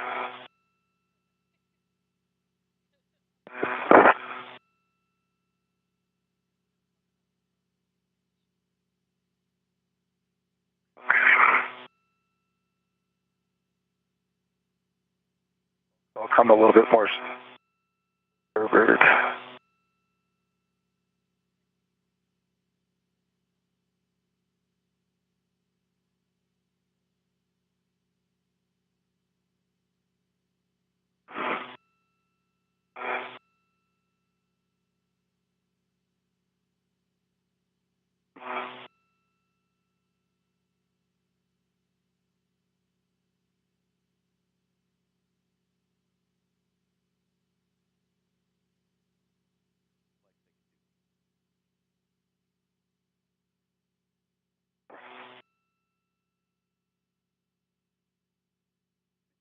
Now 6 hours and 1 minute into today's spacewalk. Yeah, give me a second. I'll just translate over. Yeah, that'd be great. Another important thing happening today. You currently see a dual screen box inside the white flight control room, which is the Artemis control room here at the Johnson Space Center. We have the pre-launch flight control team on console being led by Flight Director Paul Kanya. In just about 15 minutes from now, the tanking for NASA's Space Launch System rocket with the Orion spacecraft at Launch Pad 39B at NASA's Kennedy Space Center in Florida. Currently seeing live views of the launch pad. In just about 15 minutes, we're going to split channels out at 2:30 p.m. Central Time, 3:30 p.m. Eastern Time to enable KSC to begin broadcasting fueling coverage on the public channel while we stay and finish the EVA on the media channel. Again, NASA's Artemis 1 mission is the first integrated test of the agency's deep space exploration systems. The Orion spacecraft, SLS rocket, and the supporting ground systems. Launch of the uncrewed flight test is targeted for November 16th at 1:04 a.m. Eastern Time.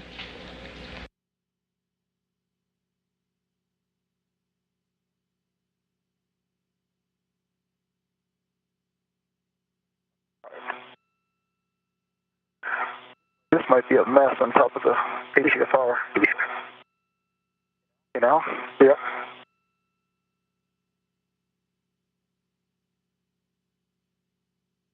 It'd probably also be a mess on top of your cable bag, wouldn't it? We can try it. Let's just see how small of a ball we can make.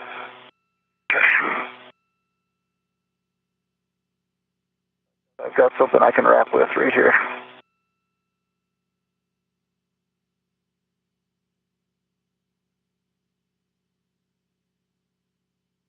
Now we could go around a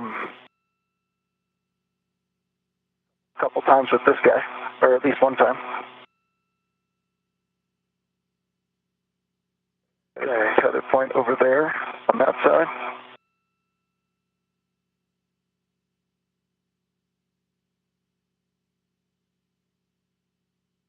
One here. There's one. Okay. Good. Okay. Want to go under? Okay. Cool. Good call.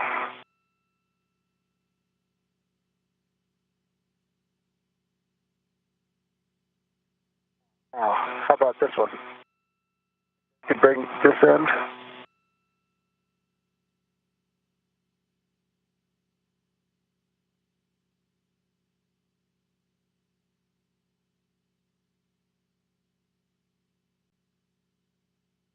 Wait, already done that. Actually, if you can give me one over here, I can put it to this. Hold on. Now, engine, and I might just pull it. Get this reattached for you. This is the one you put on earlier to hold it lengthwise.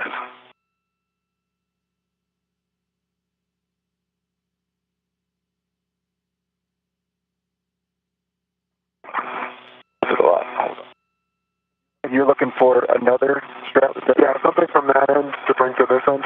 Okay. This is one that does that, but we need it. Let's see if I can find another one.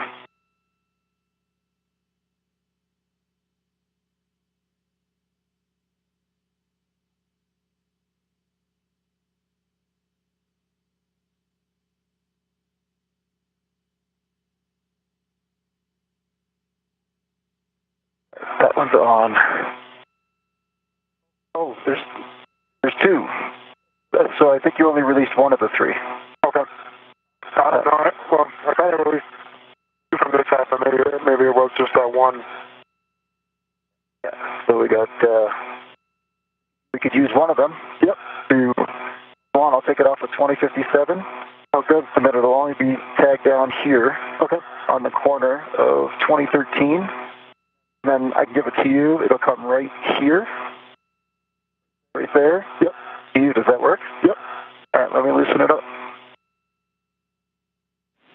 And if you think you can put this more conveniently on the cable bag, maybe that's the answer. Yeah, we can try it.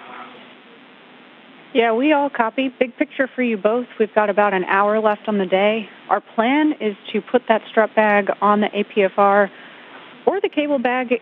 I think we'll take your judgment on when it is small enough and whichever place you want to stow it for translation back to the airlock.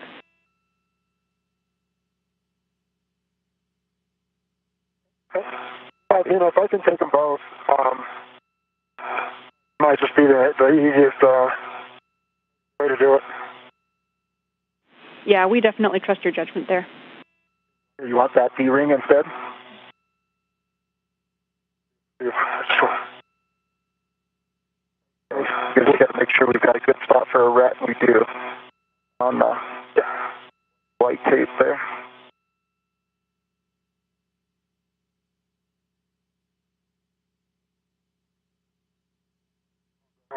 I think we did it. Yeah. About thirds. It's an ugly thirds, but it's thirds. No, look, that's all the metal, so yeah. Okay. All right, so we are in good shape. Really nice work, guys. All right. Can I ask you a favor? Can I have you put this So I'll put it wherever you want it. on the far stanchion there? On the handrail? Yep. Okay, let's make sure we're good on not crossing any tethers here. Like, you can let it go. Yeah, you're going to have to go over first. Never mind. Yep. Go for it. Once you You want me to go to the APFR? Yeah. Give me one.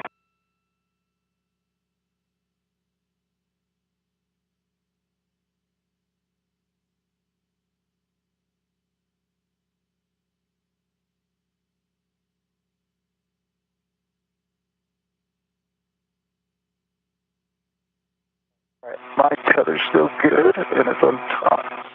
At least deconflicted with you.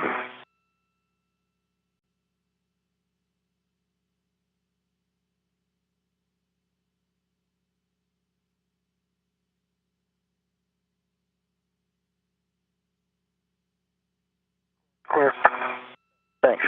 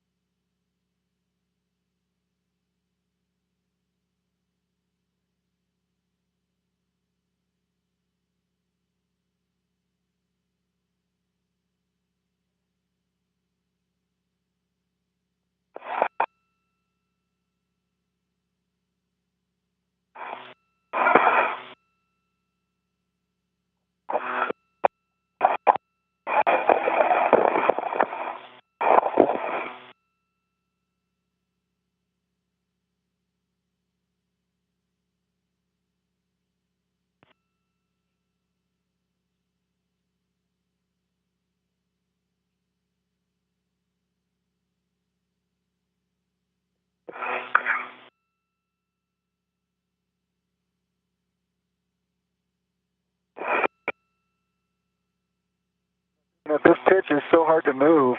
Can we leave it in like pop up?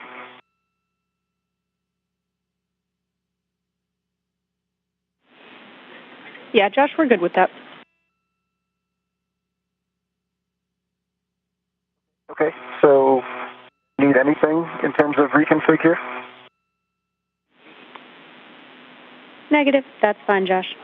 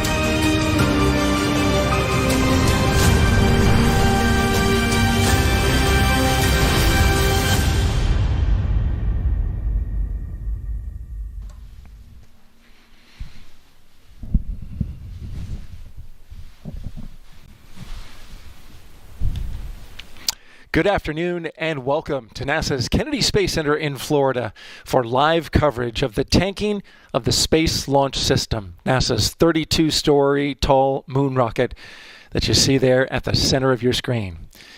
We're tanking it ahead of our third Artemis 1 launch attempt. I'm Daryl Nail, and I'm glad to be with you on this 15th day in November, coming to you from inside Firing Room 1 at the historic Launch Control Center here in Florida. We have close to 93 launch system engineers in Firing Room 1 with Exploration Ground Systems. They are configuring the core stage at this moment, along with the upper stage, for cryogenic tanking, which is essentially the super chilled fueling of the largest rocket booster stage in the world. Launch is on November 16th, tomorrow, the early hours of the 16th at 1:04 a.m. Eastern Time. We have a 2-hour window, if needed, that runs until 3:04 a.m. Eastern Time. I want to get you caught up on everything that is happening. We have just gotten a go from Charlie Blackwell Thompson at 3:27 p.m. Eastern Time. She gave the, 3:22 p.m. Eastern Time. She gave the go for cryogenic tanking. And at 3:27 p.m. Eastern Time, the core stage circulation pumps and heaters were activated. The team is currently configuring the rocket for tanking. Charlie Blackwell Thompson telling her team before she gave the go that it's taken a ton of work to get here, a lot of grit and determination, and then urged them to get this rocket tanked and into terminal count.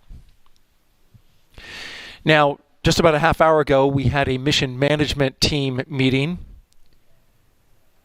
which is part of the protocol before launch, chaired by Mike Seraphin. It was a good meeting, only 14 minutes long.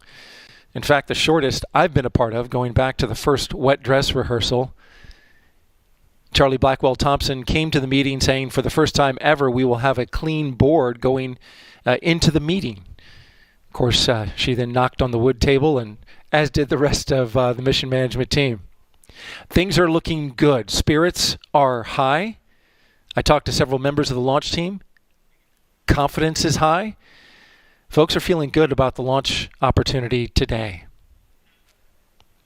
Now, we had a final walk down at 1:34 p.m. Eastern Time of the pad that you see there,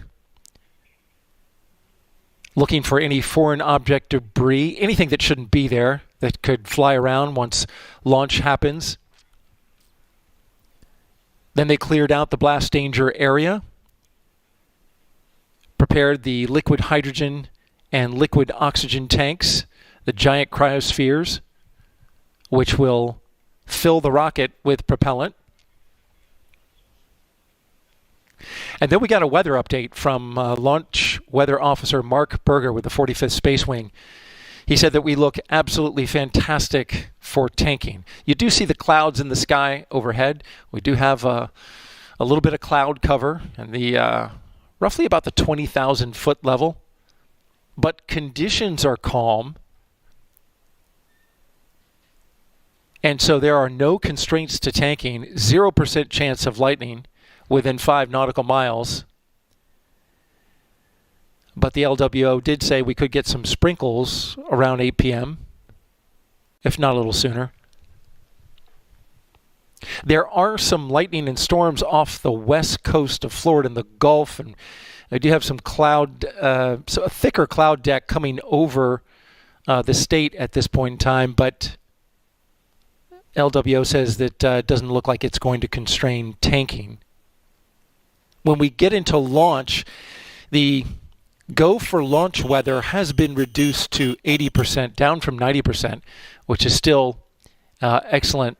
It's the best weather forecast we've had since we've started the launch campaign. And again, the only fly in the ointment is the clouds. Tracking some of that imagery in the storms off western Florida. The only areas of concern once we get into the launch countdown will be the thick cloud layer rule and the cumulus cloud rule. thick cloud layer rule because of the possibility that the rocket could be affected by that water in the atmosphere, and then the cumulus cloud rule. If we were launching right now, the LWO did say that we could launch right through the clouds that you see there. Hopefully we get some clearing, because if you're in the area of Florida or South Georgia, well, those clouds could obscure the view. So hopefully we'll get them cleared out.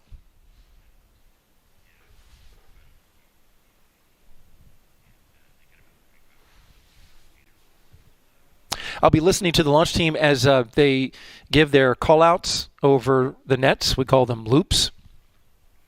They are audio communications channels between the various teams that are supporting the launch today. Of course, Exploration Ground Systems here at Kennedy Space Center. We have teams from the Johnson Space Center here supporting Orion.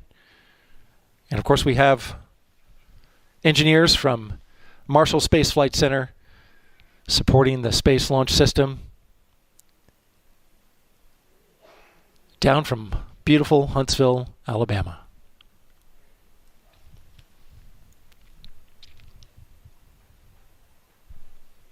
We want to tell you a little bit about the Artemis program as we go along today. If you don't know, NASA is sending astronauts to explore deep space, starting with the moon and then on to Mars, and that's what this rocket here is all about. Here's an introduction to NASA's Artemis program. NASA is returning to the moon, pushing the boundaries of space exploration, science, and technology once again. We're on the verge of exploring more of the moon than ever before. We're going to learn how to live and work on other worlds for economic benefit and to inspire a new generation, the Artemis generation. With Artemis missions, NASA will land the first woman and first person of color on the moon. We will collaborate with our commercial and international partners and establish the first long-term presence on the moon. We go together for all humanity. Artemis 1, the first integrated flight test of the Space Launch System, or SLS rocket, and Orion spacecraft will launch from the historic launch pad 39B at NASA's Kennedy Space Center.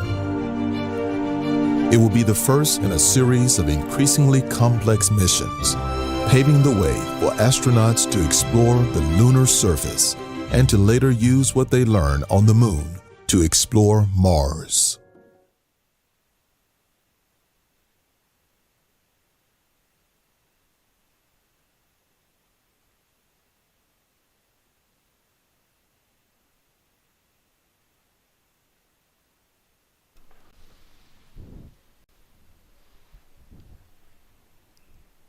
In just a few minutes, we will begin the operation for cryogenic tanking of the Space Launch System.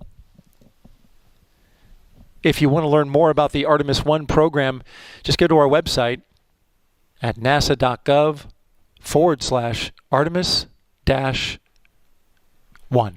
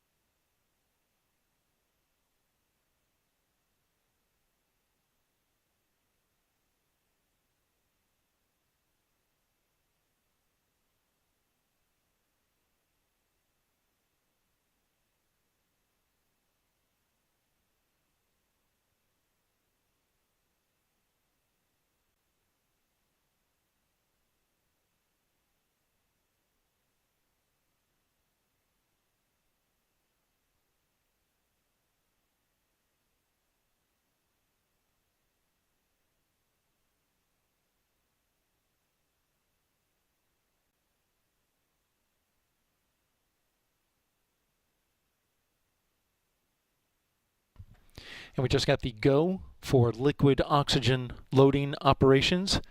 Again, we just got the go for loading the liquid oxygen into the core stage.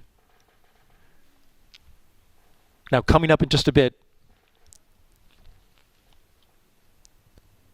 they're going to start the loading operations of the liquid oxygen by chilling down the transfer lines. These are the lines that run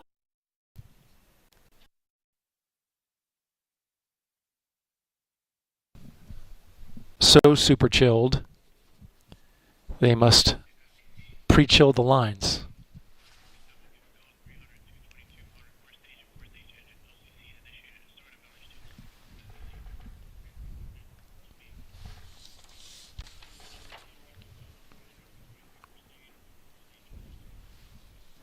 And I just heard them give the go for core stage liquid hydrogen loading operations. So we've got the goes on both the liquid hydrogen and liquid oxygen tanks there in the center of the rocket, the core stage, the largest such tanks in the world. That liquid hydrogen is coming in at minus 297 degrees Fahrenheit. On the hydrogen side, it is minus 423 degrees Fahrenheit. And so the team pre-chills the lines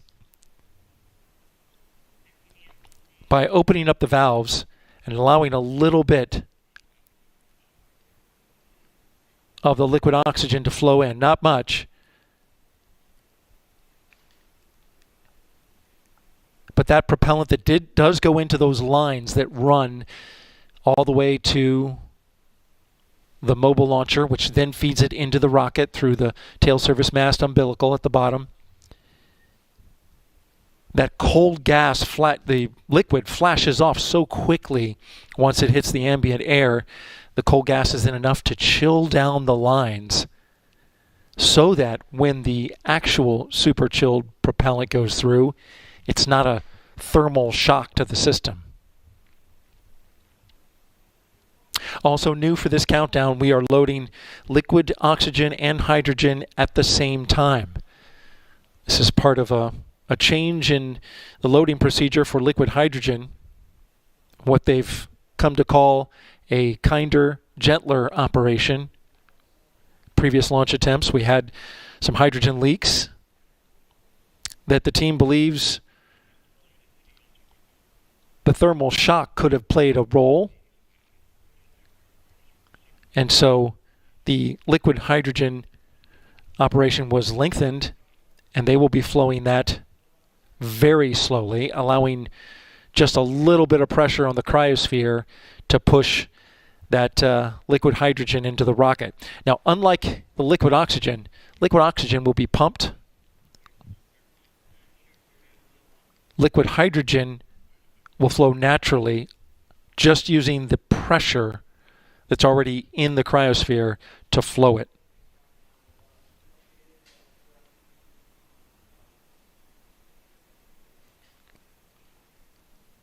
LOX is 12 pounds per gallon density, so it's quite heavy. Liquid hydrogen is 0.4 pounds per gallon, so it's extremely light.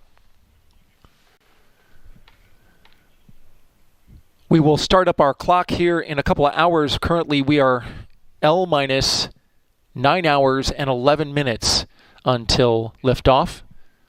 Our cryogenic operations will run roughly about 6 hours. This is Artemis Launch Control.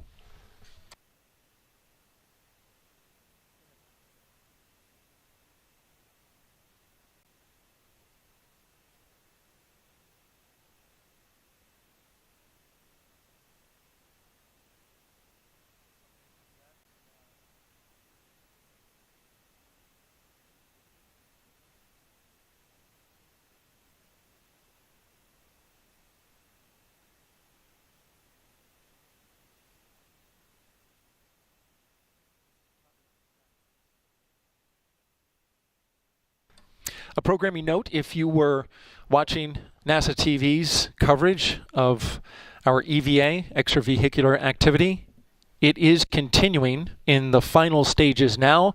That spacewalk you can watch on NASA's media channel.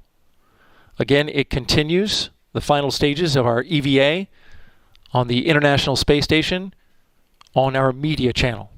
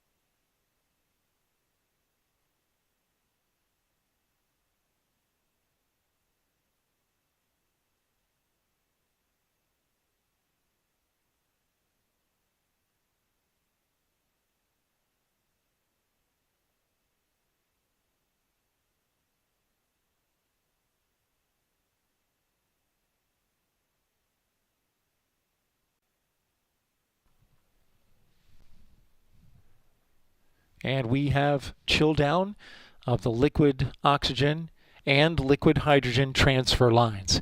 Again, we have chill down of the liquid oxygen and liquid hydrogen transfer lines that carry the propellant from the cryosphere, both cryospheres, to the rocket.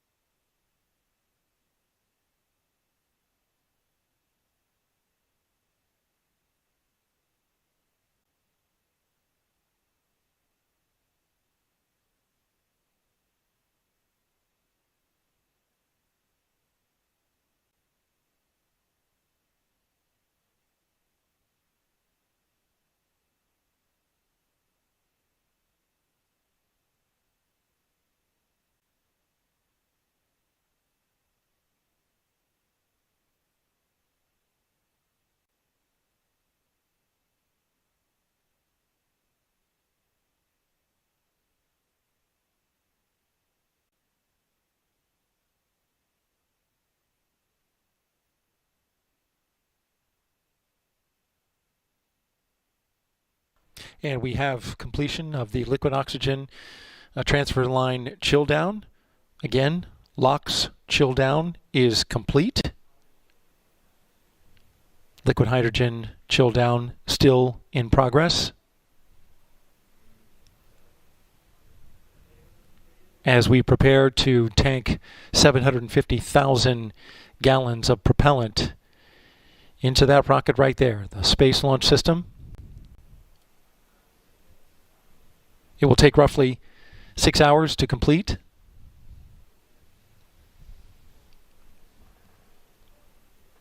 The team will then have a few hours to make final configurations. We'll get into terminal count. And ahead of that, a programming note, at 10:30 p.m. Eastern Time, we will begin our special launch broadcast here on NASA TV. At the same time, we will continue our operational commentary on the NASA media channel. You can find both of them on YouTube. And of course, NASA TV, where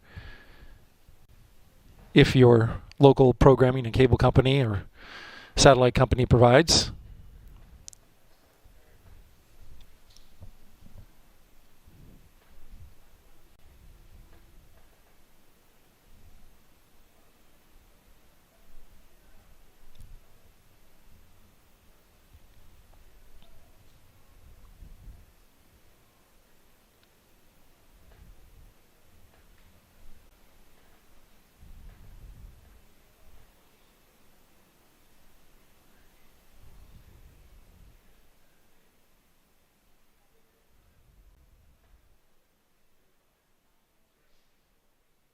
And we have a start of the core stage system chill down.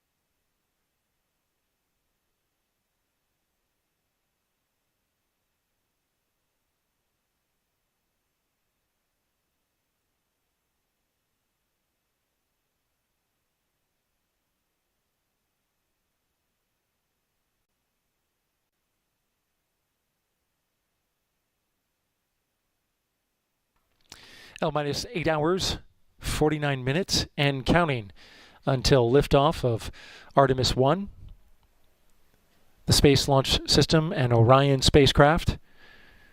We're bringing you live tanking coverage here from the Kennedy Space Center in Florida. You're looking at the rocket, NASA's 32-foot-tall moon rocket, which is in the midst of cryogenic tanking. We got the go to begin loading the rocket with super chilled propellants at 3:22 p.m. Eastern Time. And the team is in the middle of chilling down the lines from the liquid hydrogen cryosphere and the rocket. They have completed that on the liquid oxygen side and now are looking to begin chilling down the main propulsion system.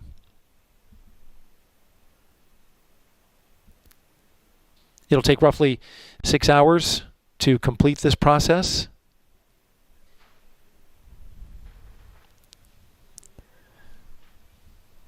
After which, the team will have several hours to finish configuration of the rocket. And then we'll go into terminal count at 12:54 a.m. Eastern Time on November 16th. Liftoff is scheduled for 1:04 a.m. Eastern Time. We have a 2-hour window today. Hopefully we won't need it. Weather officer says we're looking good weather-wise, though you do see on your screen there, get a large cloud deck across the spaceport. A couple holes in it here and there. That cloud cover, it's rather thin where we are here at the Kennedy Space Center, but off to the west, the launch weather officer is tracking some thicker clouds coming our way. It's not a constraint to tanking. We're moving ahead, moving forward, but it is something they're keeping an eye on as we get deeper into the night. This is Artemis Launch Control.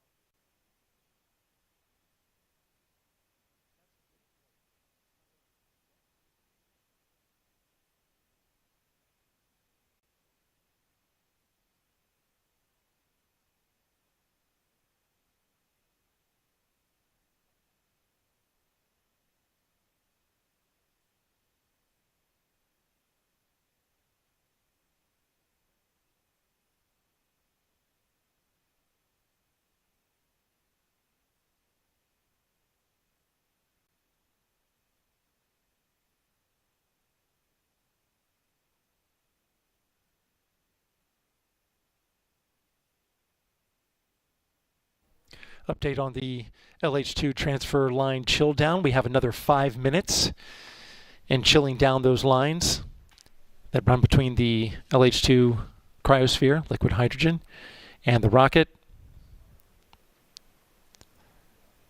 The tank on the core stage holds 537,000 gallons of liquid hydrogen.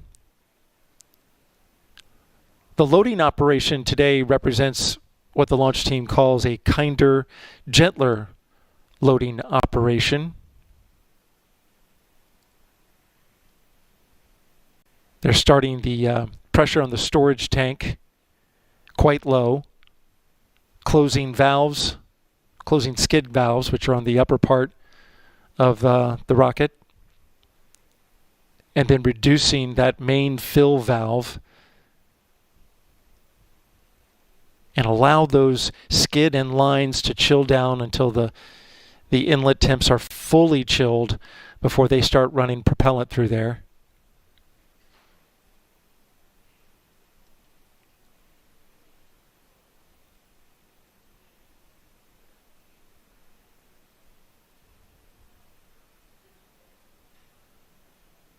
So gravity flow will be the way that they'll move that liquid hydrogen for 4 minutes and then allow the gas to chill down the entire system. Again, just a few minutes left in that. Liquid oxygen transfer lines are complete. And we're going to get into, after that, slow fill, where we actually start to run propellant into the rocket.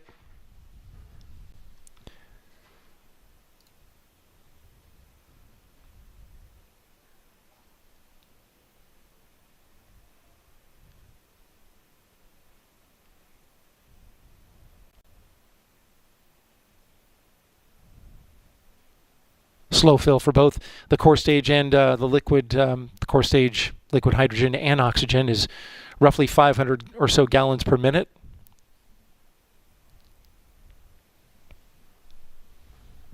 We're waiting the next milestones. We'll let you know as soon as they happen. This is Artemis Launch Control.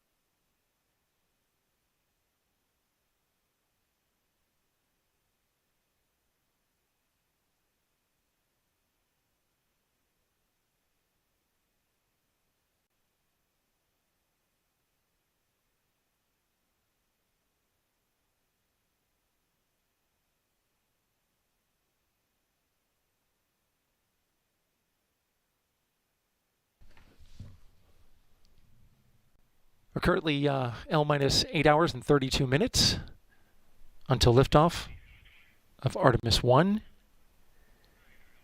Stand by. And we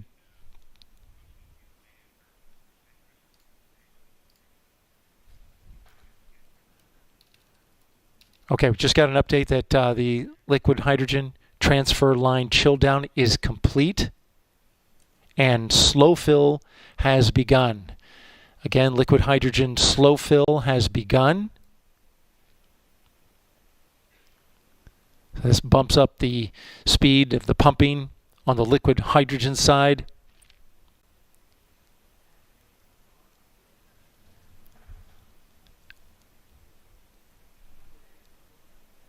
Meanwhile, on the liquid oxygen side, they are currently in a chill down of the main propulsion system. They put in a little bit of liquid oxygen propellant into the system and then drained it back and allowed the gas to cool down the system. That super cold oxygen. Continuing to track the milestones as we start the liquid hydrogen side. Filling the tanks on the Space Launch System. This is a major milestone. Launch team watching, of course, the liquid hydrogen process closely.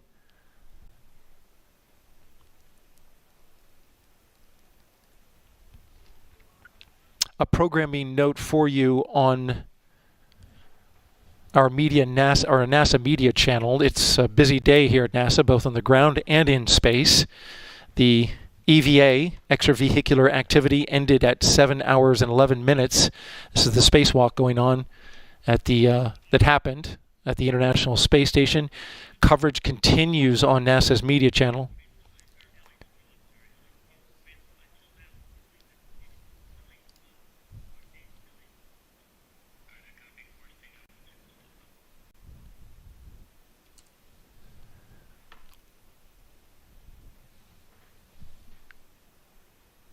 The team just repeating the announcement that they are in LH2 slow fill. But again, the spacewalk coverage continues as they now head into the repress of the airlock and getting the crew back inside with helmets doffed. Again, you can find that on NASA's media channel. Here on NASA's main channel, we continue with the cryogenic tanking of the Space Launch System. It's a great day in Florida for tanking. Weather is not a factor at the moment, even though we have some cloud cover overhead.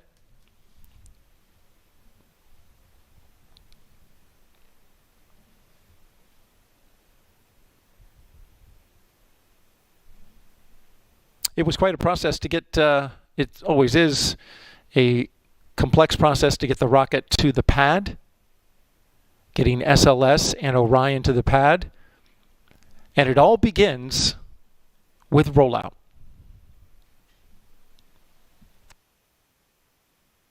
Out of the 322-foot tall Artemis 1 rocket from the vehicle assembly building, signals launch is approaching. The crawler transporter will travel along the crawlerway to the launch pad, carrying the SLS rocket, Orion spacecraft, and the mobile launcher.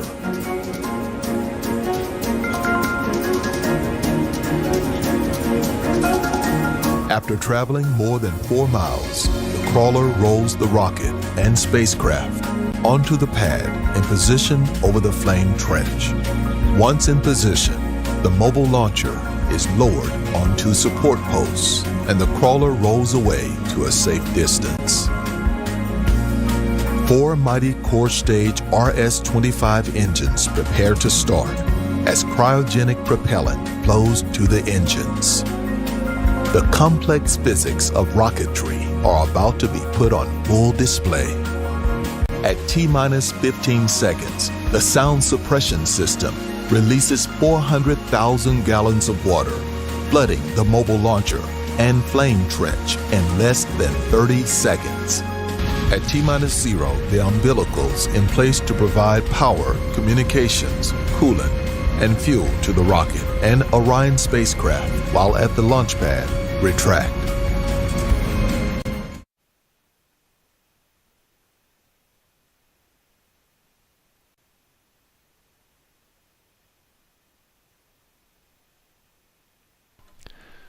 For more information on the Artemis program, just go to our website,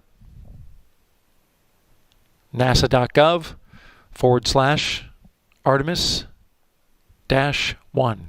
Again, nasa.gov/Artemis-1. We have an update in the cryogenic tanking. We are now in slow fill for liquid oxygen. Again, we are now in slow fill for liquid oxygen and liquid hydrogen. Teams go about slowly filling the tank so as to prevent thermal shock to the rocket systems. It's a great shot of the mid-level of the rocket there, and the launch vehicle stage the adapter between the core stage and the ICPS.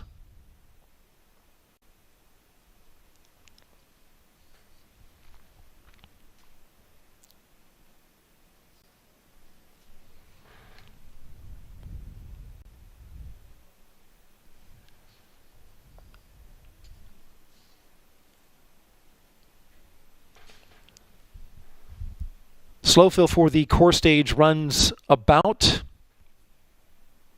40 minutes or so.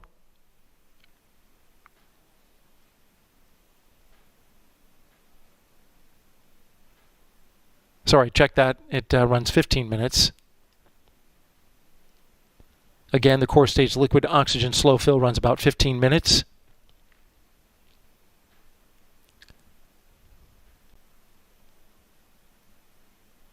Core stage liquid hydrogen slow fill. This will be a longer process. Roughly about 70 minutes, a little more than an hour.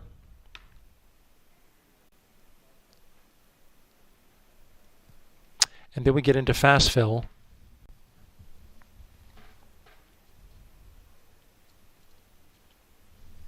But again, we're getting propellants into both tanks on the core stage. This is Artemis Launch Control.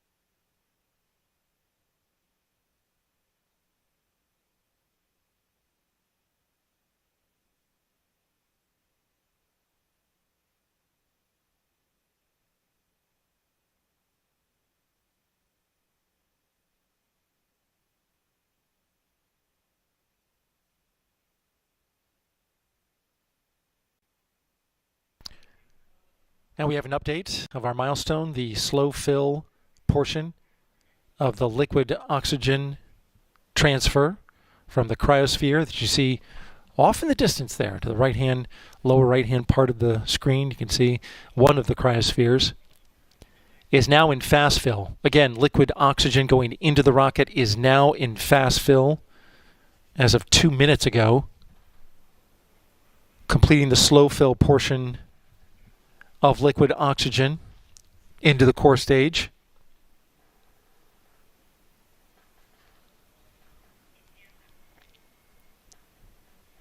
And there you see one of the aft struts, which actually comes into play with regards to the liquid oxygen flowing in. That strut that you just saw, there's an aft strut constraint that requires that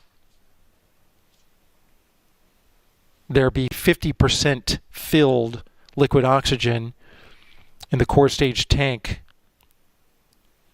that they hold it at 50% rather, until they have at least 5% liquid hydrogen over on the hydrogen side. So the propellants are carefully sequenced. There's a shot of it again. That's the aft strut.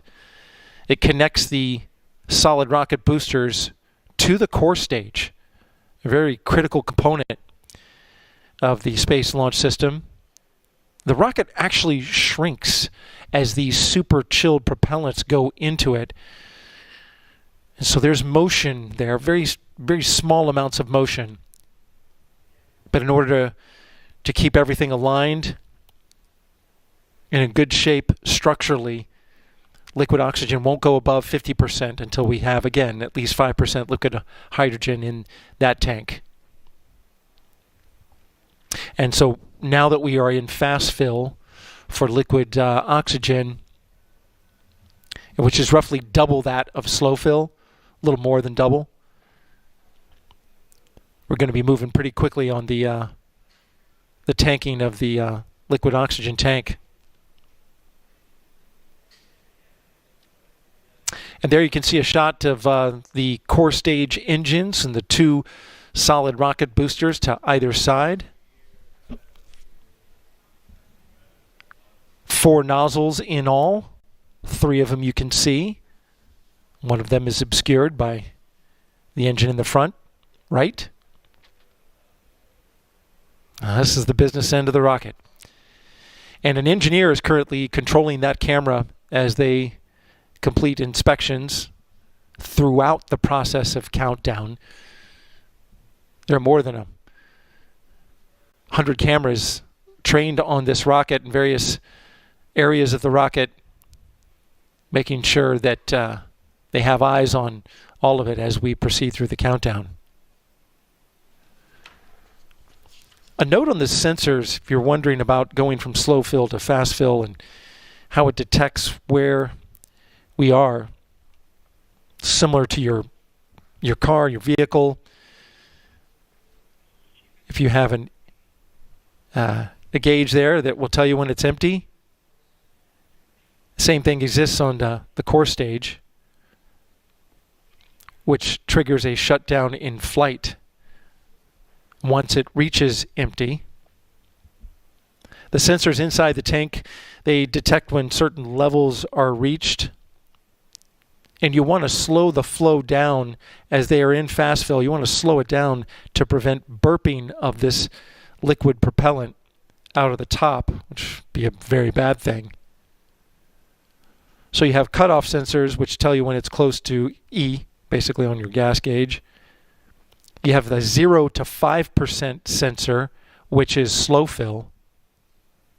And then there's a sensor that goes from 5% to 95%, and that is the sensor for fast fill. Once it gets up to the top, 95%, there's a sensor from 95% to 100%, and that puts the tanking into a topping, which is about half as fast as fast fill. So they slow it down as it gets up and fills up, and then there's 3 100% sensors, a 100 minus, a 100, even and a 100 plus. And then that's when we get into replenish. There's software that cycles the valves to keep it in that sweet spot, 100 minus, 100, and 100 plus. And then, of course, replenish just replaces the propellant that boils off. These propellants, the moment they go into the tank, they are boiling. And they will continue boiling all the way through liftoff and during flight. They will be vented initially. That vent will be capped off to build up flight pressures. And then, of course, at the end, when the engines are lit, and this rocket is, if all things go well, racing into space at 1:04 a.m. Eastern Time tomorrow.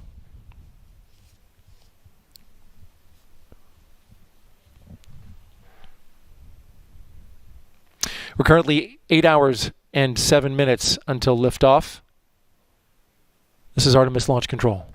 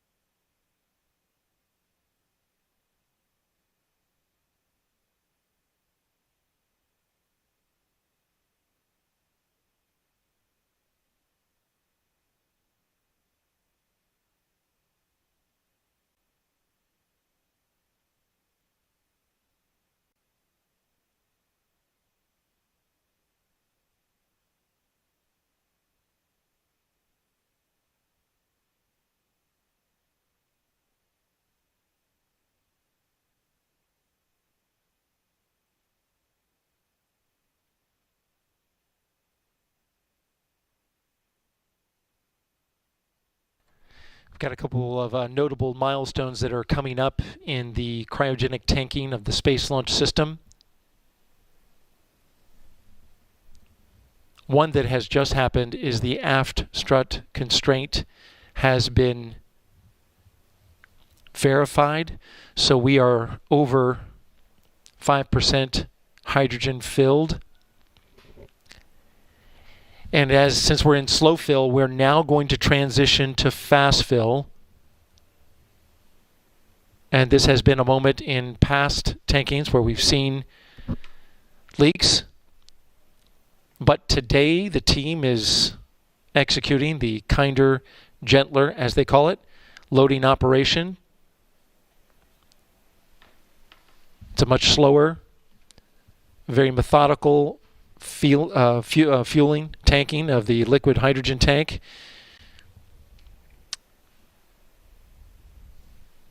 And so we'll let you know as soon as that milestone happens.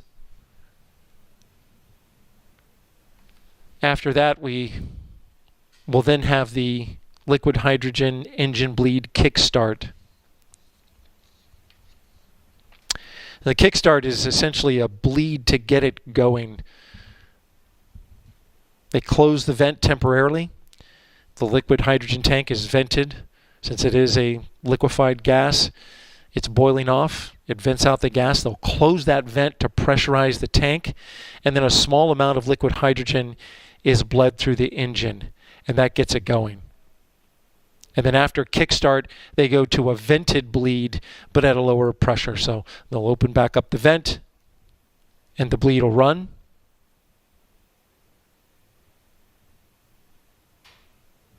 And that bleed needs to run through the engines in order to properly condition it for launch.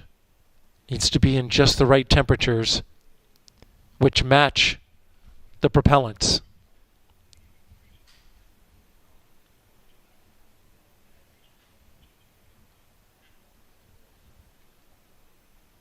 So all those milestones coming up in a bit, and we'll certainly let you know as they happen.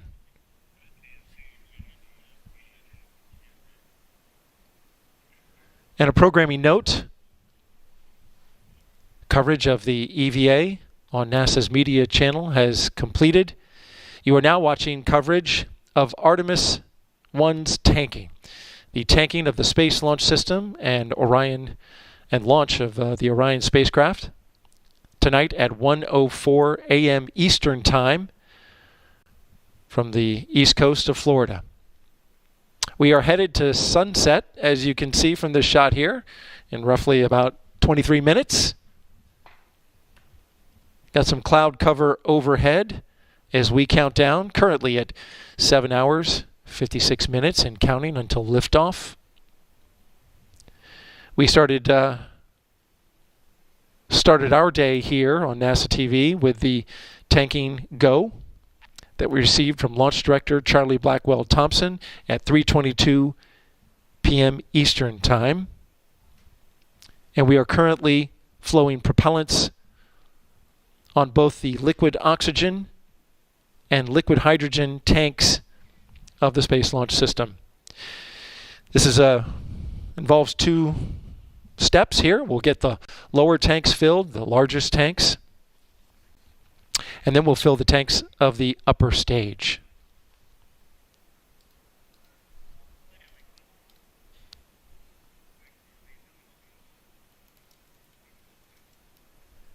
Okay, and I'm hearing in real time, we are now transitioning from core stage LH2 slow fill to fast fill. So core stage LH2 is now in fast fill.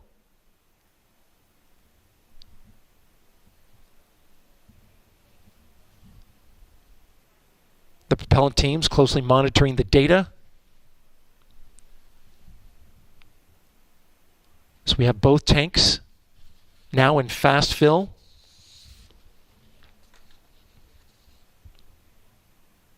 The liquid hydrogen tank holds 537,000 gallons of liquid hydrogen.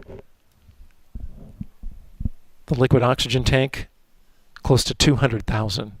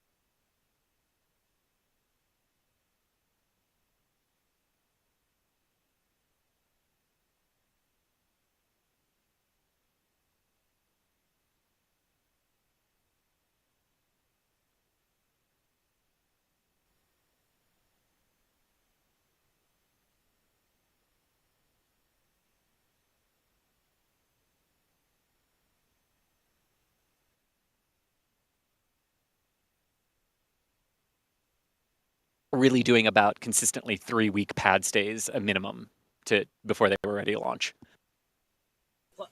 Plus, the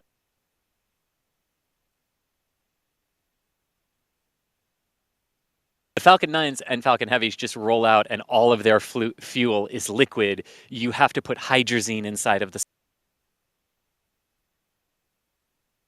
solid rocket motors for their thrust vector control system. So there's hazardous fueling operations you have to do out at the pad as well. Yeah, hydrogen is very tricky and very dangerous. Do not breathe the orange spicy gas. But yeah, that is why SLS goes to the pad so many days in advance. There's a lot to do. It's almost hard to keep track of what goes on each of all the days. But you know how you can keep track of days, Chris. You can keep track of days with a little thing called the NSF calendar. We do have 2 calendars this year for the 2023 year. We have a Starship specific calendar and we have a spaceflight in general calendar. Hey, remember we were talking a little bit earlier about that Northrop Grumman booster test out in Utah? That is one of the photos in the general spaceflight calendar. That is a camera that we got to put I don't even know, tens of feet away from the booster,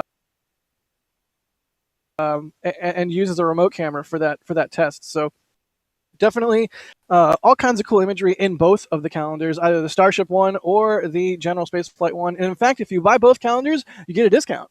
And so yeah, it's a really cool way to enjoy some of the imagery that you might have seen a tweet or you might have seen as a member. Now you get 12 prints basically to hang on your wall every month. So yeah, check out the calendars if you so desire. We would really appreciate it, and it's yet another way to support what we do. All right, let's get back to questions. Steve P is asking, what is the current length of the mission planned for? Philip, what's the deal with the current length? I know on the original attempts it was 42 days. It's less than that this time around, right?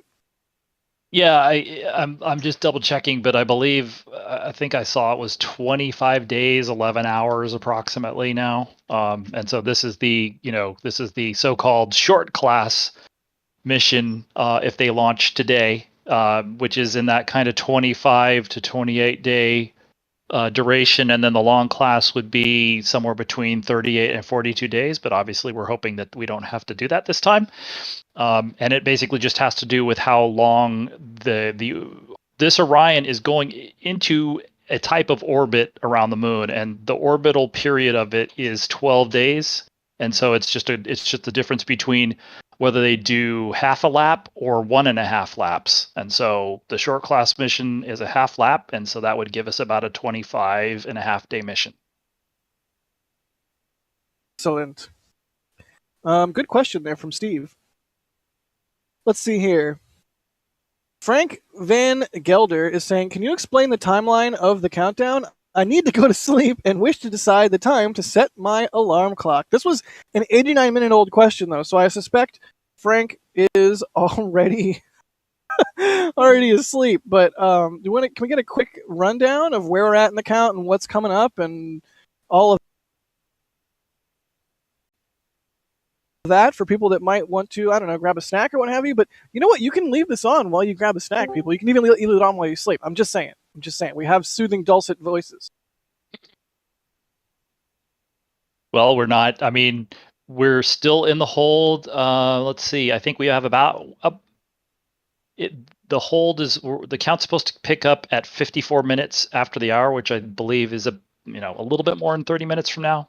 And so then when we do that, when you're looking at we're looking at the T-minus time here, when they resume the clock, then you'll only have to add 30 minutes to when the launch window opens. So we're I guess we're about an hour. We right now you have to add about an hour to the well, not quite, but anyway, we're in the early part of loading the core stage. We haven't heard anything. No news is good news, I guess, on the hydrogen side today. And so, it just depends on when you want to join the count. I mean, the assuming that this goes well, the the last 10 minutes of the countdown are called the terminal countdown, and that'll be that will be a big deal. If we can get there today, that'd be the first time we get there with a launch-ready on the vehicle. liquid hydrogen side. But that's a long time proceeding. from now. Again, and as the you were talking engine there, bleed Philip, we have kickstart confirmation that the on the engine liquid bleed hydrogen kickstart has side started. of the core that's stage definitely then that's is now beginning. Folks, yeah. Right, then that's a good sign. Again, this that they're kickstart is past a pressurized bleed to get so, it going. Get that's it moving. also good in terms of this gives them extra Close the time vent to when pressurize they the were tank, dealing and then with a small when they were amount of dealing with leaks back in liquid August and hydrogen is bled September. through The troubleshooting engines procedure there would often that you see at the bottom of the force core them to stage. stop for up to 30 minutes, and so this is really good news. And so then that hydrogen that's bled out again, is then taken out to a flare stack that burns it off. And with that wide shot, you can see we're getting close to sunset here on the east coast of Florida.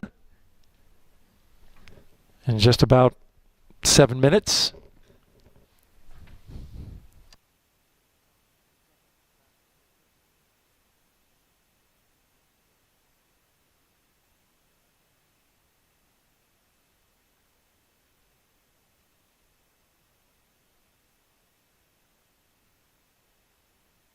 And so far, so good.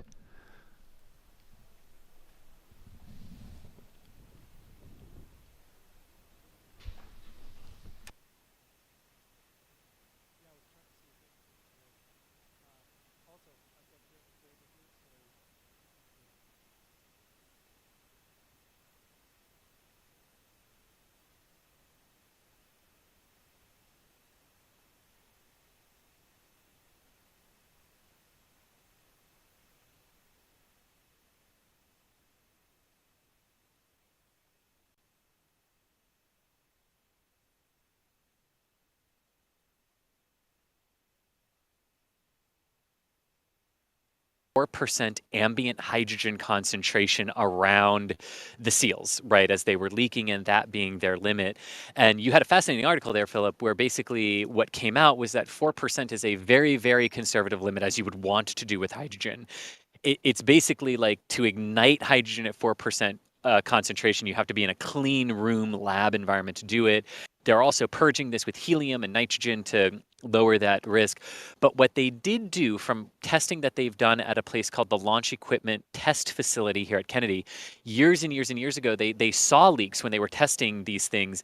And that's how they were able in the September 21st attempt to know that they could go up to 10% concentration as they were working through the troubleshooting process, because they know they're actually good up until about 16%, which is when you'd really start to have issues. So one thing they did today is they were going to allow that concentration limit, if it breached 4%, to not cause an automatic shutdown of the fueling systems. Because what they saw in the September 21st attempt is that when they just did more gradual flow, you had spikes when the pressure went up in leaks, but then as the pressure stabilized, those leaks went away. So they're allowing that little bit extra above 4% if it breached that limit. So that's another good indication of what's changing as they're learning with this vehicle today. And maybe that worked in their favor today as well. Yeah, it'll be really interesting.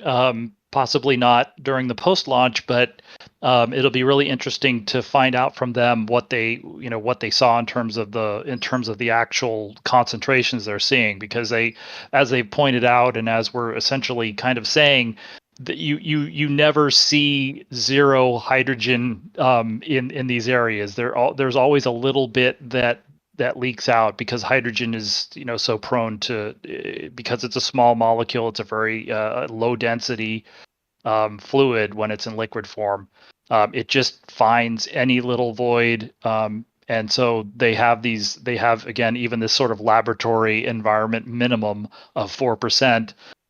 Is an acceptable amount of hydrogen to have in some of these little, they're fairly small enclosed areas. And so, as Chris said, now you have to use helium for hydrogen because of the temperature.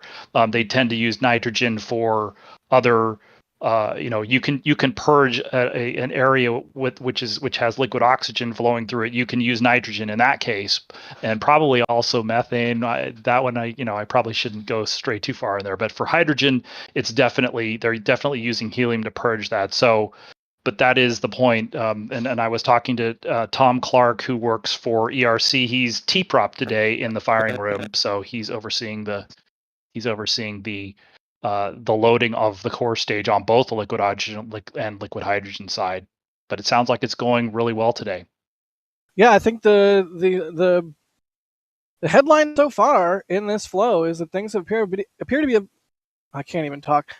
have been going smoothly, and we're progressing as we would like to, and just a really nice smooth count so far. So hopefully that keeps up throughout the rest of the count tonight. Speaking of tonight, it hits 5:30 p.m. We're going to be live until launch.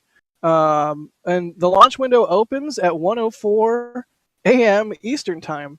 So we've got a ways to go. We've got a whole slew of questions to answer from y'all. And if you have any questions, feel free to throw them into chat so we can answer them, so we can have stuff to talk about and stuff to joke about. But I think... Well, really quickly, Jason Mulligan, thanks for becoming a Pad Rat member. L-minus James 7 Juries, hours, thanks for the support. 36 Artichoke, minutes thanks and for becoming a Pad counting Rat. Brian Childs, until Play, liftoff thank of you the Space for Launch becoming System a Pad Rat. and the Orion spacecraft. Blake, thank you for here the support. from the East asking Coast how the of sound Florida, suppression Kennedy works Space at Center. the pad. It's I'm joined now water-based, by same Jeremy as the shuttle. Graber, I'm the not quite Assistant sure Launch Director what the for the differences are Artemis there. program. Jeremy, thanks for being here. Chris Appreciate wants it. to talk. Thanks, Chris, go. Daryl. Happy to be here. For the sound suppression system, it's a the lot countdown, more we're flow just a of few water, and hours they've changed the into timing it, of it, and so because far of where the vehicle actually it seems sits on the mobile awfully launcher smooth. instead of the What's shuttle your booster take? sort of sat in So, the mobile launcher, and we're SLS doing sits really on top well of it. right now. So the water. We're in the middle of our tanking operations. We picked up with those tanking operations just a few hours ago. Our launch director, Charlie Blackwell Thompson, said some great words to our team, and they're actively loading cryogenic fuel into the core stage. So far, everything is going very smoothly, and we're about 25 minutes from coming out of our hold at T-minus 6 hours and 40 minutes. And we've got about an hour and a half of liquid hydrogen fast fill to go, and about 2.5 hours of liquid oxygen fast fill to go. Our teams are monitoring the progress of that loading, doing a great job, and things look really good right now. The team seemed upbeat when I was at the MMT meeting. A lot of positive vibes all the way around. Charlie Blackwell Thompson, launch director, didn't have a constraint when she walked into the room. And then, as you mentioned, things have been going pretty well. Now that we're in tanking, this is an area that we have seen issues in the past. The fast fill for liquid hydrogen, especially when we get into the bleed. We're currently in that kickstart bleed, but so far, so good. And there's a different loading operation that was used for this time. Yeah, this team has done a fantastic job working through each of the different wet dress rehearsals and launch attempts. In addition, we did a tanking test that demonstrated a lot of updated procedures to deal with the challenges that we had seen previously. And this team has really been outstanding, finding the right sequencing, the right, basically keeping everything in a very tight box to ensure that we manage through any potential issues. And so far, everything that they've put in place has been going extremely well. And we'll just keep monitoring as we go. Yeah, this is as close to the countdown as you lay it out on your bar chart, as they called, that I've seen through 4 wet dresses and 2 launch attempts, and this, of course, being the 3rd. Absolutely, we are right on the timeline, which is, as a launch guy, that's where I want to be, right on the timeline. That's right. Had to deal with a hurricane. Had to deal with 2. Obviously, the rocket was inside the VAB for 1, and for the 2nd, it was out there for tropical Hurricane Nicole, rather.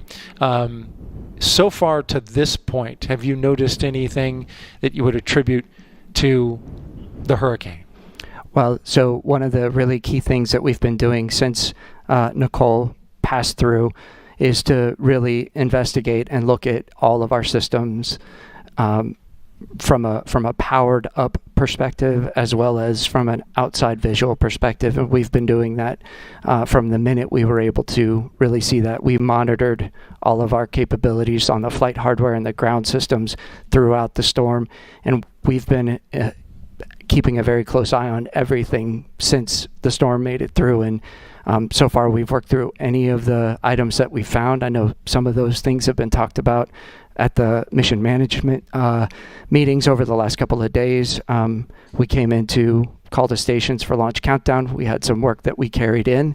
We've made it through all of that work yesterday, and we really have a clear constraints board at this point. Have not seen any issues associated with normal issues that may have come up or from anything else. So as I said, clear constraints right now and on the timeline.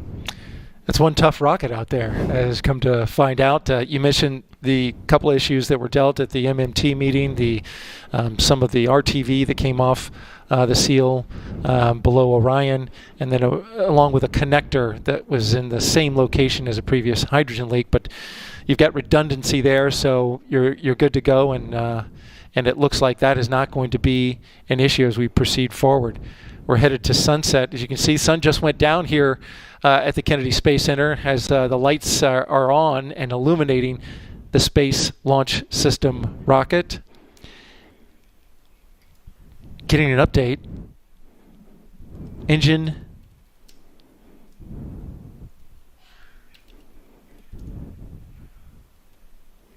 stand by.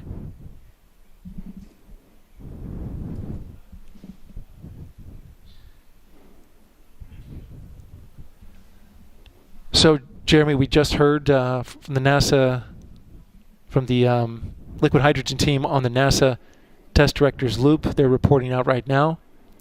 The engine bleed is complete. They did see a little bit of hydrogen in the area, a little bit of leakage, a little over 4%, but that apparently went down. That's within your range, right? Absolutely, that's it within our range. That's an expected leakage rate at that location, and as you mentioned, the great thing is wherever it got to at that 4%. Since I'm not looking at data right now, I'm kind of, but the good thing is it started coming down as they completed the bleed. So that's exactly what we would expect to see, and based on that, it sounds like we're still doing great. That seal in that quick disconnect, it has to conform, right, to that space there.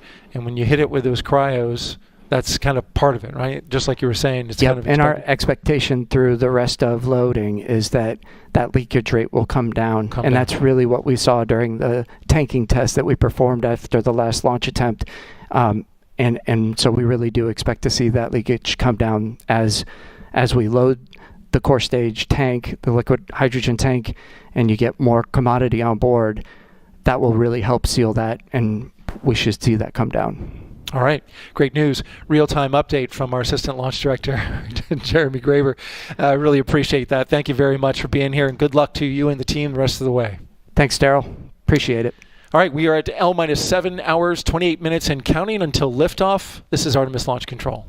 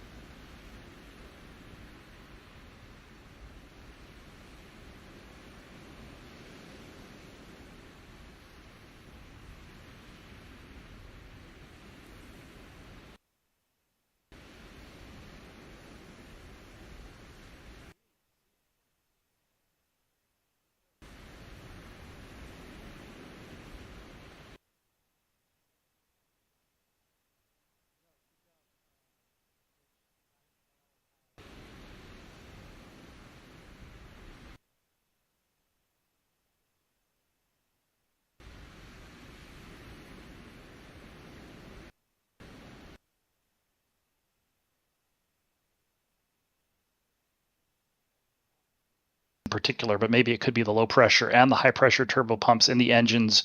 I believe they talked about the bearings for those that they need to be chilled down for a decent amount of time. So that'll continue going on, and they've gone from what they call the kickstart bleed to now a vented bleed, and they'll continue that going forward until we get down to the very end of the countdown. Got it. All right, cool. Let's see here. Nemo's Odyssey is asking, are they still on track with Block... Oh, where did that go? Yeah, are they still on track with Block 1B? I guess it depends on what you mean by on track. They're definitely continuing to do development on it. I know that I think somewhere in the last handful of weeks to a month, they did the critical design review for the Block 1B, the whole Block 1B configuration, and that basically replaces the interim cryogenic propulsion stage with something called the exploration upper stage, and it's just a bigger upper stage. It's also the ICPS is about 5 meters in diameter. The EUS is the same diameter as the core stage, which is about 8.4 meters. That gives them a little more volume. So you see when you're looking at the rocket here, there's that cone-shaped adapter that goes from the 8 meter wide core stage to the 5 meter wide ICPS, and then the Orion is actually a little bit wider than the ICPS. But the EUS will give them the ability to carry a little bit payloads that take a little bit more space in sort of the trunk. There is no trunk for this vehicle. This is a Block 1 vehicle. So in terms of the timeline, we're just going to have to see how that goes. Where they was when I was in New Orleans at the factory there in July, they were thinking they were going to get to the point where they could start welding the structural test article and flight article for the EUS structures sometime around New Year's. So hopefully we'll get an update. I think right now, as you might expect, everybody is really focused on this vehicle and getting this vehicle on its way today. And once that's done, then they will be able to start focusing again on Artemis 2, Artemis 3, Artemis 4. And that's the Block 1B first flight would be Artemis 4. All right. Well, wait, what, at what Artemis mission are they supposed to transition from the current solid rocket boosters over to the Bole, or Bole, or whatever the way they say Bole. that? I think it's Bole. It would be they have enough booster casings from shuttle to fly 8 flights. So then the first ones using the composite structures would be on the 9th SLS launch. That's at least the plan right now. So, we'll just have to, there's the BOLE stands for Booster Obsolescence and Life Extension Program. And so it doesn't really sound like, when they add those boosters to the Block 1B, that's going to be called Block 2. I mean, you could kind of call them Block 2 boosters, I suppose. And at one point there was a program called Advanced Boosters, but there are a lot of subsystems in the boosters that are getting old. And so I think we'll just have to see after this is flown a handful of times, whether they want to continue with that plan of flying out the entire 8 flights with these boosters. Or if they end up trying to move that forward. Interesting. Right. Well, well, like for instance, in the test that you saw back in the summer, Jack, they were testing. I believe they were testing a new igniter and things like that. In addition to, they actually did an experimental test using the Omega thrust vector control, which is an electric thrust vector control system, versus this hydrazine hydraulic powered boosters, which are shuttle heritage. So, one of the things when we were talking about Bolay with them a couple of years ago was, where do you start to phase some of these things in, either because you have regulations which tell you to stop using particular materials as soon as possible, or there may be other reasons that you want to phase them in earlier. So you either have to or want to phase things, things become obsolescent. Sometimes you have control of that timeline and sometimes you don't. And so that's the reason that they're starting into this program. And really that main, actually switching the casings from steel to composite is one of the later switchovers that they're going to do in the program. And, obligatory, who makes the solid rocket boosters, including who's working on that Bolay new design? It's Northrop Grumman. Thank you again to Northrop Grumman for sponsoring this stream. Between the boosters and the launch abort system for Artemis 1 and the Artemis program, they were the prime contractor for the James Webb Space Telescope, which I think we're all super, super thankful that telescope is deployed and performing insanely awesome science and just delivering the coolest imagery and furthering our knowledge of the universe. Northrop Grumman does all kinds of really cool stuff, including sponsoring this stream. So thank you so much to them. With that, I think I'm going to intro our good buddy Ian. Ian, thank you for joining us on the stream. But first, psych. Okay, no, wait, never mind. Thank you for joining us, Ian. Chris G was having a bit of a technical issue, so he hopped out for a moment, and we are swapping in Ian Atkinson. Dare I say Ian Pineapple? What's up, Ian? Hey, Jack. Hey, everyone. How's it going? Looks like a very interesting night. And honestly, these camera views, I'm sorry, I just got to hop right in. These camera views have been tremendous. Not even just like this camera we're looking at right now, the pad views, everything. There's no shortage of, I guess, beauty in this launch. And it makes me so excited to see. But yeah, I'm very excited, I guess you could say, for this launch. It's been an absolute feast for the eyes so far, and it's only going to get better, especially if we get down into T0 and get this thing lit and off the ground. I just cannot wait. So excited. So we're happy to have you on the horn so we can party down. Let's see here. Ian, do you want to jump into the questions? You want to run super chats? Whatever you want to do, buddy. The world is your oyster. Yeah, I'm going to run a few super chats. Thank everyone for their support that makes streams like this possible. And, oh, wow, that's another awesome camera view.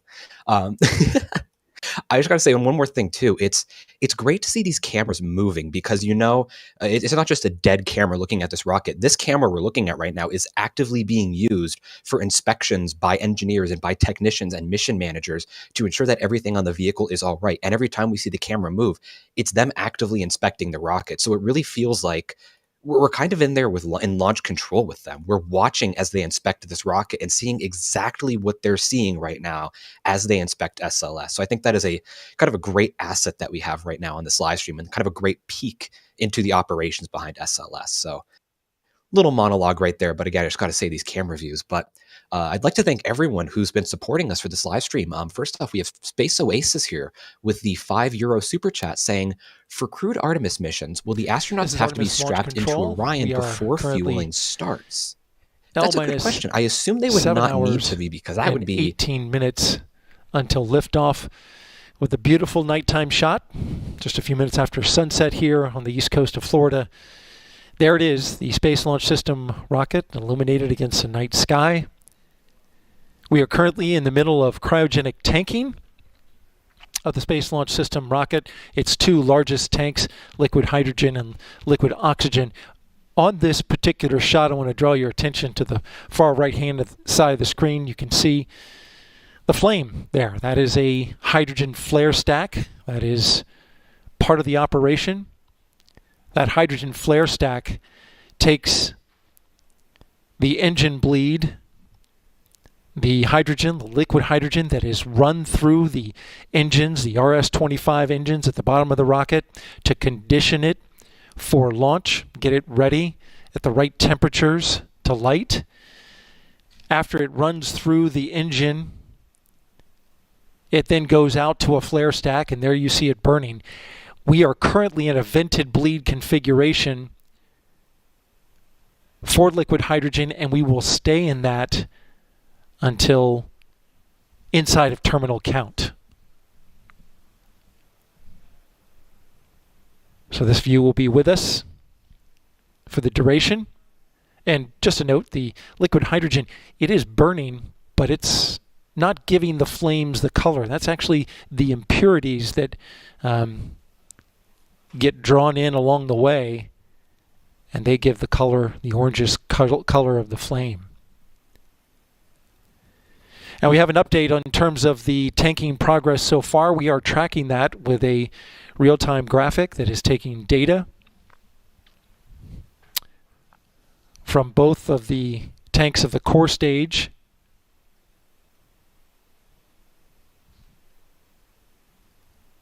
This visual will allow you to see our progress.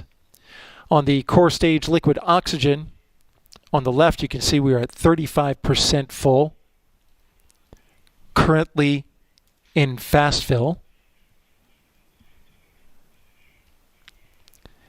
And over on the right, the core stage liquid hydrogen, the largest tank towards the bottom of the rocket, 40% filled. You can see the capacities, close to 200,000 gallons for liquid oxygen and 538,000 gallons for liquid hydrogen. We've got about a couple hours left to fill the liquid oxygen as it fills at a slower rate during fast fill.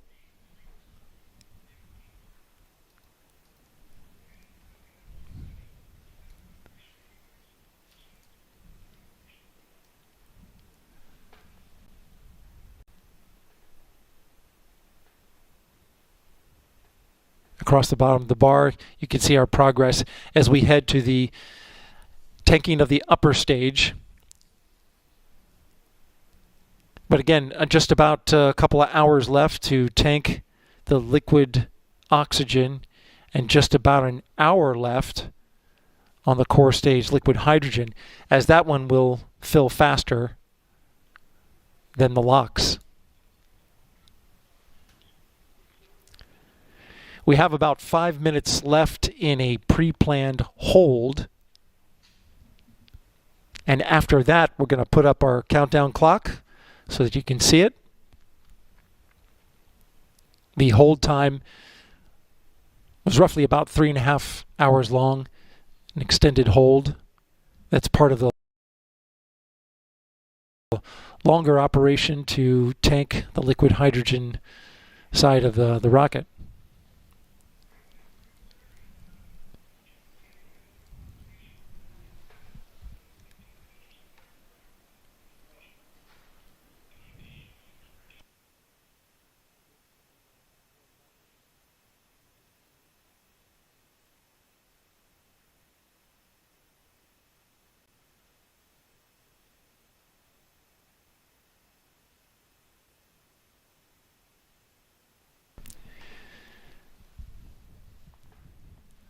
Our T0 for our launch today is at 1:04 a.m. Eastern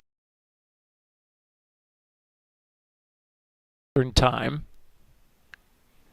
We have a special launch broadcast that will start at 10:30 p.m. Eastern Time. And that will happen right here on NASA's main channel. Operational commentary, which you're watching right now, will continue on NASA's media channel. You can find both of them on YouTube. We have a 2-hour launch window tonight, which the launch team likes having a long launch window just in case they run into some weather. But the launch weather officer has reported that we're 80% go for launch weather. It's not expecting to run into that tonight, and hopefully that holds. Throughout the night, we've been sharing the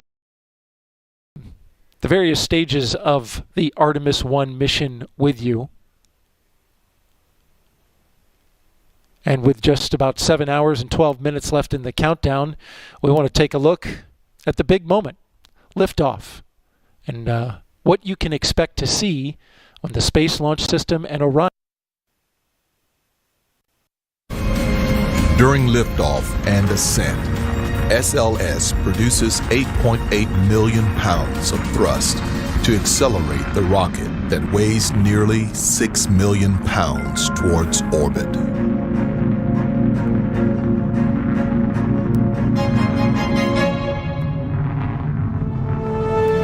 Approximately 2 minutes into the mission, the boosters will have consumed all of their solid propellant and are safely released. The rocket continues to propel toward orbit. After 3 minutes, Orion's service module fairings are jettisoned to lighten the load and expose its solar arrays, having completed their job protecting the arrays from aerodynamic forces. 40 seconds later, the launch abort system is jettisoned. Orion could safely abort at any time. About 8 minutes after launch, the SLS core stage engines shut down, and the stage separates. The interim cryogenic propulsion stage, or ICPS, will give Orion the big push it needs to leave Earth's orbit and head toward the Moon. Orion's 4 solar arrays deploy to convert the sun's energy into electricity to power the spacecraft, charging its batteries for power when it moves out of direct sunlight. The upper stage engine ignites to elevate the spacecraft and fully enter Earth orbit, targeting conditions for the maneuver that will send Orion to the Moon. Engineers at Mission Control in Houston will perform one last check on Orion's systems prior to committing to the Translunar Injection, or TLI.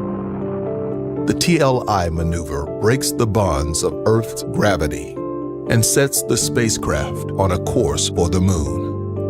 The interim cryogenic propulsion stage fires the RL-10 engine to complete the TLI burn that lasts about 20 minutes and increases the spacecraft's speed to more than 9,000 feet per second.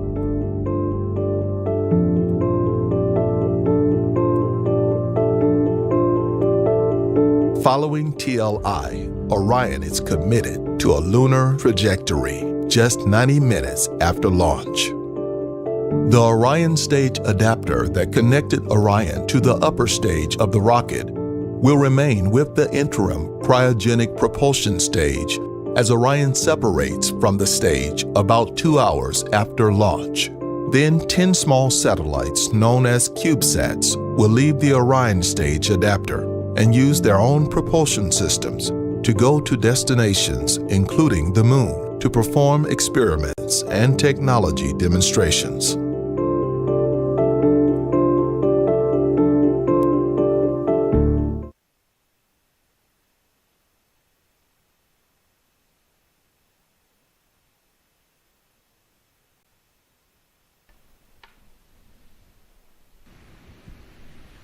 And now we want to put up our countdown clock for you. This is the T clock that you see in the upper left-hand corner of your screen. This reflects the time that the launch team is counting down, but does not include a half-hour hold that we have coming up. So the actual time until launch is 7 hours and 8 minutes. But we are 6 hours and 38 minutes away from going into a half-hour hold. And then once that half-hour hold is finished, they'll go into terminal count and the final T minus 10 minutes. To learn more about Artemis 1 and our mission around the Moon, go to our website at nasa.gov/Artemis-1. nasa.gov/Artemis-1. It's nighttime here on the East coast of Florida, and we continue counting down to liftoff. Currently in fast fill for both the core stage liquid oxygen and liquid hydrogen tank. We've got another couple hours of that for the core stage. So far, the launch team not working any major issues. The range is go. Our weather is good, 80% go. Liquid hydrogen will finish in about an hour, and we'll be able to get started working the upper stage tanking. For now, this is Artemis Launch Control.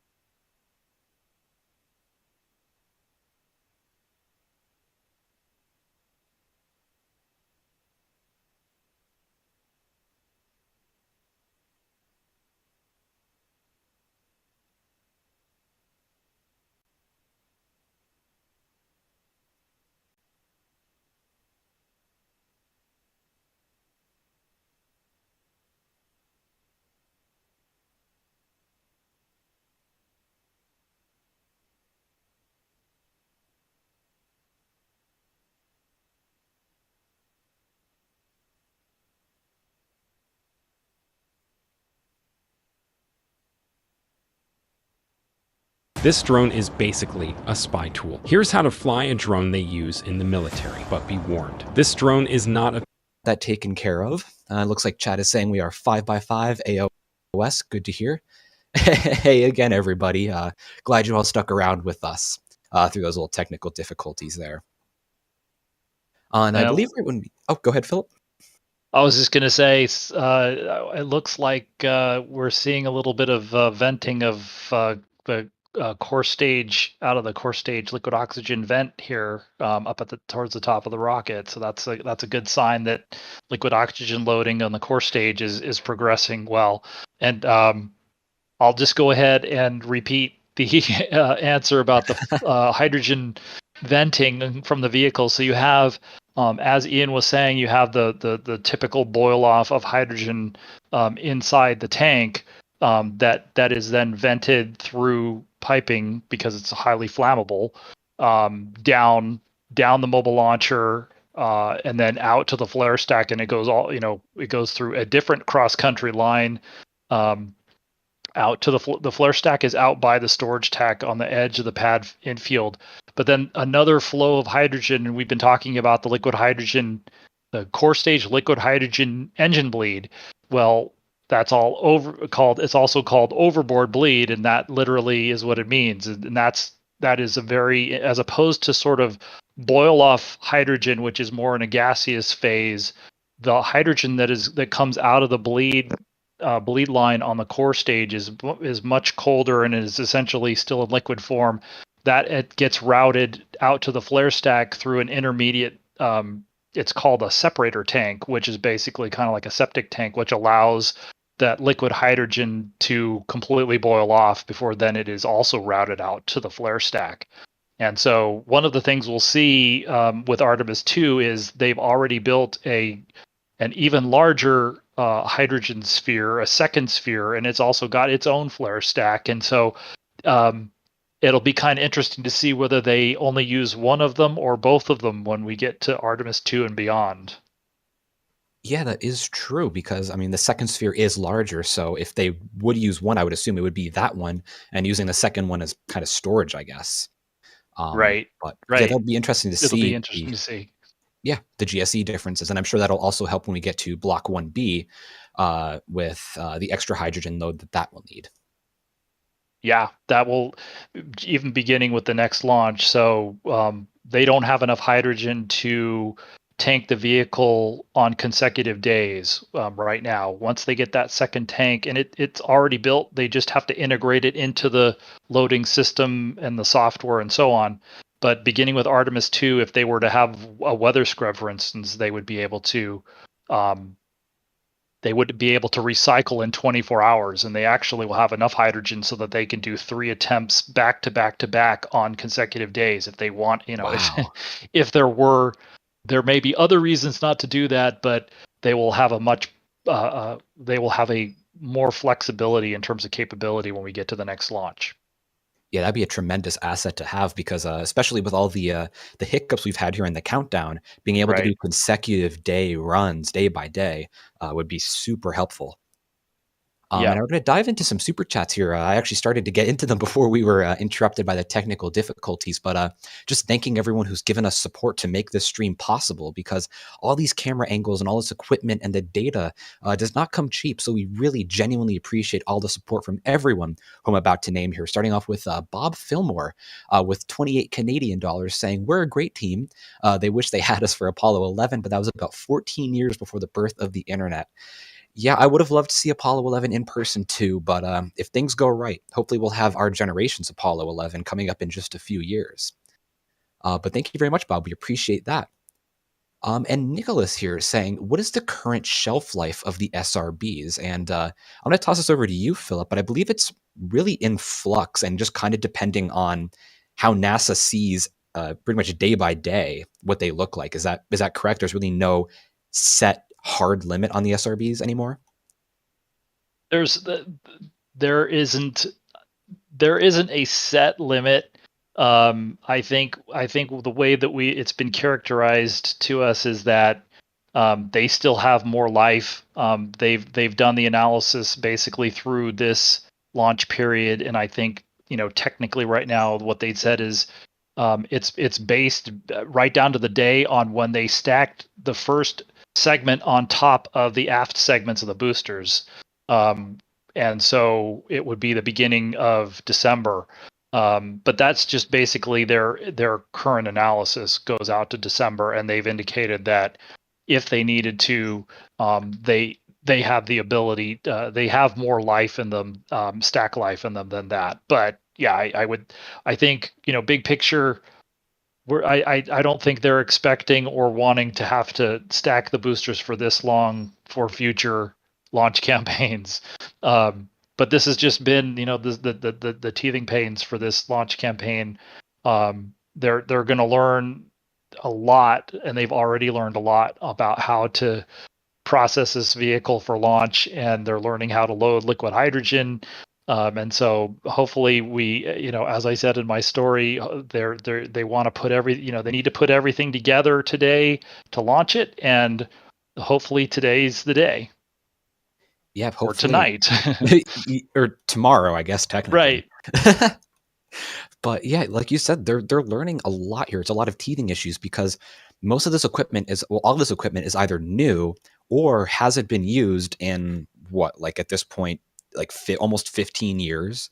So there's a lot that has to be relearned and recertified to make sure it's all working. So hopefully, fingers crossed, the launch countdown for Artemis 2 and the launch campaign for Artemis 2 will be a lot smoother and a lot quicker. And of course, there's going to be teething issues as we go along because you can't get everything perfect on a rocket. Even like Falcon 9 will scrub every now and then. The rocket that's flown almost 200 times will scrub because of hardware issues and sensor issues. So having issues like this is just ironing things out with a new rocket. So right, we're at a much different place with SLS than with something like Falcon 9 or Falcon Heavy. And actually you could if you think about, they had a little bit of a hiccup at the beginning of the launch campaign for this Falcon Heavy, but because they'd done it in the past, this wasn't just even the second launch, but it had been a while.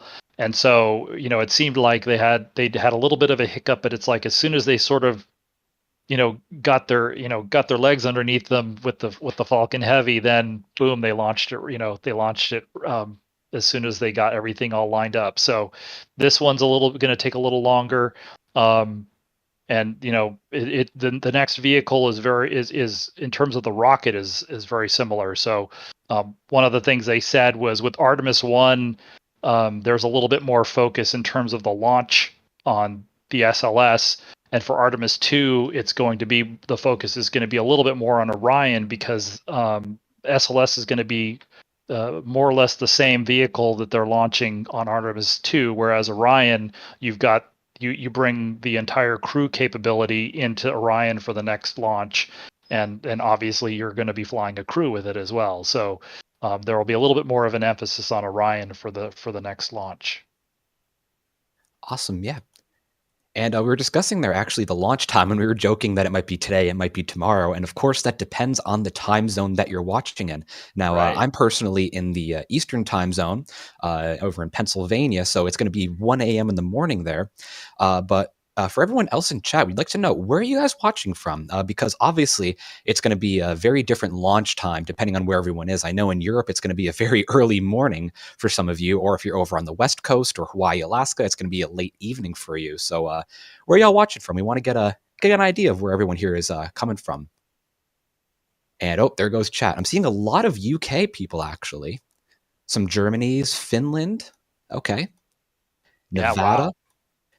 I love asking this question because you see just people from around the world are coming together for something that's really important across the world, I guess you could say, going back to the moon. And then there's this place called People's Republic of Yorkshire. We may have to find out what that means. I didn't catch the user that posted that, but I saw something go by. I feel like I've seen that before. Yeah. But I think that guy likes horses or something. He's an odd one. Sweden, Alberta. Okay. Oh, people watching from Titusville, from Florida. If you're watching from Florida, I hope you're staying up late tonight because you might be able to see this lift off. If you're in Florida, I think in Georgia, you may be able to see it as well, depending on their trajectory. But yeah, okay, Oklahoma. a lot of UK people. So very, very nice diversity here. A lot of people watching. It's great to see where everyone's coming from. And we hope you're all having a great evening or afternoon, wherever it is that you're. Yeah, we're still mid-afternoon here in the Los Angeles area. So, but yeah, we still have a lot of time. Hope, this is, launching a rocket is it's always fun to watch them get ready to launch a rocket if you're into that kind of thing, which I am, and so hopefully a lot of you are willing to hang around with us, even though we've got a decent amount of time to go before this. It's still we're still getting ready, hopefully, to launch this rocket for the first time. Yeah, absolutely. And looking over here at this graphic from NASA, we're looking at just over 50% full of liquid oxygen in the core stage, whereas the hydrogen is over 75% full. So I love watching those numbers there tick up, and look how fast some of these propellants are going up. I know it's not updating that often, but it just went up about 500 gallons and about 400 gallons there. So when they say fast fill, oxygen, they mean fast fill for liquid hydrogen and liquid oxygen. Humid and Florida air. A great shot there of the vehicle venting on the pad. We're going to see that venting continue as we get further and further in the countdown. And there's a look at the numbers. Just basically signaling on that your the left, vehicle you is can see the alive core stage liquid oxygen is launch. more than 50% great to full. See that. Got about another hour and 20 minutes to go. Beautiful shots of this rocket in on the fast fill. We got a question. And then over on the hydrogen side, interesting question actually, moving discussing quick.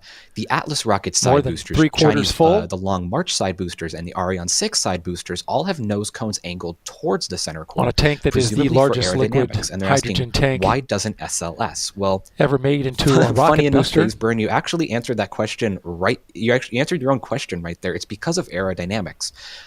Now we also got going an in a bit update deeper. From it depends Johnson on the shape Space of Center the vehicle and the shape and the of flight the vehicle dynamics officer upstream there. of the SRBs.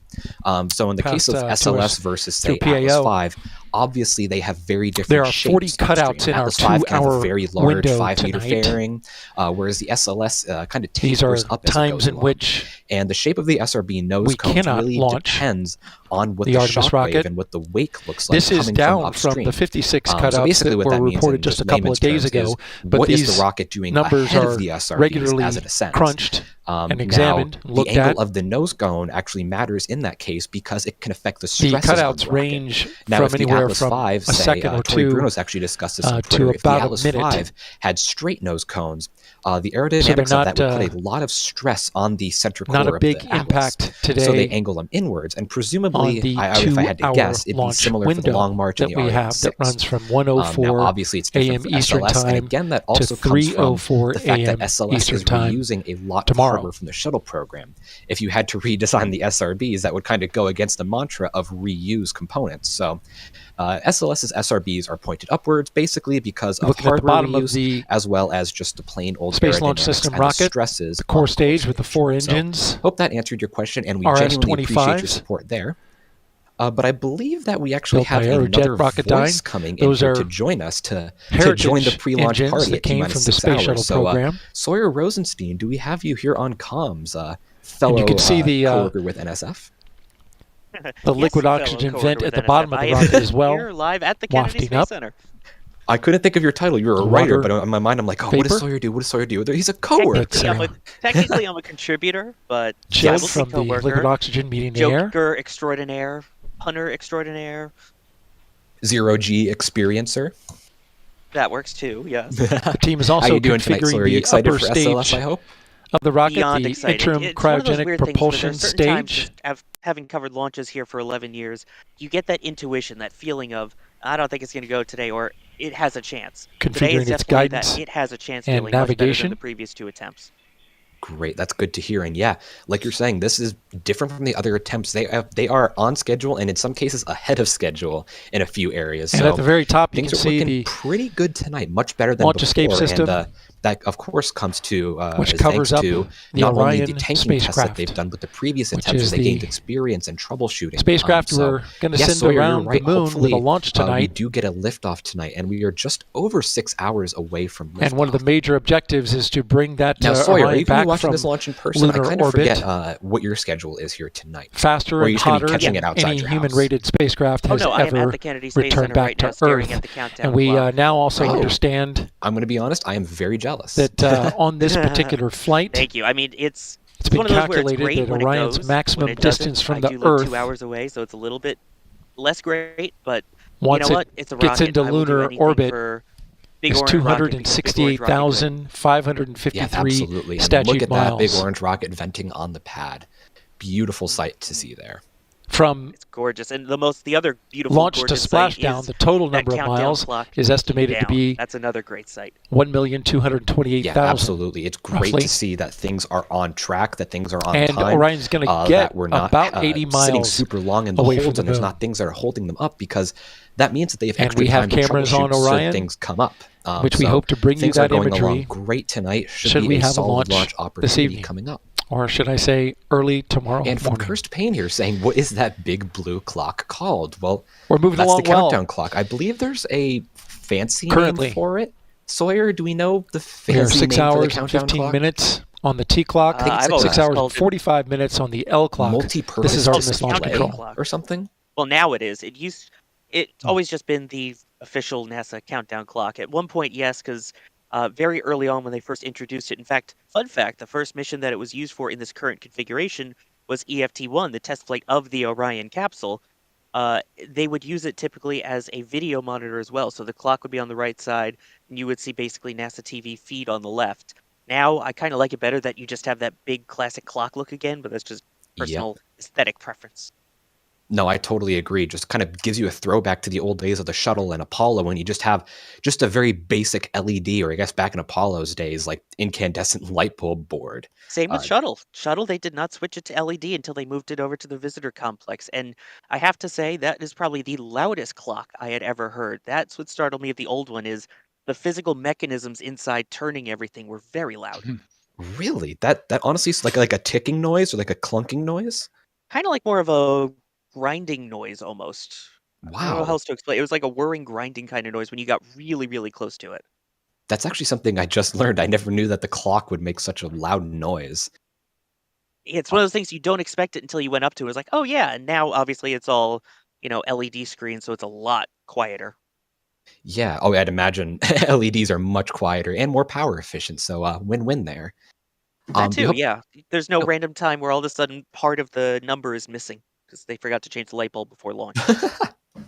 Oh, yeah, exactly. Now we just need to worry about graphical glitches with LED boards. Oh yeah, I've seen those here too. But yeah, no, Yep. right now, thankfully there are no glitches of any kind to worry about with the clock as well. Love it. And we're getting some great close-up views here of the aft end of SLS, seeing a little bit of a gaseous bleed there coming from around the engines.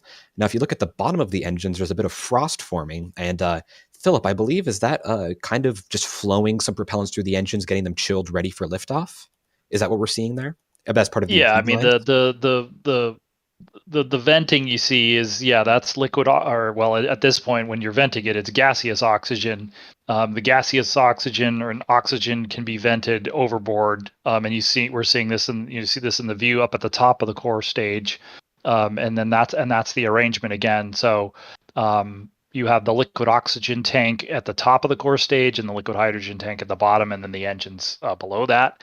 And so that's what we were seeing with the engines, is we were just seeing gaseous oxygen being vented partially out the engine, out the they're called drain lines for the engines. And then because that is still very cold, it's not below the below the boiling point, but it's still very cold, and so it's more than cold enough to cause to condense water and then to make it frost on the bottom of the engine bells. Gotcha. And this little graphic just popped up on screen from NASA here, showing the propellant load, the current status of it. We're just over 50. We're at 56% full for liquid oxygen and 87% full for liquid hydrogen. So fast fill is continuing. Now, fast fill with liquid hydrogen is going to stop at about 98%. Now, at that point, they're going to start slowly trickling in hydrogen just to top off the tanks. Now, that should be coming up in about half an hour or so. And then followed after that in about an hour and 20 minutes, we're going to start tanking on the ICPS, so the interim cryogenic propulsion stage. So things are looking very good along these lines for propellant loading. We just saw propellant loading hydrogen go up to 88%. So great to see there that they are continuing nominally with filling up propellants. Yes, and liquid hydrogen typically fills faster than liquid oxygen with these rockets. Again, considering when you think of the element number, it's number 1, so it's a lot lighter, and so they can get more of it in quicker. Yep, and it's a very, very big tank too, so that just shows how fast it's being filled at the same time. Oh yeah. Traveling Chief here with a $5 super chat saying, will the entirety of the flight/trip be live streamed by NASA? And I'm about to make your day, Traveling Chief, because yes. Now, not only will the liftoff be live streamed by NASA, but there are about a dozen cameras spread out across Orion that are going to be giving live views as it makes its way to the moon, orbits the moon, and comes home. And all of those, according to NASA, are going to be live streamed 24/7. So if we lift off tonight, or even if we lift off in a few days, we are going to have a great live show coming up over the next month as Orion makes its way to the moon and orbits the moon. And I cannot I cannot overstate how excited I am to see that. I cannot wait. There's some cameras I know on the solar panels that are aiming towards Orion, so we're going to get kind of a selfie stick view. There's some cameras on Orion itself, inside Orion, angling everywhere. So we're going to get, if there's a camera view you want to get, you're probably going to get it. So that's some great news there, and I cannot wait to see what that looks like. So thank you, Traveling Chief, for that. We appreciate that. And Tom Dalton with a $10 super chat saying, awesome coverage. Thanks to those who got their earlier Alice reference and glad the rocket isn't red. And just joking around and saying that reference would kill them. Well, thank you very much, Tom. We really appreciate your support there. And thank you for the super chat. And Martian Metals here gifting 10 Red Team memberships. Thank you very much for that. We really appreciate that. Now, our membership program is a great way to support the work that we do, and it's a great way to get some benefits back too. Now, the Red Team memberships, you're going to be getting access to emojis in this in the live stream chat, as well as early preview clips of some cool things happening at Boca Chica, as well as other cool things that we're covering. So thank you very much, Martian Metals, for supporting with the super chat gifting, and we hope that everyone who got a membership enjoys it. And Boris Vannon has become a Red Team member. Thank you very much, Born. We appreciate that. And sorry, I apologize for this. Yeboina Gaming, thank you for becoming a PadRat member. We appreciate all that support there. Now, Vinny here with $2 saying, after this mission, will they add a shuttle for a second trip? Adding a shuttle onto the side. I guess that would bring a whole new definition to shuttle derived. What do you guys think? They don't have to it's a shuttle is a big. It would be like, you could almost say, could they stick a starship on top? They don't. Yeah, this rocket would have to. You'd have to replace Orion, I think, to do anything of consequence. Orion is, Orion pretty much maxes out the capability of this vehicle at about 27 metric tons to the moon. And the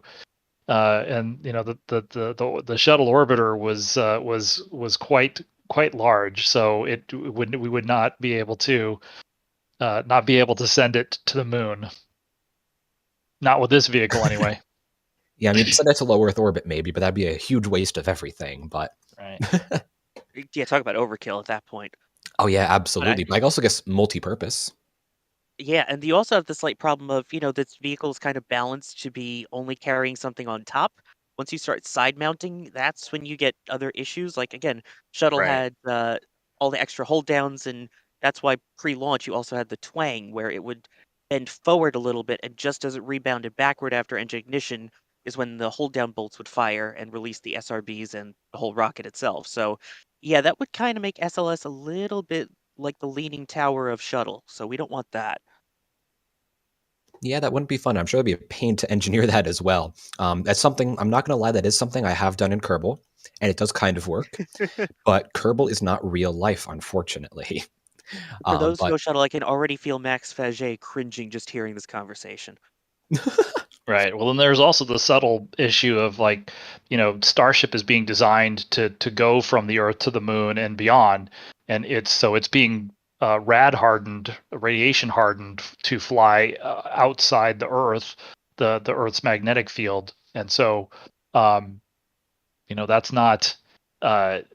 Shuttle was not. They did not do that with Shuttle, and so you would need to redesign quite a bit. And for instance, things like the avionics and the computers and all of that stuff would need to be rad hardened, and they're doing that obviously with the Starship.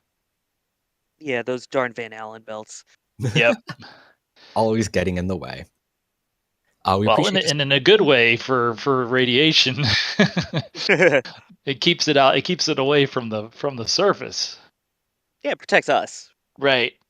But we don't. Yeah, they don't have that protection once they get away from the the magnetic field of the planet. So, yeah.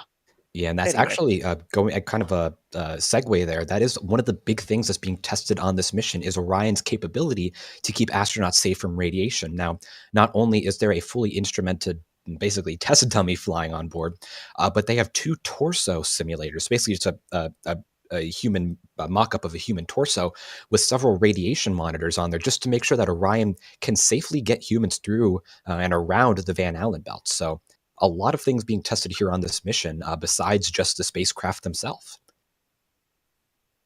Right. And some great pad shots here, of course, coming from SLS, showing a lot of venting now coming from the liquid oxygen tank.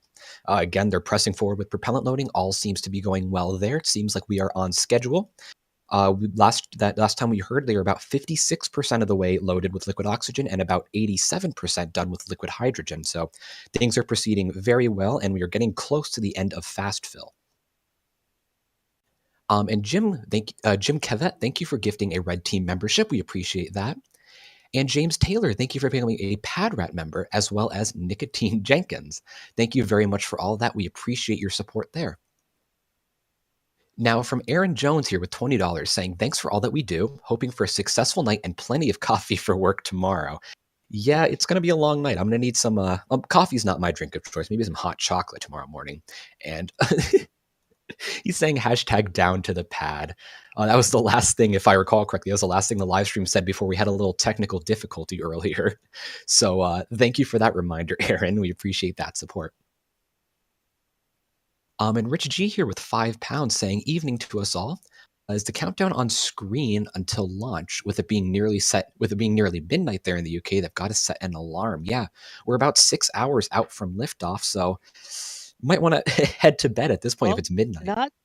Not exactly. Again, a reminder, this is the T-minus clock that you have there, which there is, I believe, one more built-in hold in this clock. So it's close, but not exact to the 1:04 a.m. Eastern, which I believe is 5 or 6:04 UTC? I have to double check. But 6:04 regardless, UTC. 6:04. Yeah. Right. So the difference again is that the T-minus clock has built-in holds in it, which allows the team to review their data, make sure that everything is on track, and resolve any issues that they might have. So it built in that extra padding in case things run behind, which thankfully at the moment they're not, knock on wood.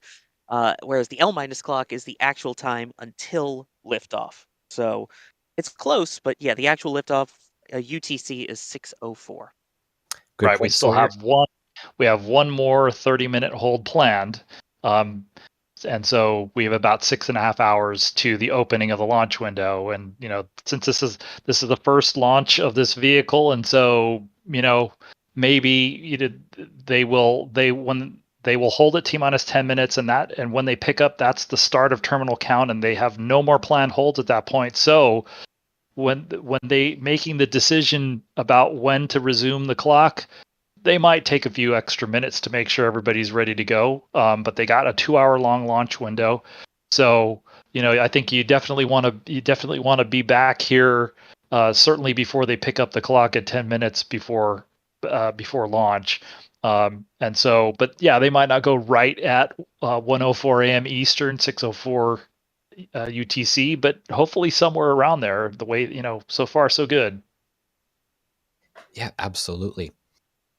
And again, this is only the third attempt to ever launch SLS, so they're still going to be learning a lot. There may be a little bit of a delay here and there, but as of right now, it seems like things are on schedule or ahead of schedule. It sounds like they may be a little ahead of time, a little ahead of schedule in terms of topping out liquid hydrogen, but again, we're going to see as we get along and some official updates on that, but that's what it seems like with the countdown right now. And again, Sawyer, thank you for reminding me that L- and T- are different. That's something that leaves my mind a lot. That's okay. It L minus leaves your mind, and will T minus try to remember. Oh my god, I love that. Wow, I thought that was one of Oh. my worst ones. So thank you. I can't believe you come up with that on the fly. That's what's impressive to me.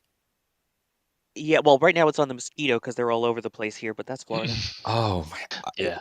All right, you've Well, lost your speaking privileges. No, well, but everybody, it would make sense since Falcon 9 flies so much now, that we're used to sort of the L minus clock, and there is only one clock. It's the L minus clock.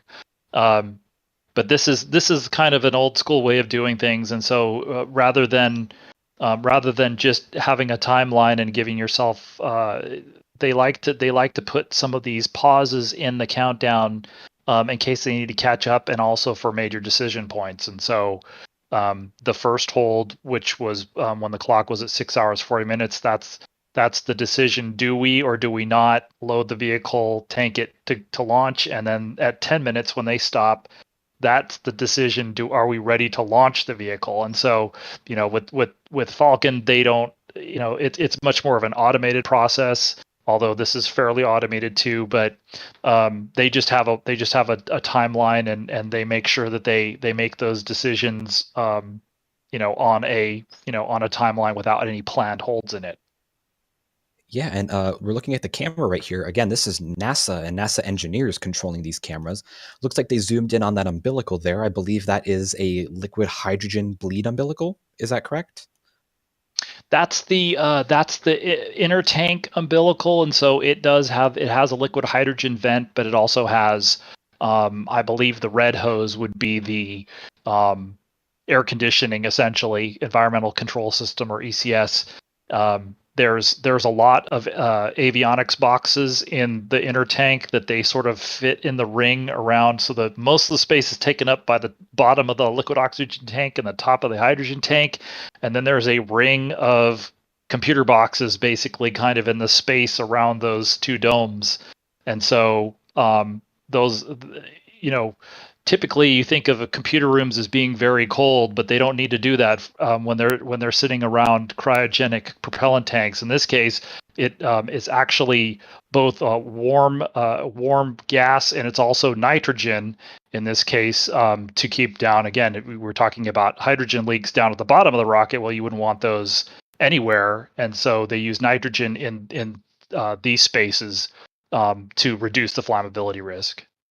And so you can see this is what we're considering, what they're doing with the cameras now. I'm guessing this is the final inspection team is taking a very close look at a couple of places on the this looks like the inner tank to liquid hydrogen tank flange closeout. So you can see sort of the top of this is or maybe the bottom is a sort of a robotically sprayed acreage spray. So it's one type of foam spray, and then on top of that you have an overcoat of a different type of foam that covers this place where the inner tank is bolted to the top of the hydrogen tank. And so because of that geometry and how cold liquid hydrogen is, there's a lot of sort of mechanical stress that's placed on this flange.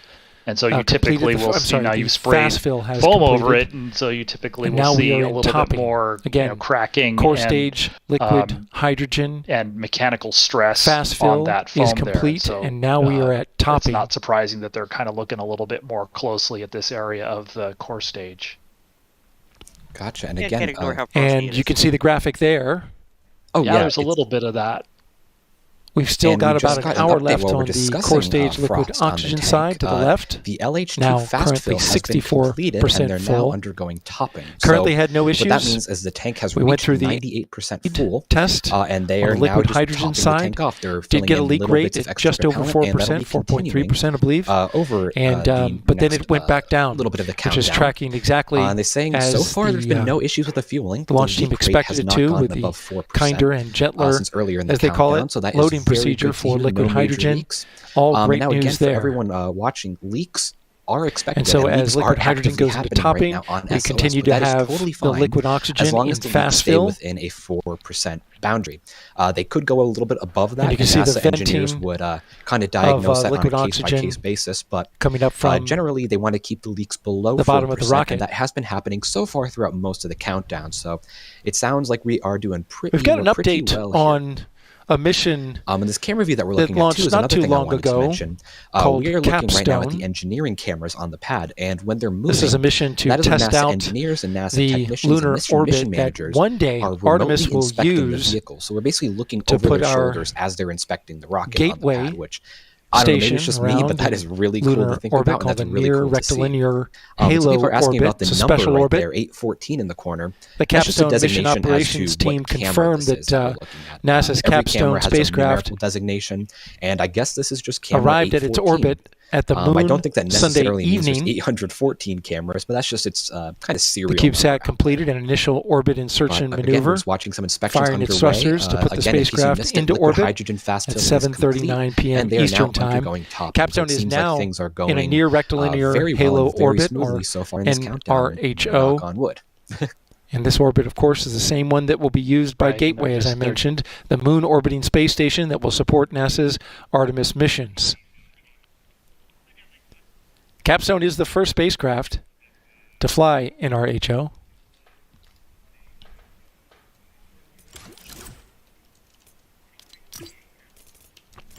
Getting an update now on the rocket. After 2 cleanup maneuvers, the Advanced Space and Terran Orbital Team will review data to confirm that Capstone remains on track in the NRHO. Orion will be going to a distant retrograde orbit around the moon, but as I mentioned, follow-up missions will seek to go into the NRHO orbit. Just got an update from the launch team.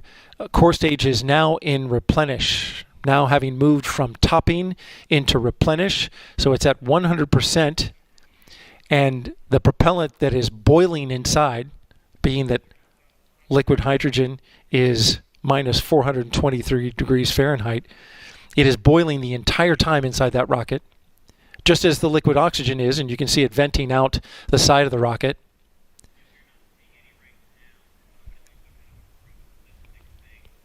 But again, liquid hydrogen now in replenish, which is a great milestone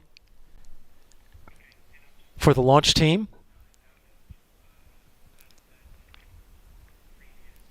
And now they're beginning to configure ICPS. We've had some RL-10 engine purges. They're purging the liquid hydrogen engine system.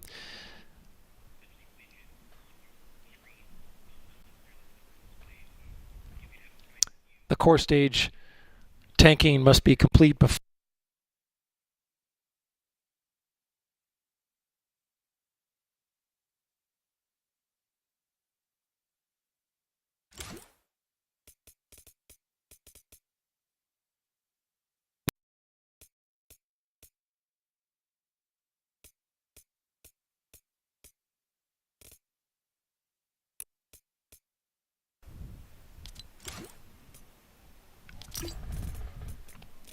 and you're looking at an engineer who is currently scanning the core stage thermal protection system. It's the butterscotch colored thermal protection system. It's spray-on foam, which helps keep these super chilled propellants cold. They still boil and they still vent off, but that additional insulation helps slow the rate of that boil.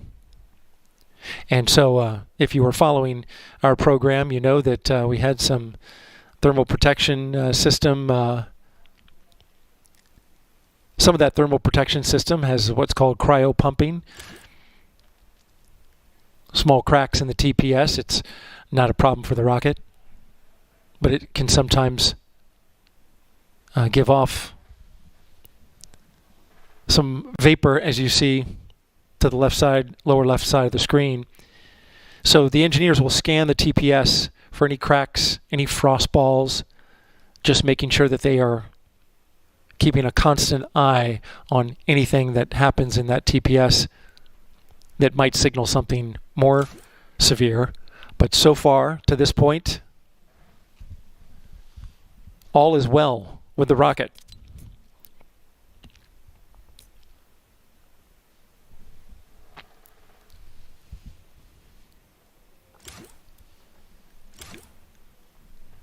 Coming up at 10:30 p.m. Eastern Time, we will have a special launch broadcast that will begin on NASA TV.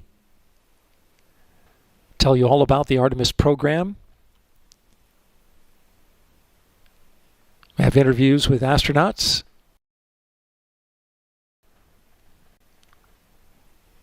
And some special features for you. We will continue the commentary that you're watching right now on the NASA Media Channel.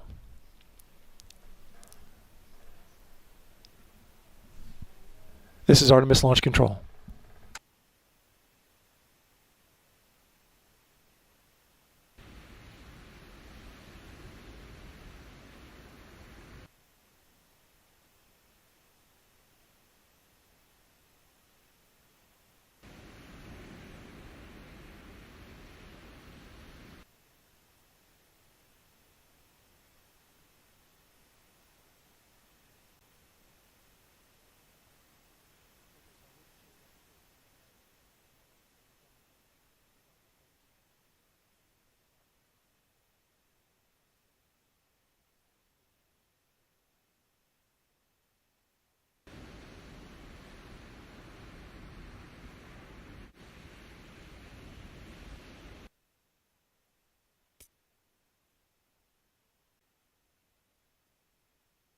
And now if you want to wear something that will remind you of this launch, get some merch that will remind you of SLS.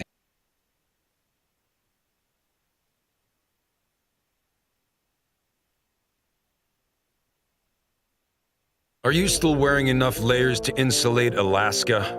That's why you need the new and improved bearskin. A little silhouette of the rocket as well.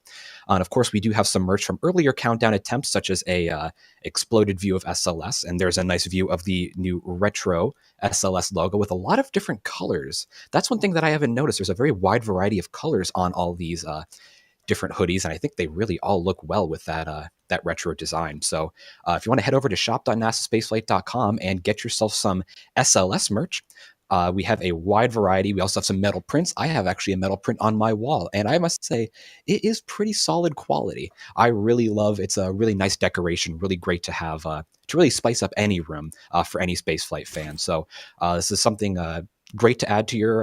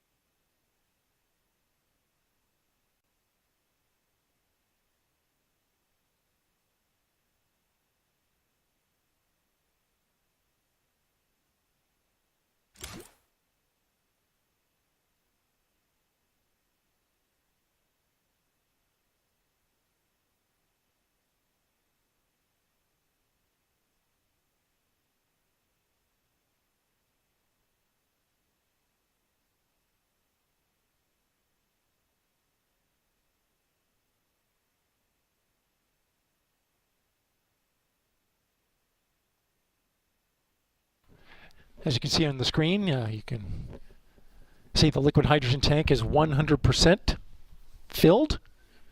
All 538,000 gallons.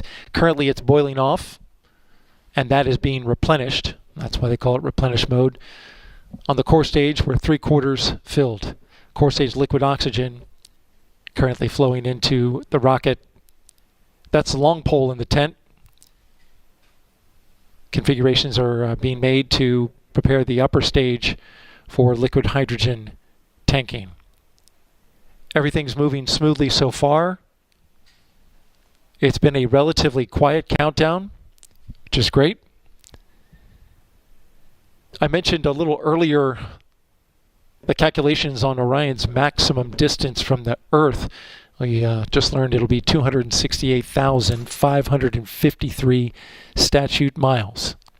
And it'll come as close as right around 80 statute miles to the moon. Once in space, the Orion spacecraft will begin a 26-day mission. So let's learn more about that right now. Orion will travel through the Van Allen radiation belts into the deep space radiation environment. The spacecraft's outbound trip to the moon will take several days, during which time engineers will evaluate the spacecraft systems and correct its trajectory if needed.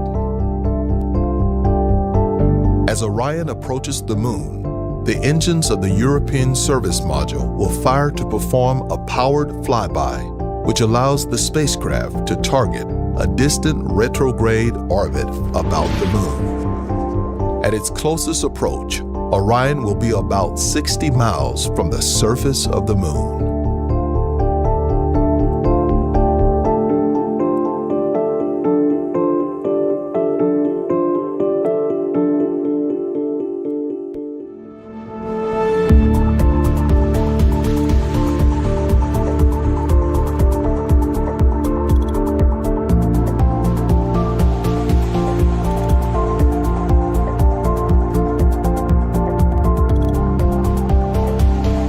As the spacecraft flies around the far side of the moon, all communication with Earth is lost. Orion will be on its own. Mission Control will wait to acquire a communication signal from the spacecraft.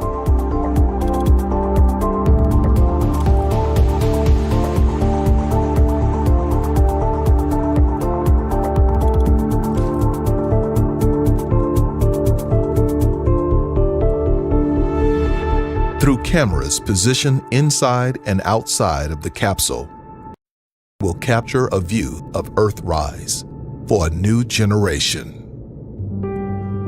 The spacecraft will drift past the far side of the moon over the next several days. A second service module main engine burn will place Orion in a distant retrograde orbit. It will travel in the opposite direction from the path the moon flies about the Earth. The spacecraft will stay in that orbit for approximately 1 to 3 weeks to collect data and allow mission controllers to assess its performance. The spacecraft will use another precisely timed engine firing of the service module along with the moon's gravity for its return trip to Earth. After exiting the distant retrograde orbit, the engines of the European Service Module will fire to do another close flyby of the moon and aim towards Earth.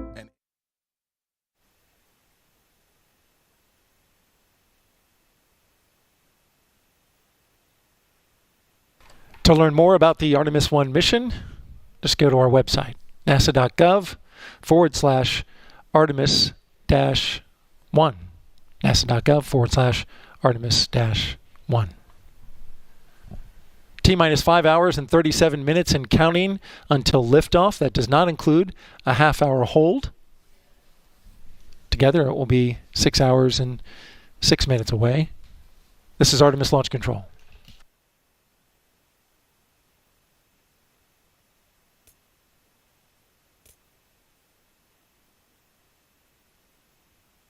I thought they had a decent chance to make it to terminal count, and I think the chances are going up.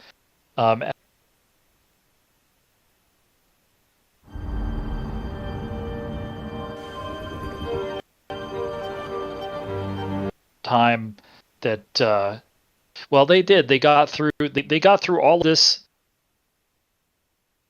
during the tanking test, but that obviously was not a launch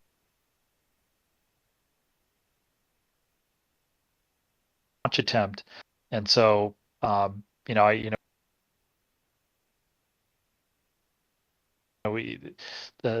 if you watch if you guys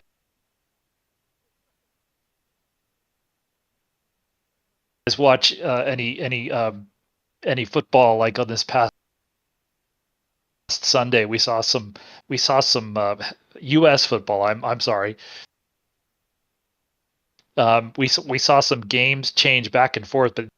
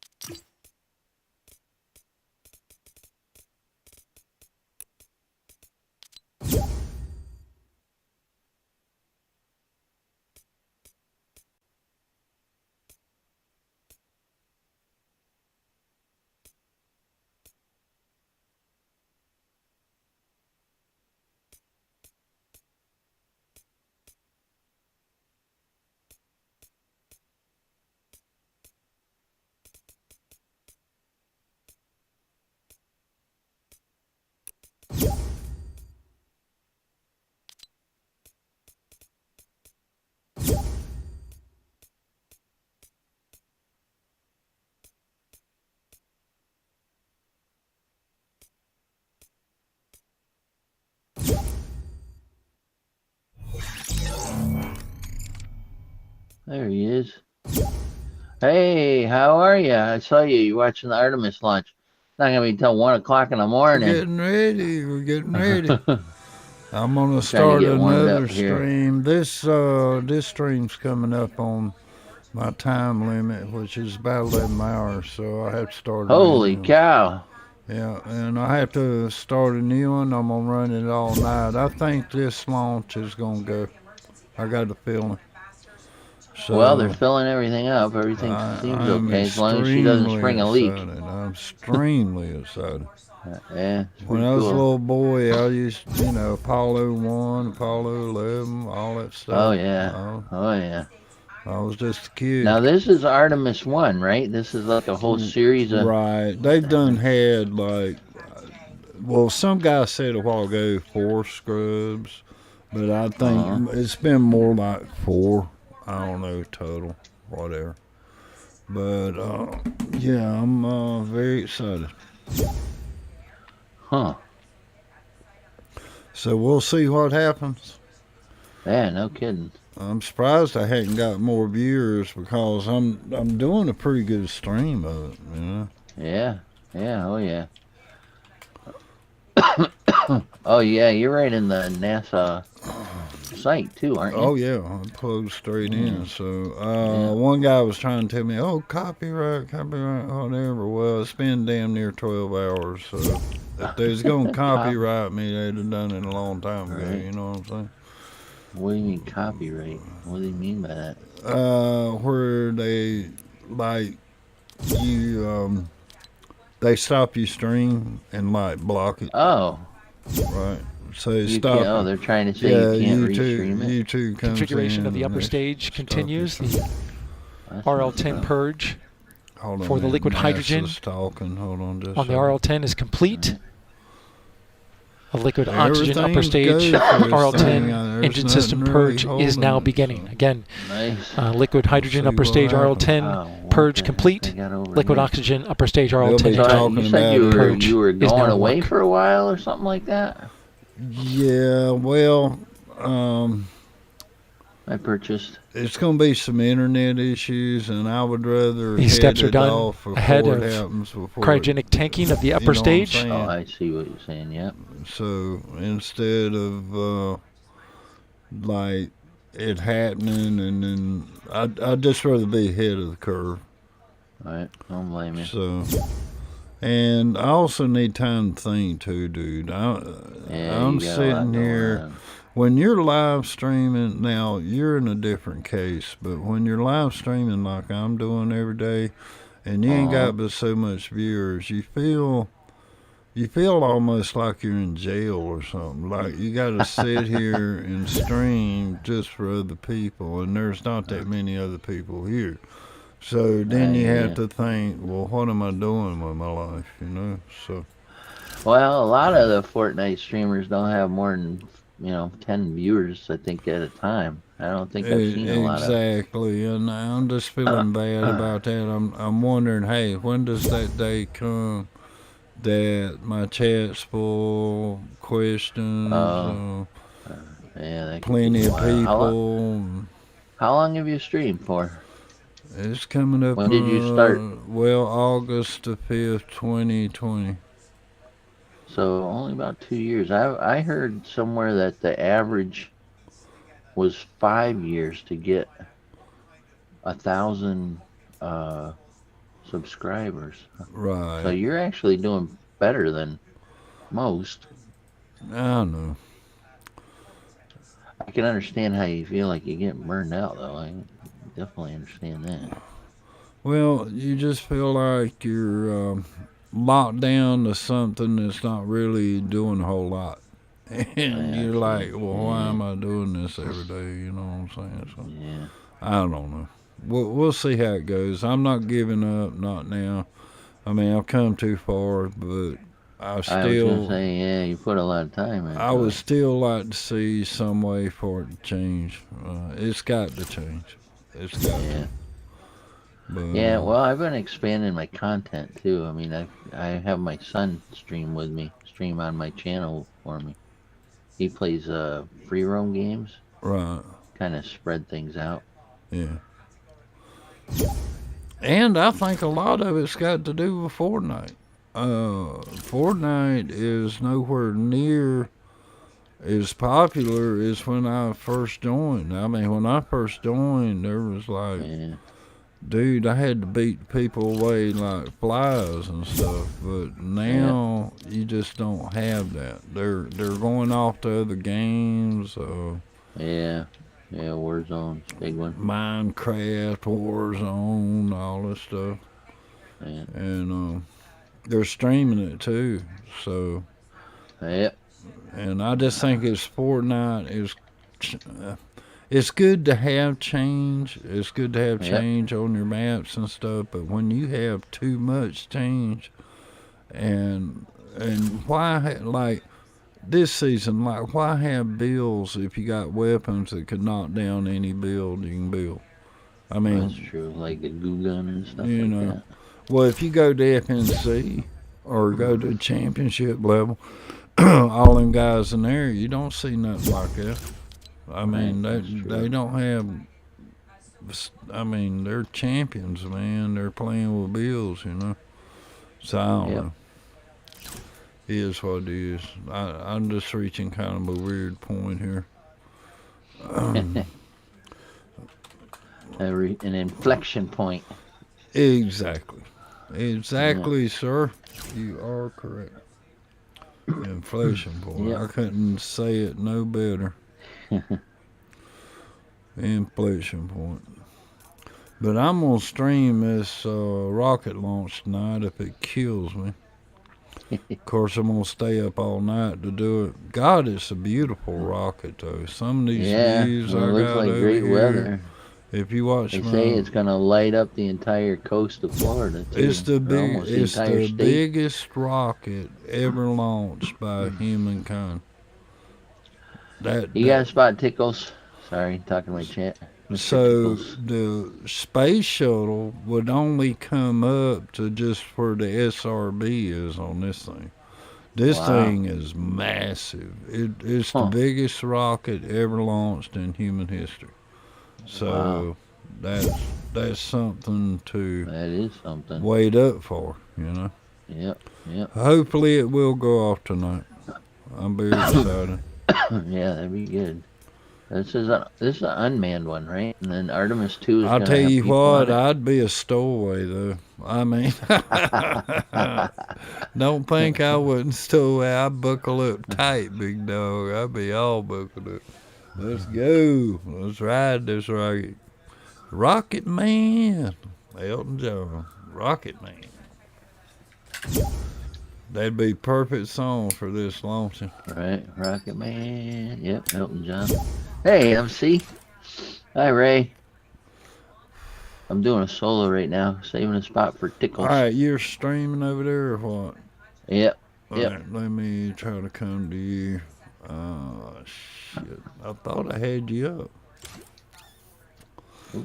I got everything. I got NASA up, but I ain't got you up. Yeah, I saw the NASA on your stream. Let's see if I can get you up here real quick. Oh shit, it don't want to bring you up without all them damn dashes. Let me try it again. Gotta have them dashes in there. It still don't want to do it. Damn shotgun, I don't want Holy shit, I gotta put you in chat somehow. Here, let's see. Alright. See if I can get you.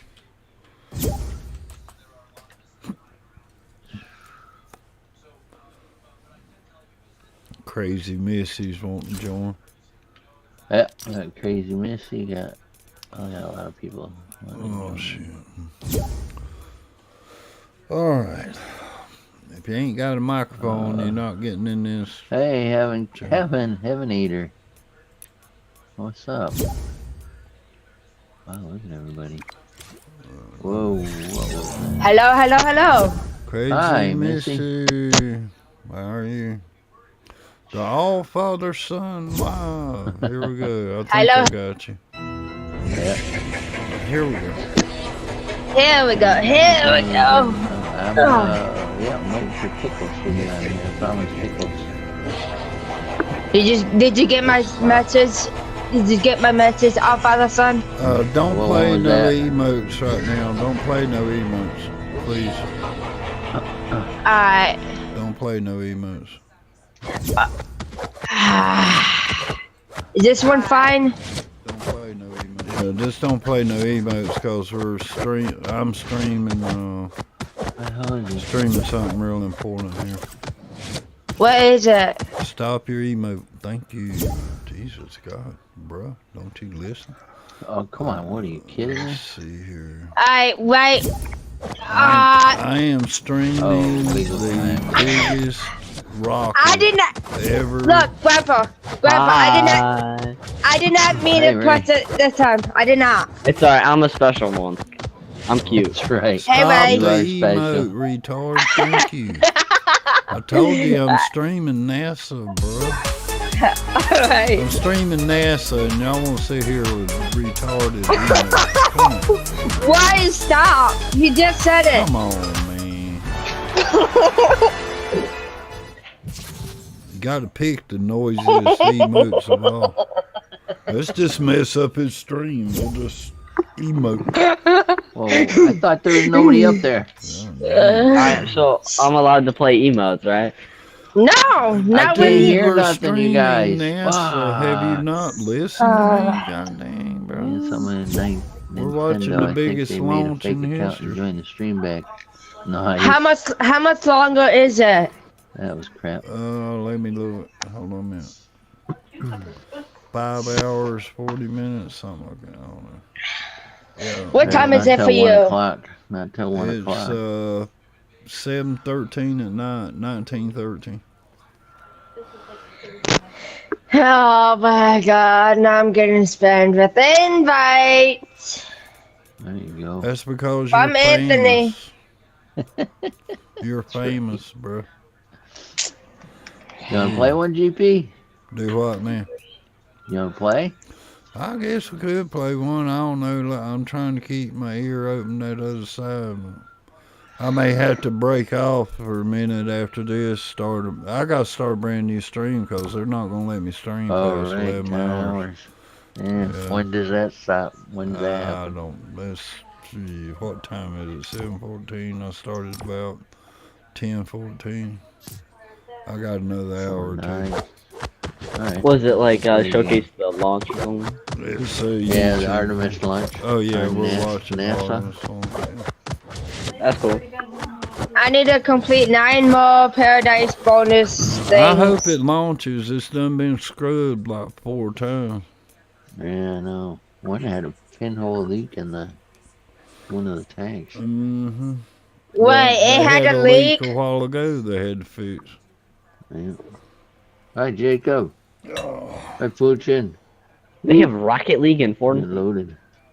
Oh, that's Yeah, scuff. They're Rocket just League. now rolling out that pickaxe for the crew members. That's scuff. There are no crew members. It's unmanned, silly.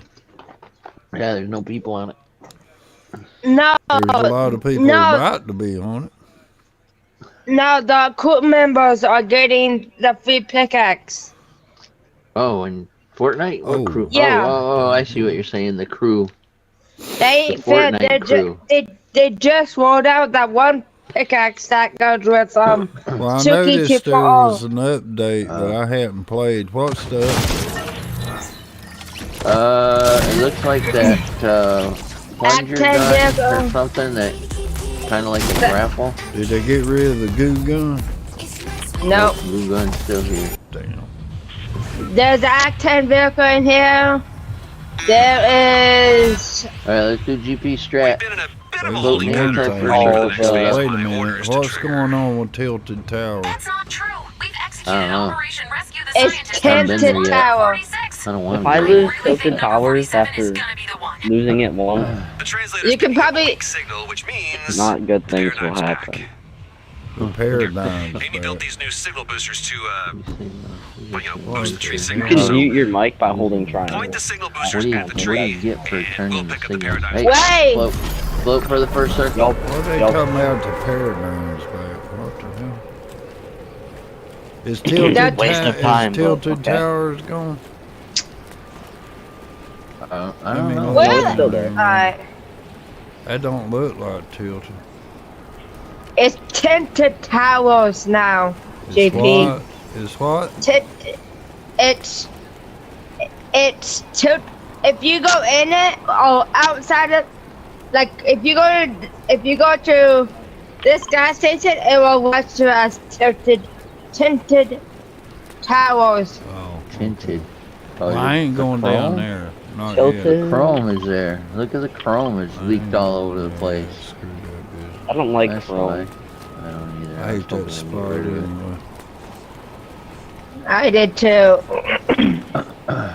Well, is there any more snow since it's coming up winter? There's some more come up here. I'm seeing There's some more. I'm seeing more snow back here.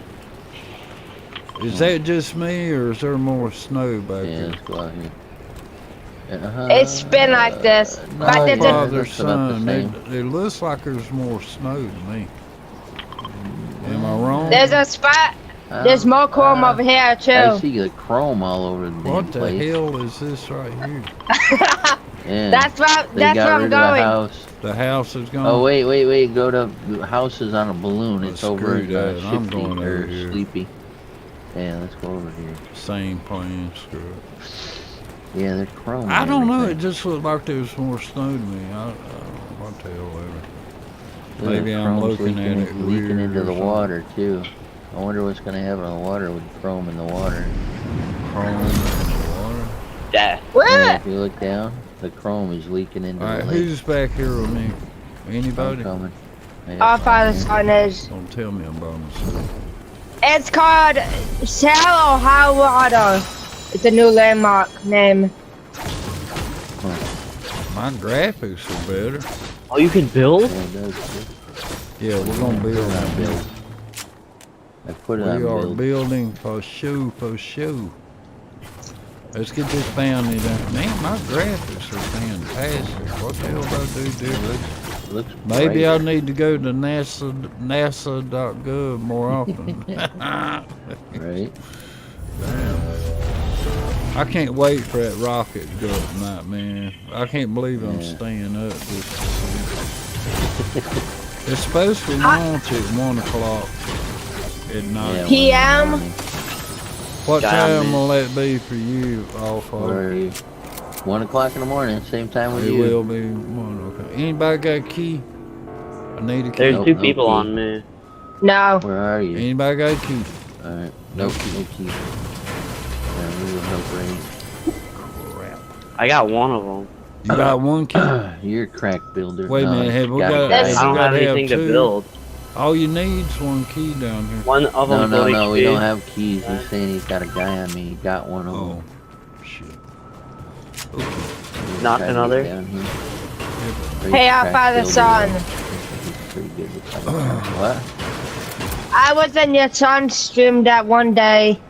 Yeah, saw that. Oh, He got a new PS5 look at my today. health. Finally got his PS5 today. Man, You is got there people no still? friggin' shield back here? He's crawling. Wait, Where's the shield at, bro? There, I don't know. Two dead, box. two dead, They're two dead. loaded. There's no shield back here. nope. Damn, I gotta rotate, man. Sheesh. Yeah. I'm gonna go toward the gas station, Father. Alright, I gotta get some shield. Wait, just man. killed them. I can't set it Wait, up. No, there's wait. one more. I can't set it They're up. gonna be coming for the ticket. Wait a I minute, don't this see any shield right here, right? footprints. I'll take that. They gotta Thank come you. for Grandpa, I Wait. just marked some, Should be one more guy. Oh, go ahead and tell me you found some minis just after I swallowed that pot. Go ahead and tell me. Just tell me. I just found it. Oh, I found some minis, Grandpa. I just damn swallowed the whole pot. Dumbass. What the hell? I, Think I don't know this game? What the hell's wrong Are you with you? shooting down? What's wrong with you? I don't know. With you. C-A-T-W. What's wrong with- What's wrong with you? He's dead. I killed all four. I figured you would. I'm probably gonna get killed. I figured you would. Is that a full pot down here? What's wrong with you, Grandpa? Yeah, just hang. Someone else is out. Just hang with me and we'll all die. How I about found a that? mini, JP. Oh, I found some minis, Grandpa. 5 hours and 43 But minutes. when you took T minus 5 hours and 13 5 minutes hours. until liftoff of the Space Launch System from the Kennedy Space Center here in Jeez. Florida. You're looking at the rocket on the pad, NASA's 32-story tall moon rocket, scheduled for liftoff at 1:04 a.m. Eastern Time, 1:04 with a 2-hour window running to 3:04 a.m. Eastern Time. We have had a very clean count so far. Had a very clean- Oh, they put these There's back a in the goo game. gun. Are you We're kidding running ahead of me? schedule as well. About Yeah. an hour and 20 minutes ahead of schedule. They put them back in the game. What the hell, bro? The Nets That's dog shit. fairly right there. quiet I'm sorry, I didn't mean at to this say that. part I apologize. of the countdown. I apologize. That's okay. Oh my God. Well, Currently, why we are anybody tanking wants the suckers, liquid man? What the hell? oxygen core stage, sitting at 90%, and we are fully tanked. You're making me laugh, hydrogen JP. Woo. Walking around. Oh, look what I found. Wow. Looky what I There's a found. purple sniper rifle as well. Damn. Ain't got nowhere to put it. Looking at the engines Well, and the core it's been stage. a while they're since I've been in my screen. gaming channel. I'm back in my Quite a bit of gaming channel history now. there There's that grapple with gun. those Can you RS-25s. imagine fuel so cold? They were it's built by 400 Aerojet degrees Rocketdyne. below zero. Yeah, no. And they are Fuel so cold it's heritage boring. hardware that's been upgraded, and its performance Must be increased nice to have all four of them I got 'em. Hey, substantially. But about that history, if you look to the left, engine number 3, that's engine 2058. And engine 2058, which flew on the space shuttle, flew 6 flights to the space station. No. Alright, let's see. Where's the circle at? Oh, shit. I gotta go there. I'm gonna open this one for you, GP, if you're full on gold. Are you full on gold? I'm gone. Is engine number 4. I'm gone like with 2060. Yeah, let's try to get one. Sadly, I don't think that's the third. I'm gone like a Donkey Kong. And quick update, the LO2 engine system purge is complete on the ICPS. I have 2 keys. Again, LO2 liquid oxygen you could engine tell system me purge that. complete on the ICPS. I just realized I had keys. Getting a couple updates on the nets Yeah. at this moment. Are you serious? You better go open it. You better go open. You better go open that one vault that's over here. Oh, look what I found. I'm gonna go visit my girl over here and get me a boom sniper. A boom sniper. And I'm out of here. See y'all. I wouldn't want to be y'all. This is grayed out. We could probably go over here. I'm going in. Going inside. We'll try to get a boom sniper. Oh shit, another one. Damn, they're everywhere. JP is fighting demons out here. Shit. Did you? Alright. She does. I'm gonna go get one. I'm gonna get one also. The boom sniper. Boom boom. Oh, the boom. I found a pistol. Wow. Listening to the launch team just there. For Are you gonna try to win that game with it? No major issue being reported. But as you're looking now, again, back to the JP, are you engines. gonna try to win a game with a pistol? Liquid oxygen venting up from the bottom. Don't be a pistol then. Get it? Don't be a pistol. The engine in the back, 2060, engine number 4. Jesus, that one flew on the space shuttle. We need 2 keys to get that balloon open. Let's go see what's up here. Did you already get the boom boom sniper off? I don't know. Yes, We're I in the did. top part. Top Hey, 9. Rose. We got this one if we play it right. I got another key. Yep. I got 3 now. We got this one. All we gotta do is just play it right. Yep. What the hell is this? I'll take that. No, it's 2 in a row. I don't want 2. Let's see. I'll take this though. None of that is looted down there. What the heck? Alright, get on that balloon. There's nobody down here with me, Todd. Yeah, I'm down here shining. I'm in the clear.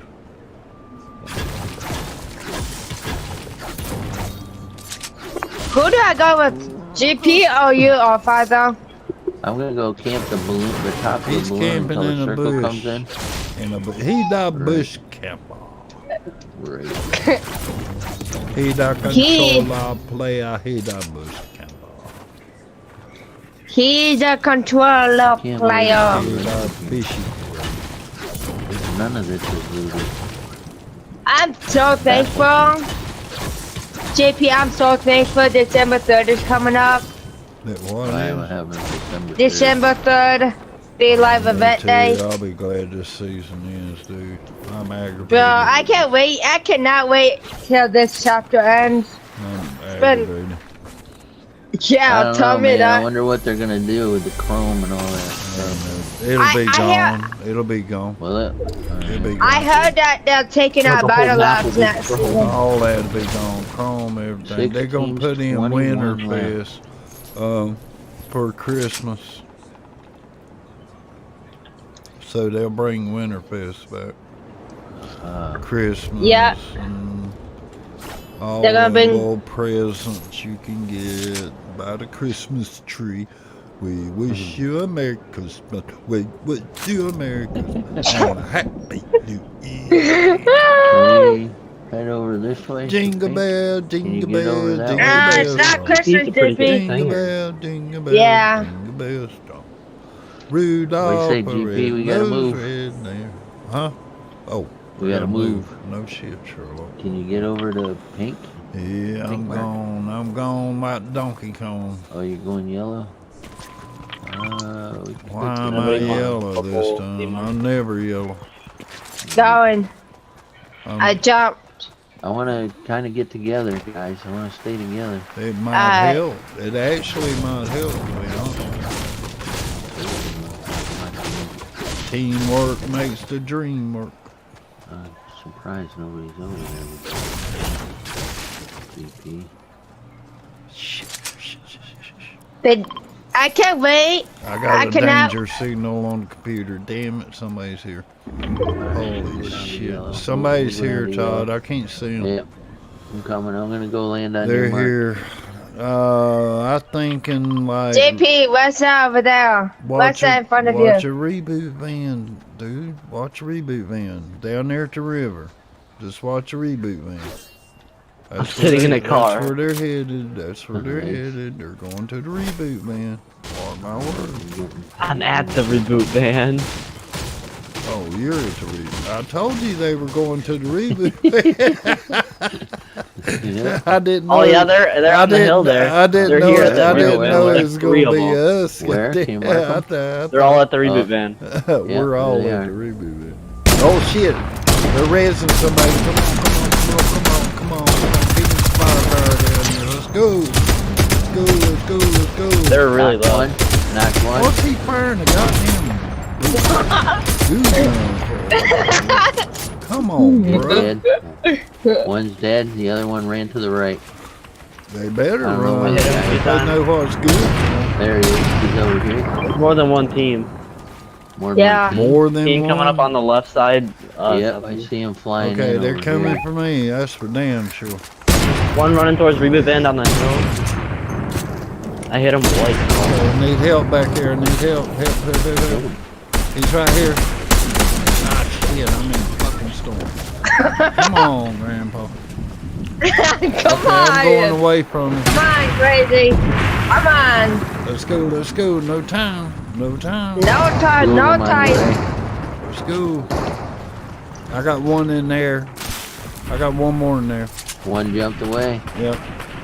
Yeah, one is in this way right here. Oh, I got the whole team. Got one down. There you go. Alright, how y'all doing? Y'all ain't doing too One's good. up on top looking at you, Ray. Yeah, I got a garbage truck. He's at the reboot van. Everybody's back here. He's at the reboot Everybody's here. Damn reboot van again. Why is that reboot van so damn popular? That reboot van's... Oh, he's in the air up here.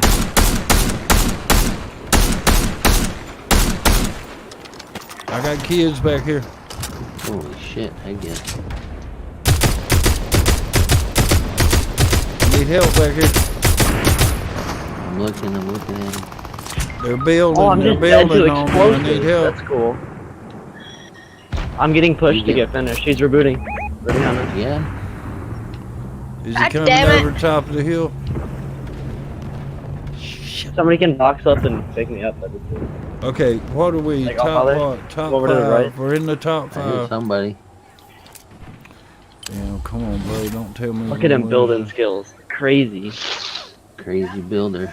Grandpa's looking at a man. Yeah, I'm gonna edit build up the there. wall, and we're gonna have to run circle.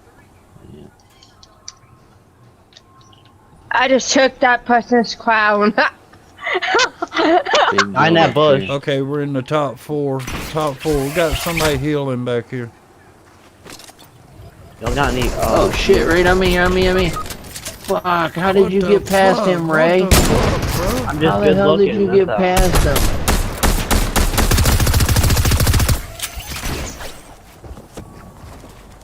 him? Need better positioning. Oh shit! I'm gonna die. God damn it! He's coming after me. Think I'm out How the running. hell Oh, did here you we go. run Here we past go. him Here we and I go. Where you couldn't? at, That's Father? crazy. I just blended I'm with the dead. chrome. Oh yeah. He's going above me. He's trying that 90 on me. I had 6 flashes on me. Son bitch. Oh, see, there you go. Gotta go. No time. I don't like my shot. He's coming above me. You know what? Hold on. 3 teams. Right at him. I need help back here. I need help. Yeah, no. Damn, some bitches. Nice shot. He's got no shield up there. We're in the top two. Let's win this. Right there, you're right. Oh, yeah, I saw that. That's him. I got no! Right? Oh no, I can do that here. Come on, TT, you can do this.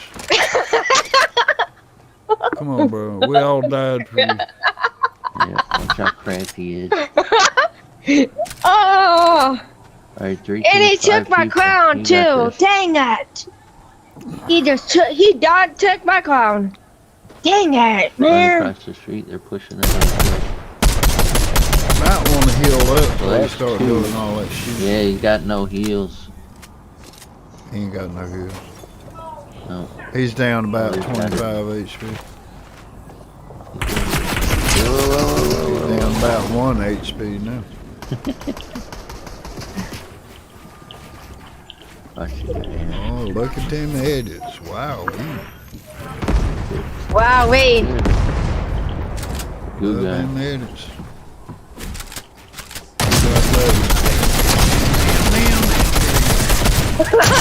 Oh, nice shot. Oh! Was that you that shot him? Nice Somebody else Yeah, shot holy him. shit. I was gonna say somebody else hit him. Yeah, I got him really low. I'm getting pushed. Did you shoot him through the wall? No, somebody else. Apple, I don't know if that. Oh shit, he's Alright, right in front of me. 1v3, Ray, 1v3. The 1v3, right? You can clutch If he wins this, I swear I'm gonna clip it out and send it to Fortnite. Check this dude out.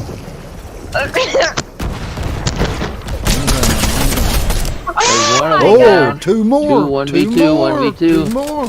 Watch this, this crack. Shit, Oh, one more, Ray, 1v1, heal up. One Oh my more. god, 1 HP. You got 1 dude left. If you get this one, You're gonna try to get him up. This, I'm gonna do it. Oh, there it is. There's the game. There's the game. Damn it, bro. Shit. No! That was the game, bro. You kill one of those That guys. was the game right there. Oh, He's please, got Ray. elevation on him. He's got elevation. Please, Ray, come on. He's got elevation. Guy up. So far, he's trying to get to his buddies on the ground. He's trying to res his buddies. No. Come on. No, he's just screw his buddies. Come on. Oh, Booyah! Yeah, booyah! Ray. Let's go. I'll be right back.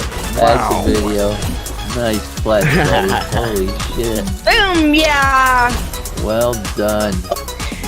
Well Fuck yeah. I done! told you this kid was cracked. I told you watch this. I told you. That was sweet. Boom, yeah! That's a clip for you, our father, from the end. That's That Ray. That's Ray. I'm up our Clavi, by the way.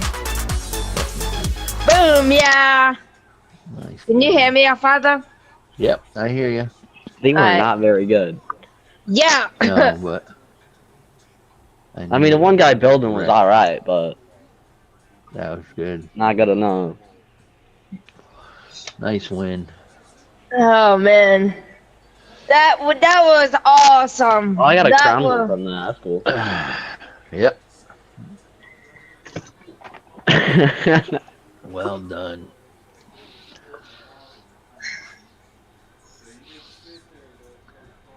Nice. Damn, that was cool. AJ, so I can probably join me, Anthony. I'm full right now, and I got Tickles is coming. Where did JP So what do you go? think, Ray? Snow day tomorrow or what? Tomorrow's a half day for me anyway. And even if there's a 2-hour delay, I only go for like an hour and a half. So it's not bad. And there's Shoot, definitely what at is least a it? 2-hour delay. The Polo Legends are back! Oh my god. If there's not at Yeah. least a 2-hour delay, I'm not going to be very happy with the school. Yeah, I don't blame you. Man, I really want It's it. already snowing. At least I that's know, there's sunshine. already like a good half inch of like snowish. Where in my backyard. I don't know about anywhere else, but yeah, it's in my backyard. I'm just gonna turn over the rain. I really want these guns back. I do. Even that this sucks. Imagine losing to me. No, I mean that's pretty obvious.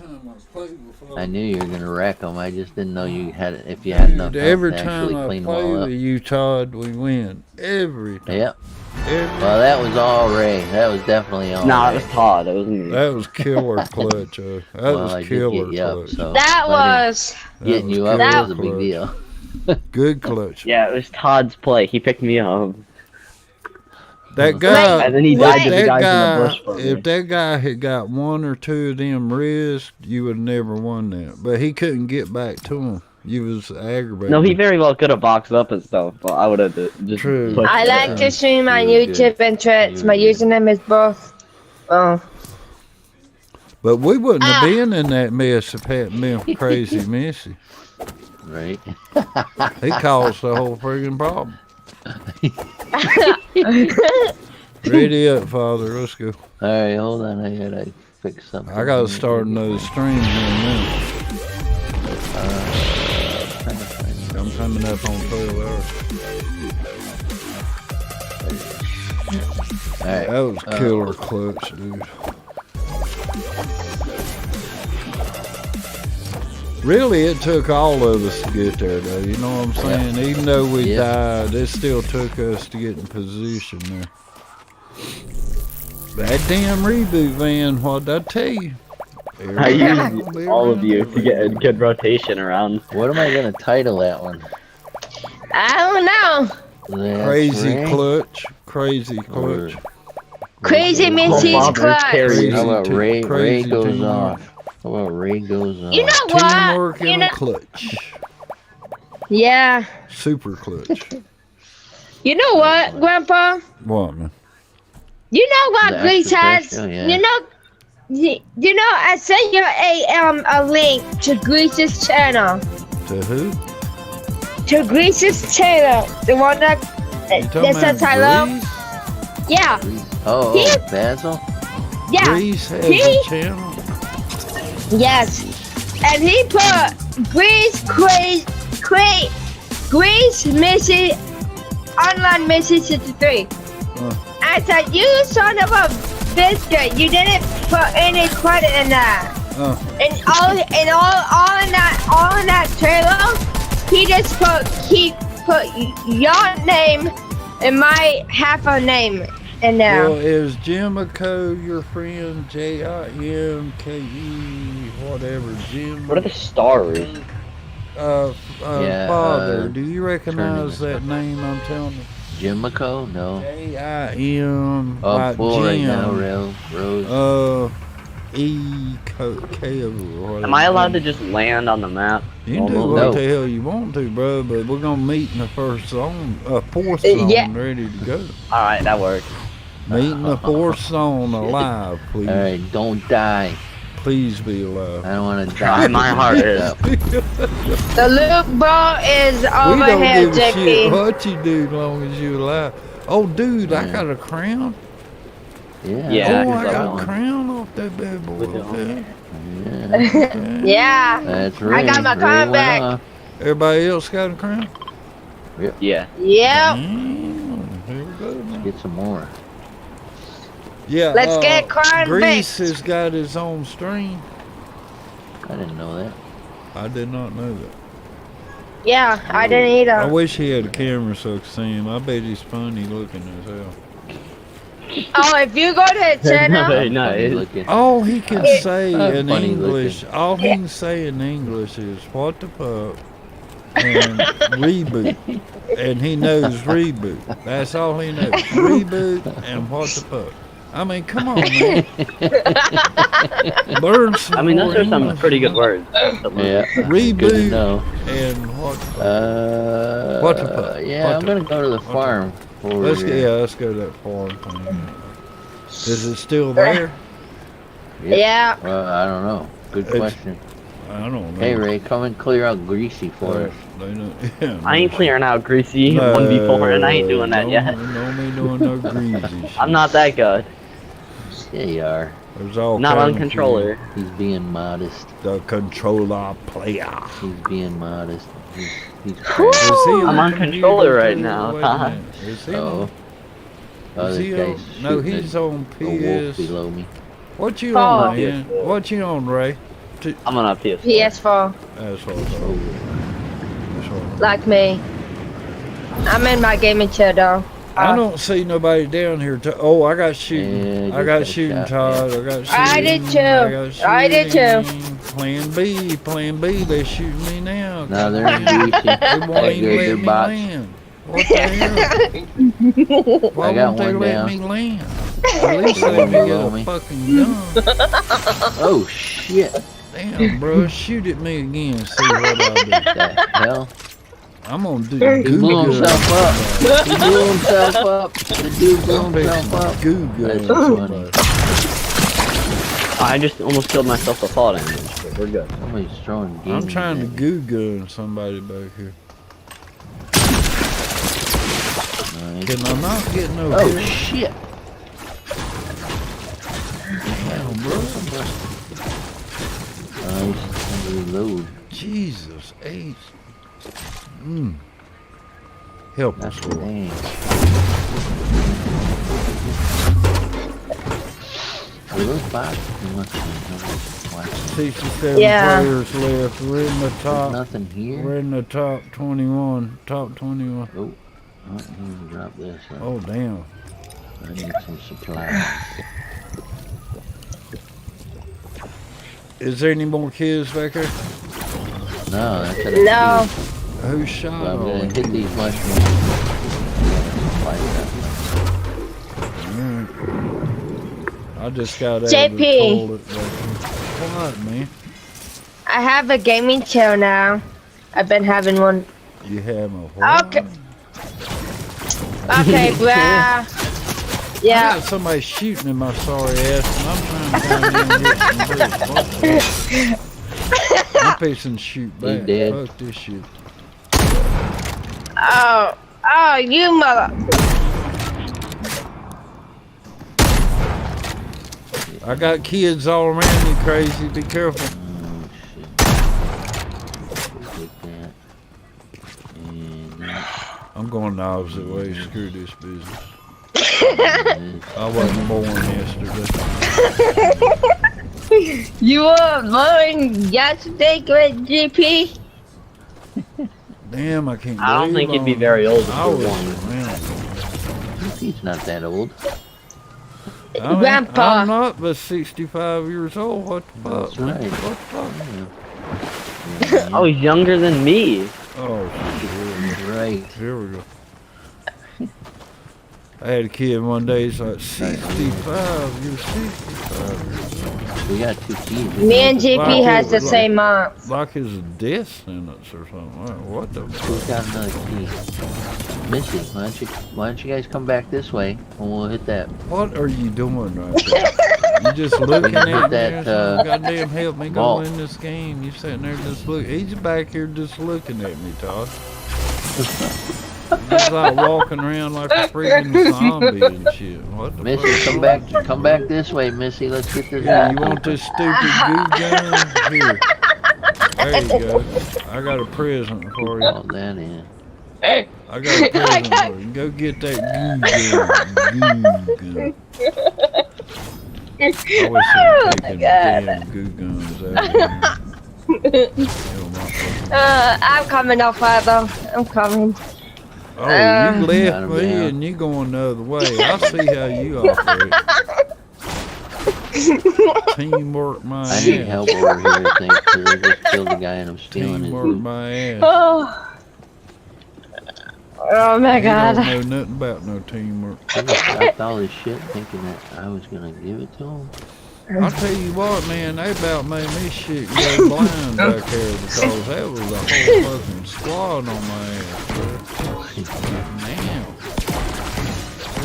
Picking on old man. They had me surrounded, bro. Missy, come back here, open this vault. I am. I don't know what the hell he's doing. Who, me? Yeah. I'm just having a good old time with you, Well, Jippy. you need some more shields. How about that? Alright, put a key in. Come up and get this vault open.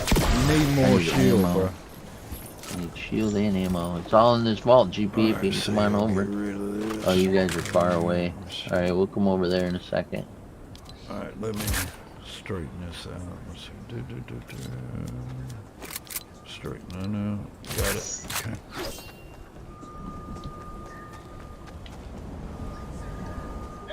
Man. I'm going toward the rift, Todd, if you know what I mean. I mean, I'm fighting people. I'm going toward the rift. Get kills, but it's up to you. Okay, zone's closing in 10 seconds. We're in the top 13. Top 13. Okay. Ooh. Looking good. We may win this one too. What? Nothing. Alright, I'm gonna head over to GP. Okay, oh, Head I'm over back to here yellow. with the zone. The zone's back here. Wow. Coming back there, GP. Oh, yeah.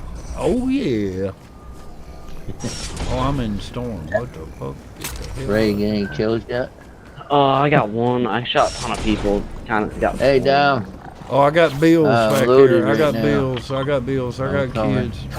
Ray, can you I got come no back ammo here and to help shoot us out? I got kids all over the place. Come back here and kill these kids, get their ammo, right?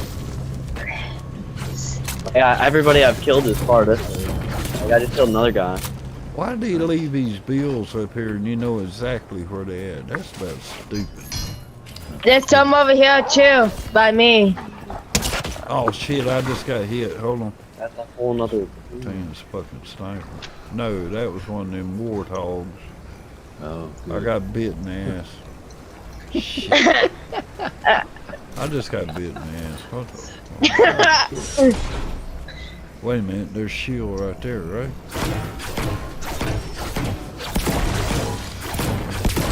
Good deal. Okay, I got a danger signal. There's a squad near me somewhere. I just don't know where the hell it is. Hey, JP. JP for life. What up, brah? Brah? JP for life. Bro, brah. Oh my God, there you are. You're crazy. Oh, that's why they call you crazy. Oh, Missy. do you Okay, want to deal I get people it. if they got a key? I only had one. Let me take this. Oh, we're far away. Never mind. Yeah, come back Alright, here. I need you. settle down here a little bit. Put one of my keys in the thing, and I was getting a ton of loot, and I got nothing. Lake the Beast. Alright, Todd, how you doing? We need that bounty out Good, front. I'm sitting Get in that this- bounty. Get that sitting in bounty. bush. I got a reboot. I got a reboot. Yeah, it's kind of Got a far. damn reboot back here. Alright, where's that bounty board at? It's Guess right who's here? There Guess it is. who's here? Oh my friggin' Oh yeah. Oh yeah. Yeah, I've been on Fortnite all day, GP. Late the fucking beast. Late the Huh? Yeah, I'm right, actually Ray? on for once at night. Oh my god. Ray, don't die. We need you in game. Damn, I'm only usually on in daytime though, right, GP? I figured Hey, you- like- I figured you was on a date with that new girl you met. Yeah. You like- said you're getting old now, so that means you have a Oh girlfriend. yeah, it's that old lady you said with the mustache or something. Old lady with a mustache. That's what you said. Don't There's be one talking more. about me, mom, like that. I'm gonna You tell got her. it? You all right, I'm Ray? gonna tell her you called Yeah. her an old lady with a mustache. Oh, and then I get hit by a ton of goo. That makes it. JP, are Yeah, there's you? How's a team of grandma? the How's grandma? Everything's good, man. Everything's good. All But good if she- in the neighborhood. Are you having a vacation soon? I don't know. We gotta win this freaking game. Hold on a minute. Top 7. It says on your next title, We're in the Grandpa's top going on 7. vacation. Hold on a minute. That may be top. You get him? I'm just getting hit 7. by goo and it's screwing everything Yeah, up. I'm throwing the goo in there. I'd take a Sorry. goo and stick it up there. Yeah, you just annihilated my whole play. Nice. This is And the now I first got no time in build. forever, GP, Oh, you're that- on that night, You though. can come back So, here and get woohoo. some. I got All right, some. let's usually see have what to go- Hold on, Matt. just been Did you watch a zones movie last night? closing, Zones closing. We're in the zone. Okay, I'm going to the top of the tornado. Hey, all father, isn't it rare that for it? GP to be on at this time? Absolutely. It's good All right, though. we're going. glad I'm going to the to top meet of the up zone, guys. Going to top of the He's zone. usually gone with grandma. This is the first time in like months you've been on that night, though. Well, I'm waiting on that rocket. 5 launching, teams. Oh, Team yes. So that's why you're He's on, really aren't low you? health. Because I'm when waiting it's on the gone. rocket to go up. Oh, is it going to launch? He's above us. It's going to the moon. Is it? Going Are, to the moon. are you gonna say goodnight to stream whenever it launches? Hey. Oh! Ooh, You good Are you got gonna it. get off the, Are you gonna get off the game whenever it launches, though? Yeah, I'll be off again. You gotta be joking me. You only be playing the game for a bit longer, because then you have to watch it. Yeah, it's about It's 4 hours. not gonna be till out 1 right o'clock. now. 5 Yeah. hours. 5 hours. How long till it launches? 1:30 in the morning. You're gonna be streaming till then? Well, I'm gonna have to start a new stream. I've been streaming all day about it. I got Are you gonna be even? I don't even know if you're gonna be able to watch it, because you'll fall asleep. All right, we're top 4. Top 4. Right, old father? 1:30. 3, Oh. 10 people Do you think he left. can do that? Cause like he falls asleep at like 10 or We're so. in the 11. top 4. I seen you go by me, Father. But Yeah. GP, if One you're down falling here, asleep blue. or something, you know you can Where you can just going, clip it. Todd? You can just clip it and do it off stream, you know? Damn, Todd Because you just- might be tired and Father then just get went that. to the center of I just got pushed by a whole Yeah. team. Yeah, Are you good? we did too. I'll be one sec. I'll be one sec. No! Oh my god! What'd Crazy, you do, die. Oh man, you little. Oh, they're coming! They're coming! No!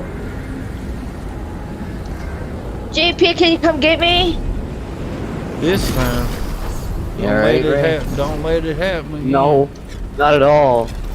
Oh shit. I just fucking almost died falling. I got the whole Olympics team chasing me. Okay, Yeah, we're in I'm the throwing top 3 goo or on 'em top right 4. now. Somebody check. Are we in top 3 or top 4?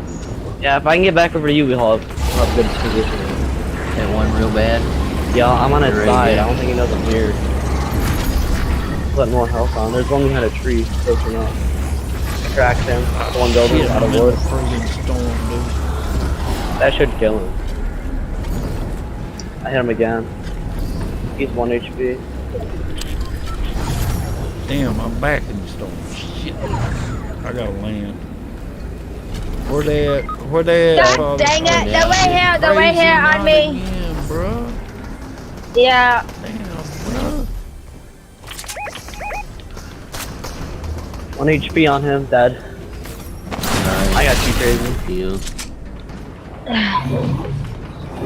Thank I'm gonna you. need some more building materials though. Hell, I hell, got hell, hell, mats for hell. you. There's tons of mats up here. And heals. This is my last match. This is my last match. Come on, we gotta win this one. GP, don't you wish they were gonna launch the rocket I'll though follow a bit you. earlier? Because that's a bit late for them to launch it. Come over here, Missy. 12:30, 1:30 in the morning? Are they kidding? Gotta stay up. That's away. crazy.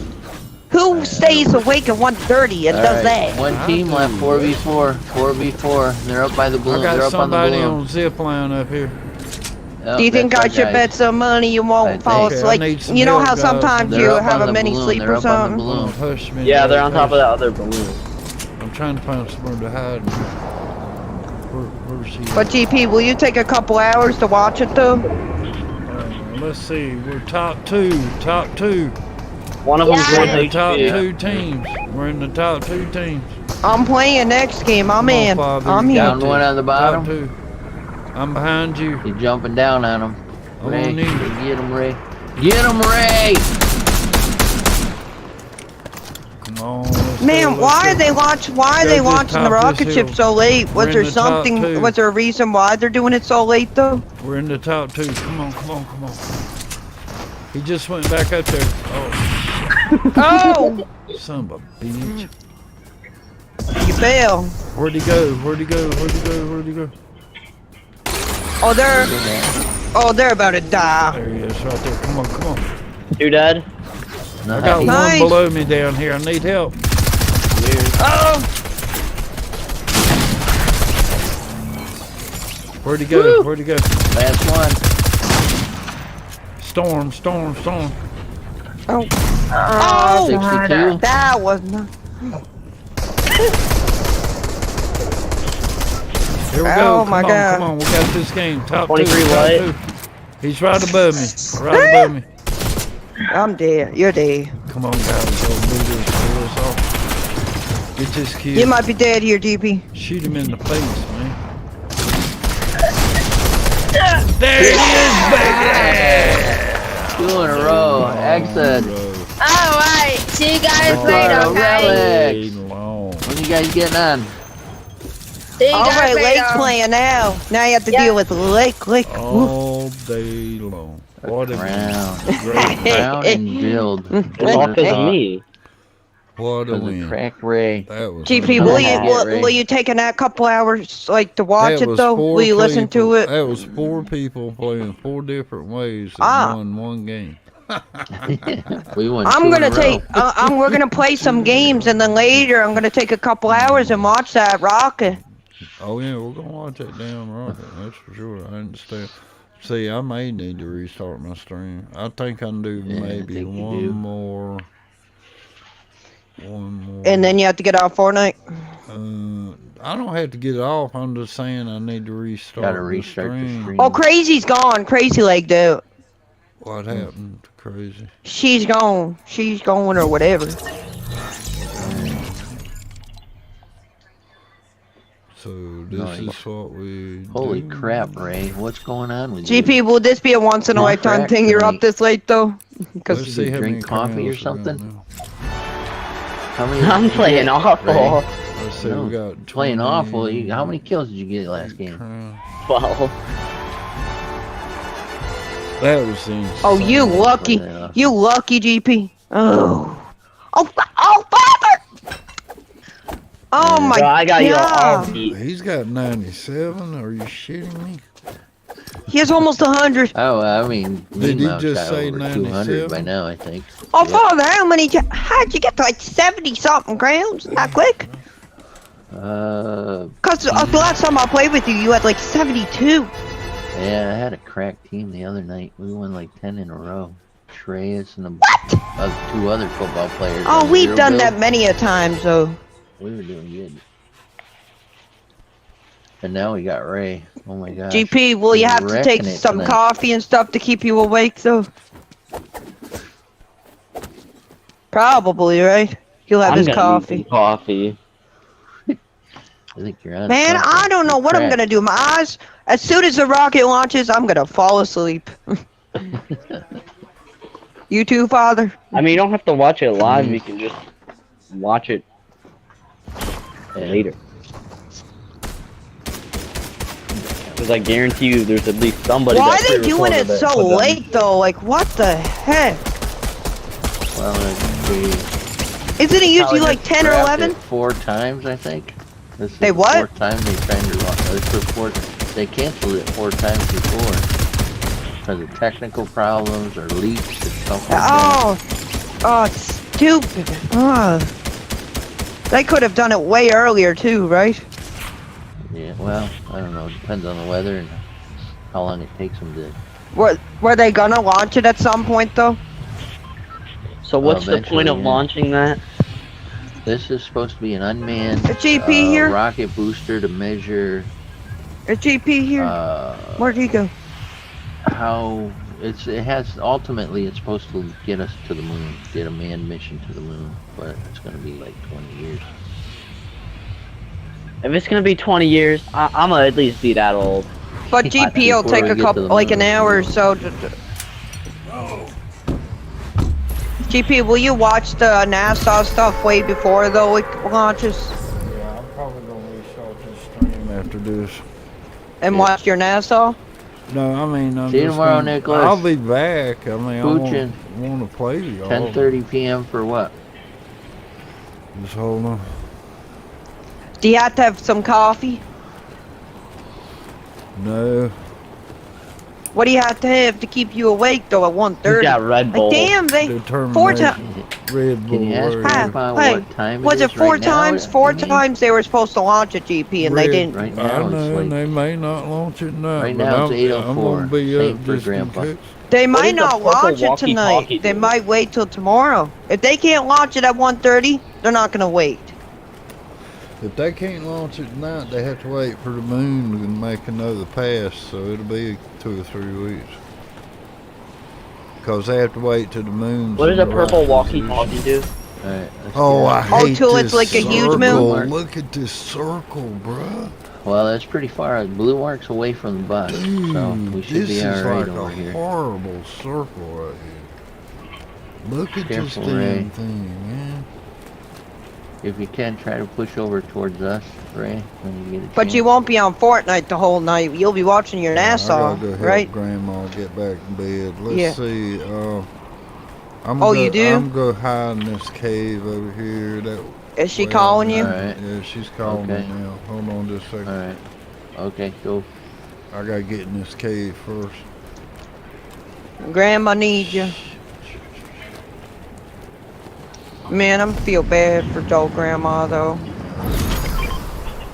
It's getting old. Is that a mythical chicken? Mythical chicken. Mythical chicken. Nice. Real life smoke. Hey, you Ricardo, know what you could do you do want me if to get on- grandma needs your Ricardo, help I'm- though I when it know, happens? You can, you trying know how right you now, used to waiting do the for Pickles videos? to get on. You could do the video of it and It then might be put it as a a while. thing. You know what I mean? I'm not usually on Used to it do these those. days, Man, I'm getting in a cave, so but I'm hopefully kind it of won't hoping for a find me. snow day tomorrow, to be honest with you. Are you streaming tomorrow too, GP? Yeah, hey, be all. Hold on. I'll be right back. Hold Alright. on. Alright.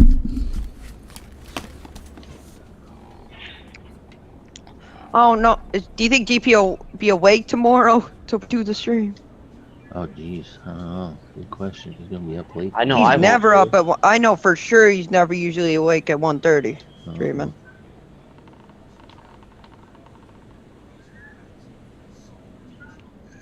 Come on. Knock Oh, that Father, one down. do you think you'll watch it tonight or save it for another night?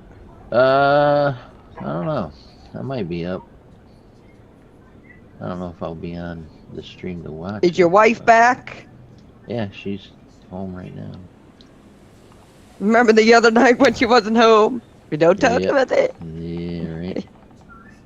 Had my son come wreck the place. You have to be a bit cool when she's home, right? Does she say, stop yelling at the kids, all Father, though? Does she say that ever? She does. No, she usually comes in and says, stop yelling. Eh. They don't have to be yelling at the kids. They just make enough noise. What the heck? Damn, where's the dad? Why are they messing with the trees? Just make them work like they used to, damn it. All I ask.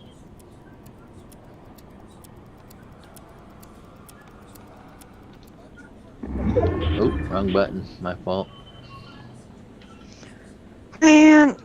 Oh. Ow.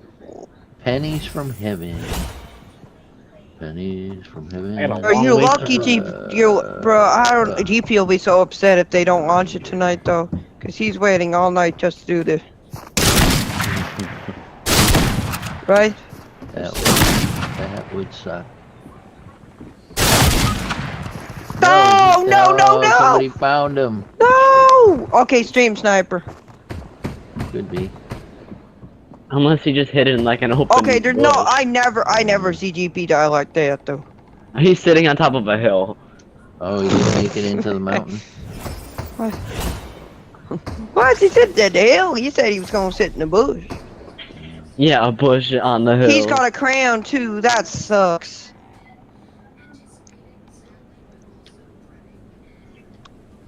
I think he's gonna come back and say, "What happened?" Looks like somebody sniped him because nobody's finishing him off. I'm trying to go get him. I don't think I'll make it though. Over there. No, I want to try to res him. Yeah, no, that's where I'm going too. All I see is his skin glowing in the way.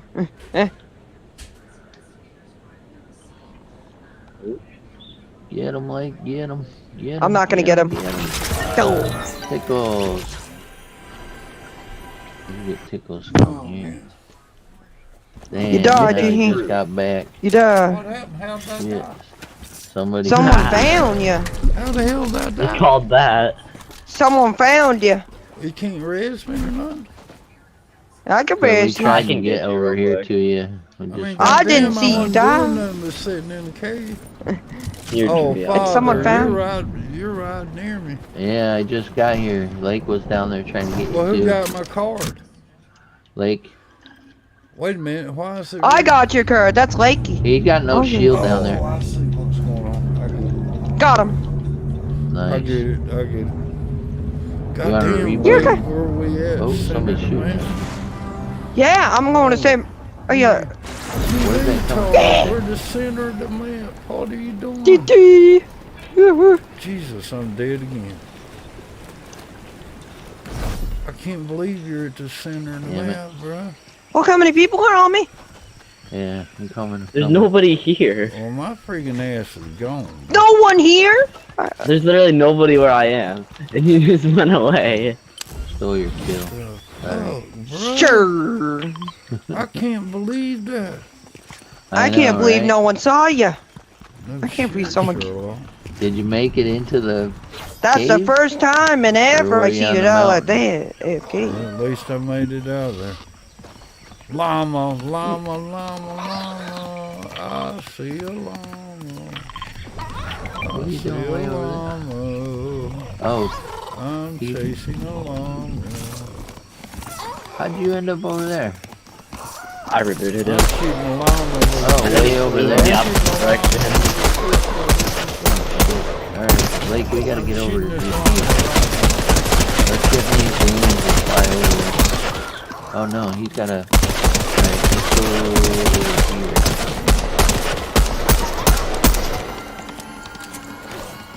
Killing this llama with a pistol. Do you want a cookie? Ooh, that was pretty. That was pretty. Nice. Grandpa the USA on a YouTube. Oh, somebody took a shot at me, throwing grenades. Can you believe we're actually? You can run towards Can me, you believe uh, we're actually gonna win this game? That Hope is so. a trip, bro. I'm hoping for We're it. actually gonna win. All right, where you Don't be at? saying stuff like that. That's how we lose. I'm trying to get over to You you. say we probably lose. Shit, my ass is gone. Here we go. Booyah! Oh, Come towards look me. at Grandpa work. Look at Grandpa working. Oh, I see him. Let's try to get to purple mark. Grandpa, here comes Grandpa. Watch that storm, it's gonna hurt. I need a bush. I want a bush camp. I know, I'm coming to you, GP. Trying to get to you. I'm a bush camper. I'm okay. Reboot van. How did I end up with 20 pots? What the hell? 20 what? Water pots. What is it? I got a pistol. Oh, I got some pistols. okay, I see you. You see me? Watch what I'm working with. Alright, Lake left? Lake Are left. you shitting me? What the hell? Ray, we really need you now. Disconnect. Ray got Blake got He's got to disconnected. We get really off that need you. damn Wi-Fi and get a wired-in connection. I've been trying to tell him that shit. Yeah, we really need you, Ray. That damn Wi-Fi will get you every fucking time. All right, let's see what we got here. We are in the top 12. Yeah. We got 1 minute and 30 seconds to zone. I got no contact here. That means they're on the other side somewhere. I don't have any maps. I gotta get some maps. Blake, what is he? Yellow back here somewhere, dude? Yeah, he's gone. Okay, let's see. Ray, you still with us? Ray still here? Okay, good. Watch that storm. It's coming. Doing pretty good. I see you. I don't see anybody. Well, it's amazing we're going to win this game. This is unbelievable, really. But that's the way it happens, bruh. I got a shotgun. I'll shoot your ass in the face or in the ass. Alright, here we go. Whoa. Somebody sniped behind us. Yeah, you I see saw that? it. It's coming out of that house over there. There's a house There's a house right in front of me, right here. That's where all the shooting's coming from. Oh, come on. But don't go that direction, I'm telling you, they're there.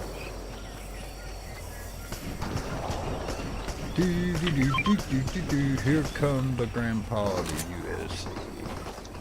Man, motherfucker gotta be shooting over here. Yeah, he's shooting me. He's shooting me in the friggin' storm, bro. Ray, can you get him? Can you get over there? I need help back here. They chased me out of the storm.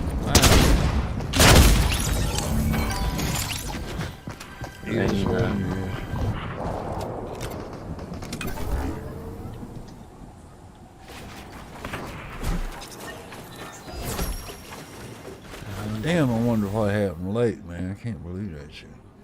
Was he in the storm and he came at you, or he's out? No, they was in the storm. They was chasing me from the back. Oh, there they are.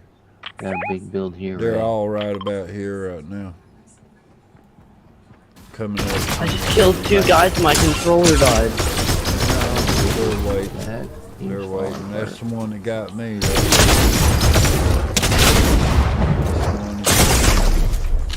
And I can't do anything because my controller's dead. No. Yeah. Is there a guy there? Yeah, it's just one stupid kid. If you look down there, my controller wouldn't stay charged. If you look down there, Todd, you'll see him running across the field. He's really bad. It ain't but one kid. Can I get your card? Easily. Because that kid can't build or nothing. He literally killed me because my controller died. There's one. Probably get the other one. Yeah, I had 6 chug splashes. He's right in front of you. Come on, Todd. Come on. You get him once by that sniper.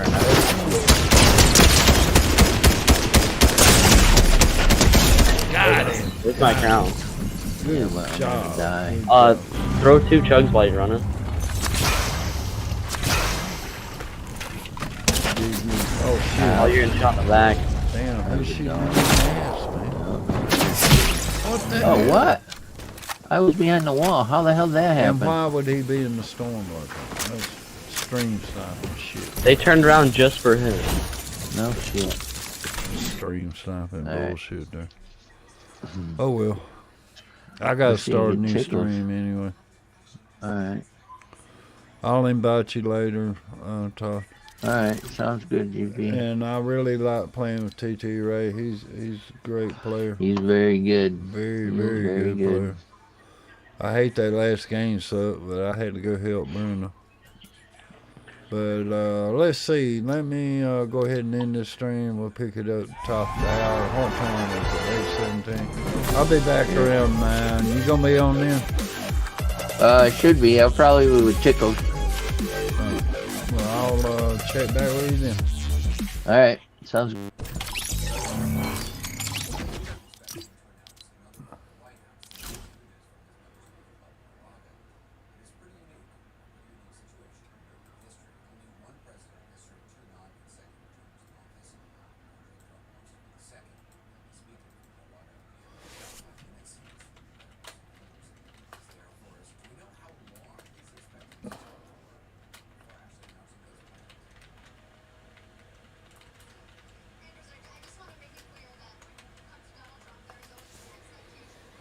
Oh.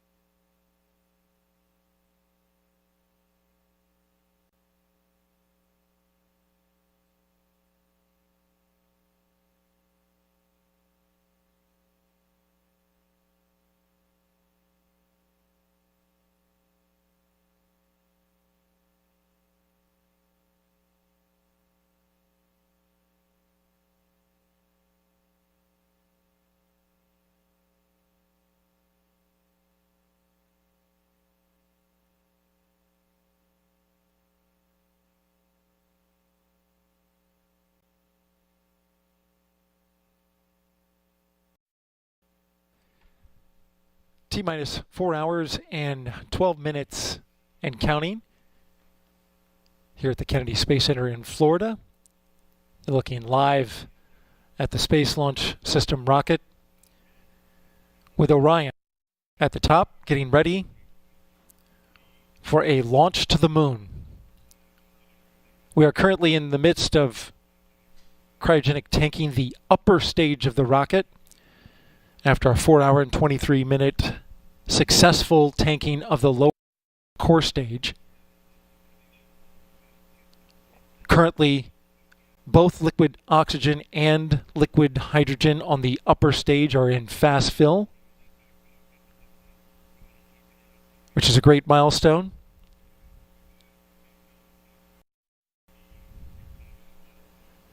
The ICPS, the upper stage of the rocket, that's the interim cryogenic propulsion stage made by ULA. It's a modified Delta upper stage. Has 10,000 pounds of liquid hydrogen and 53,000 pounds of liquid oxygen.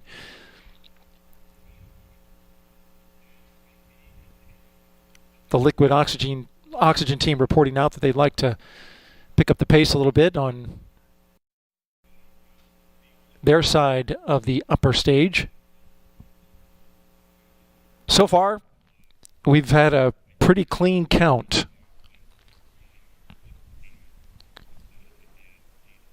It all started at 3:22 p.m. Eastern Time when the launch director, Charlie Blackwell Thompson, gave the go for cryogenic.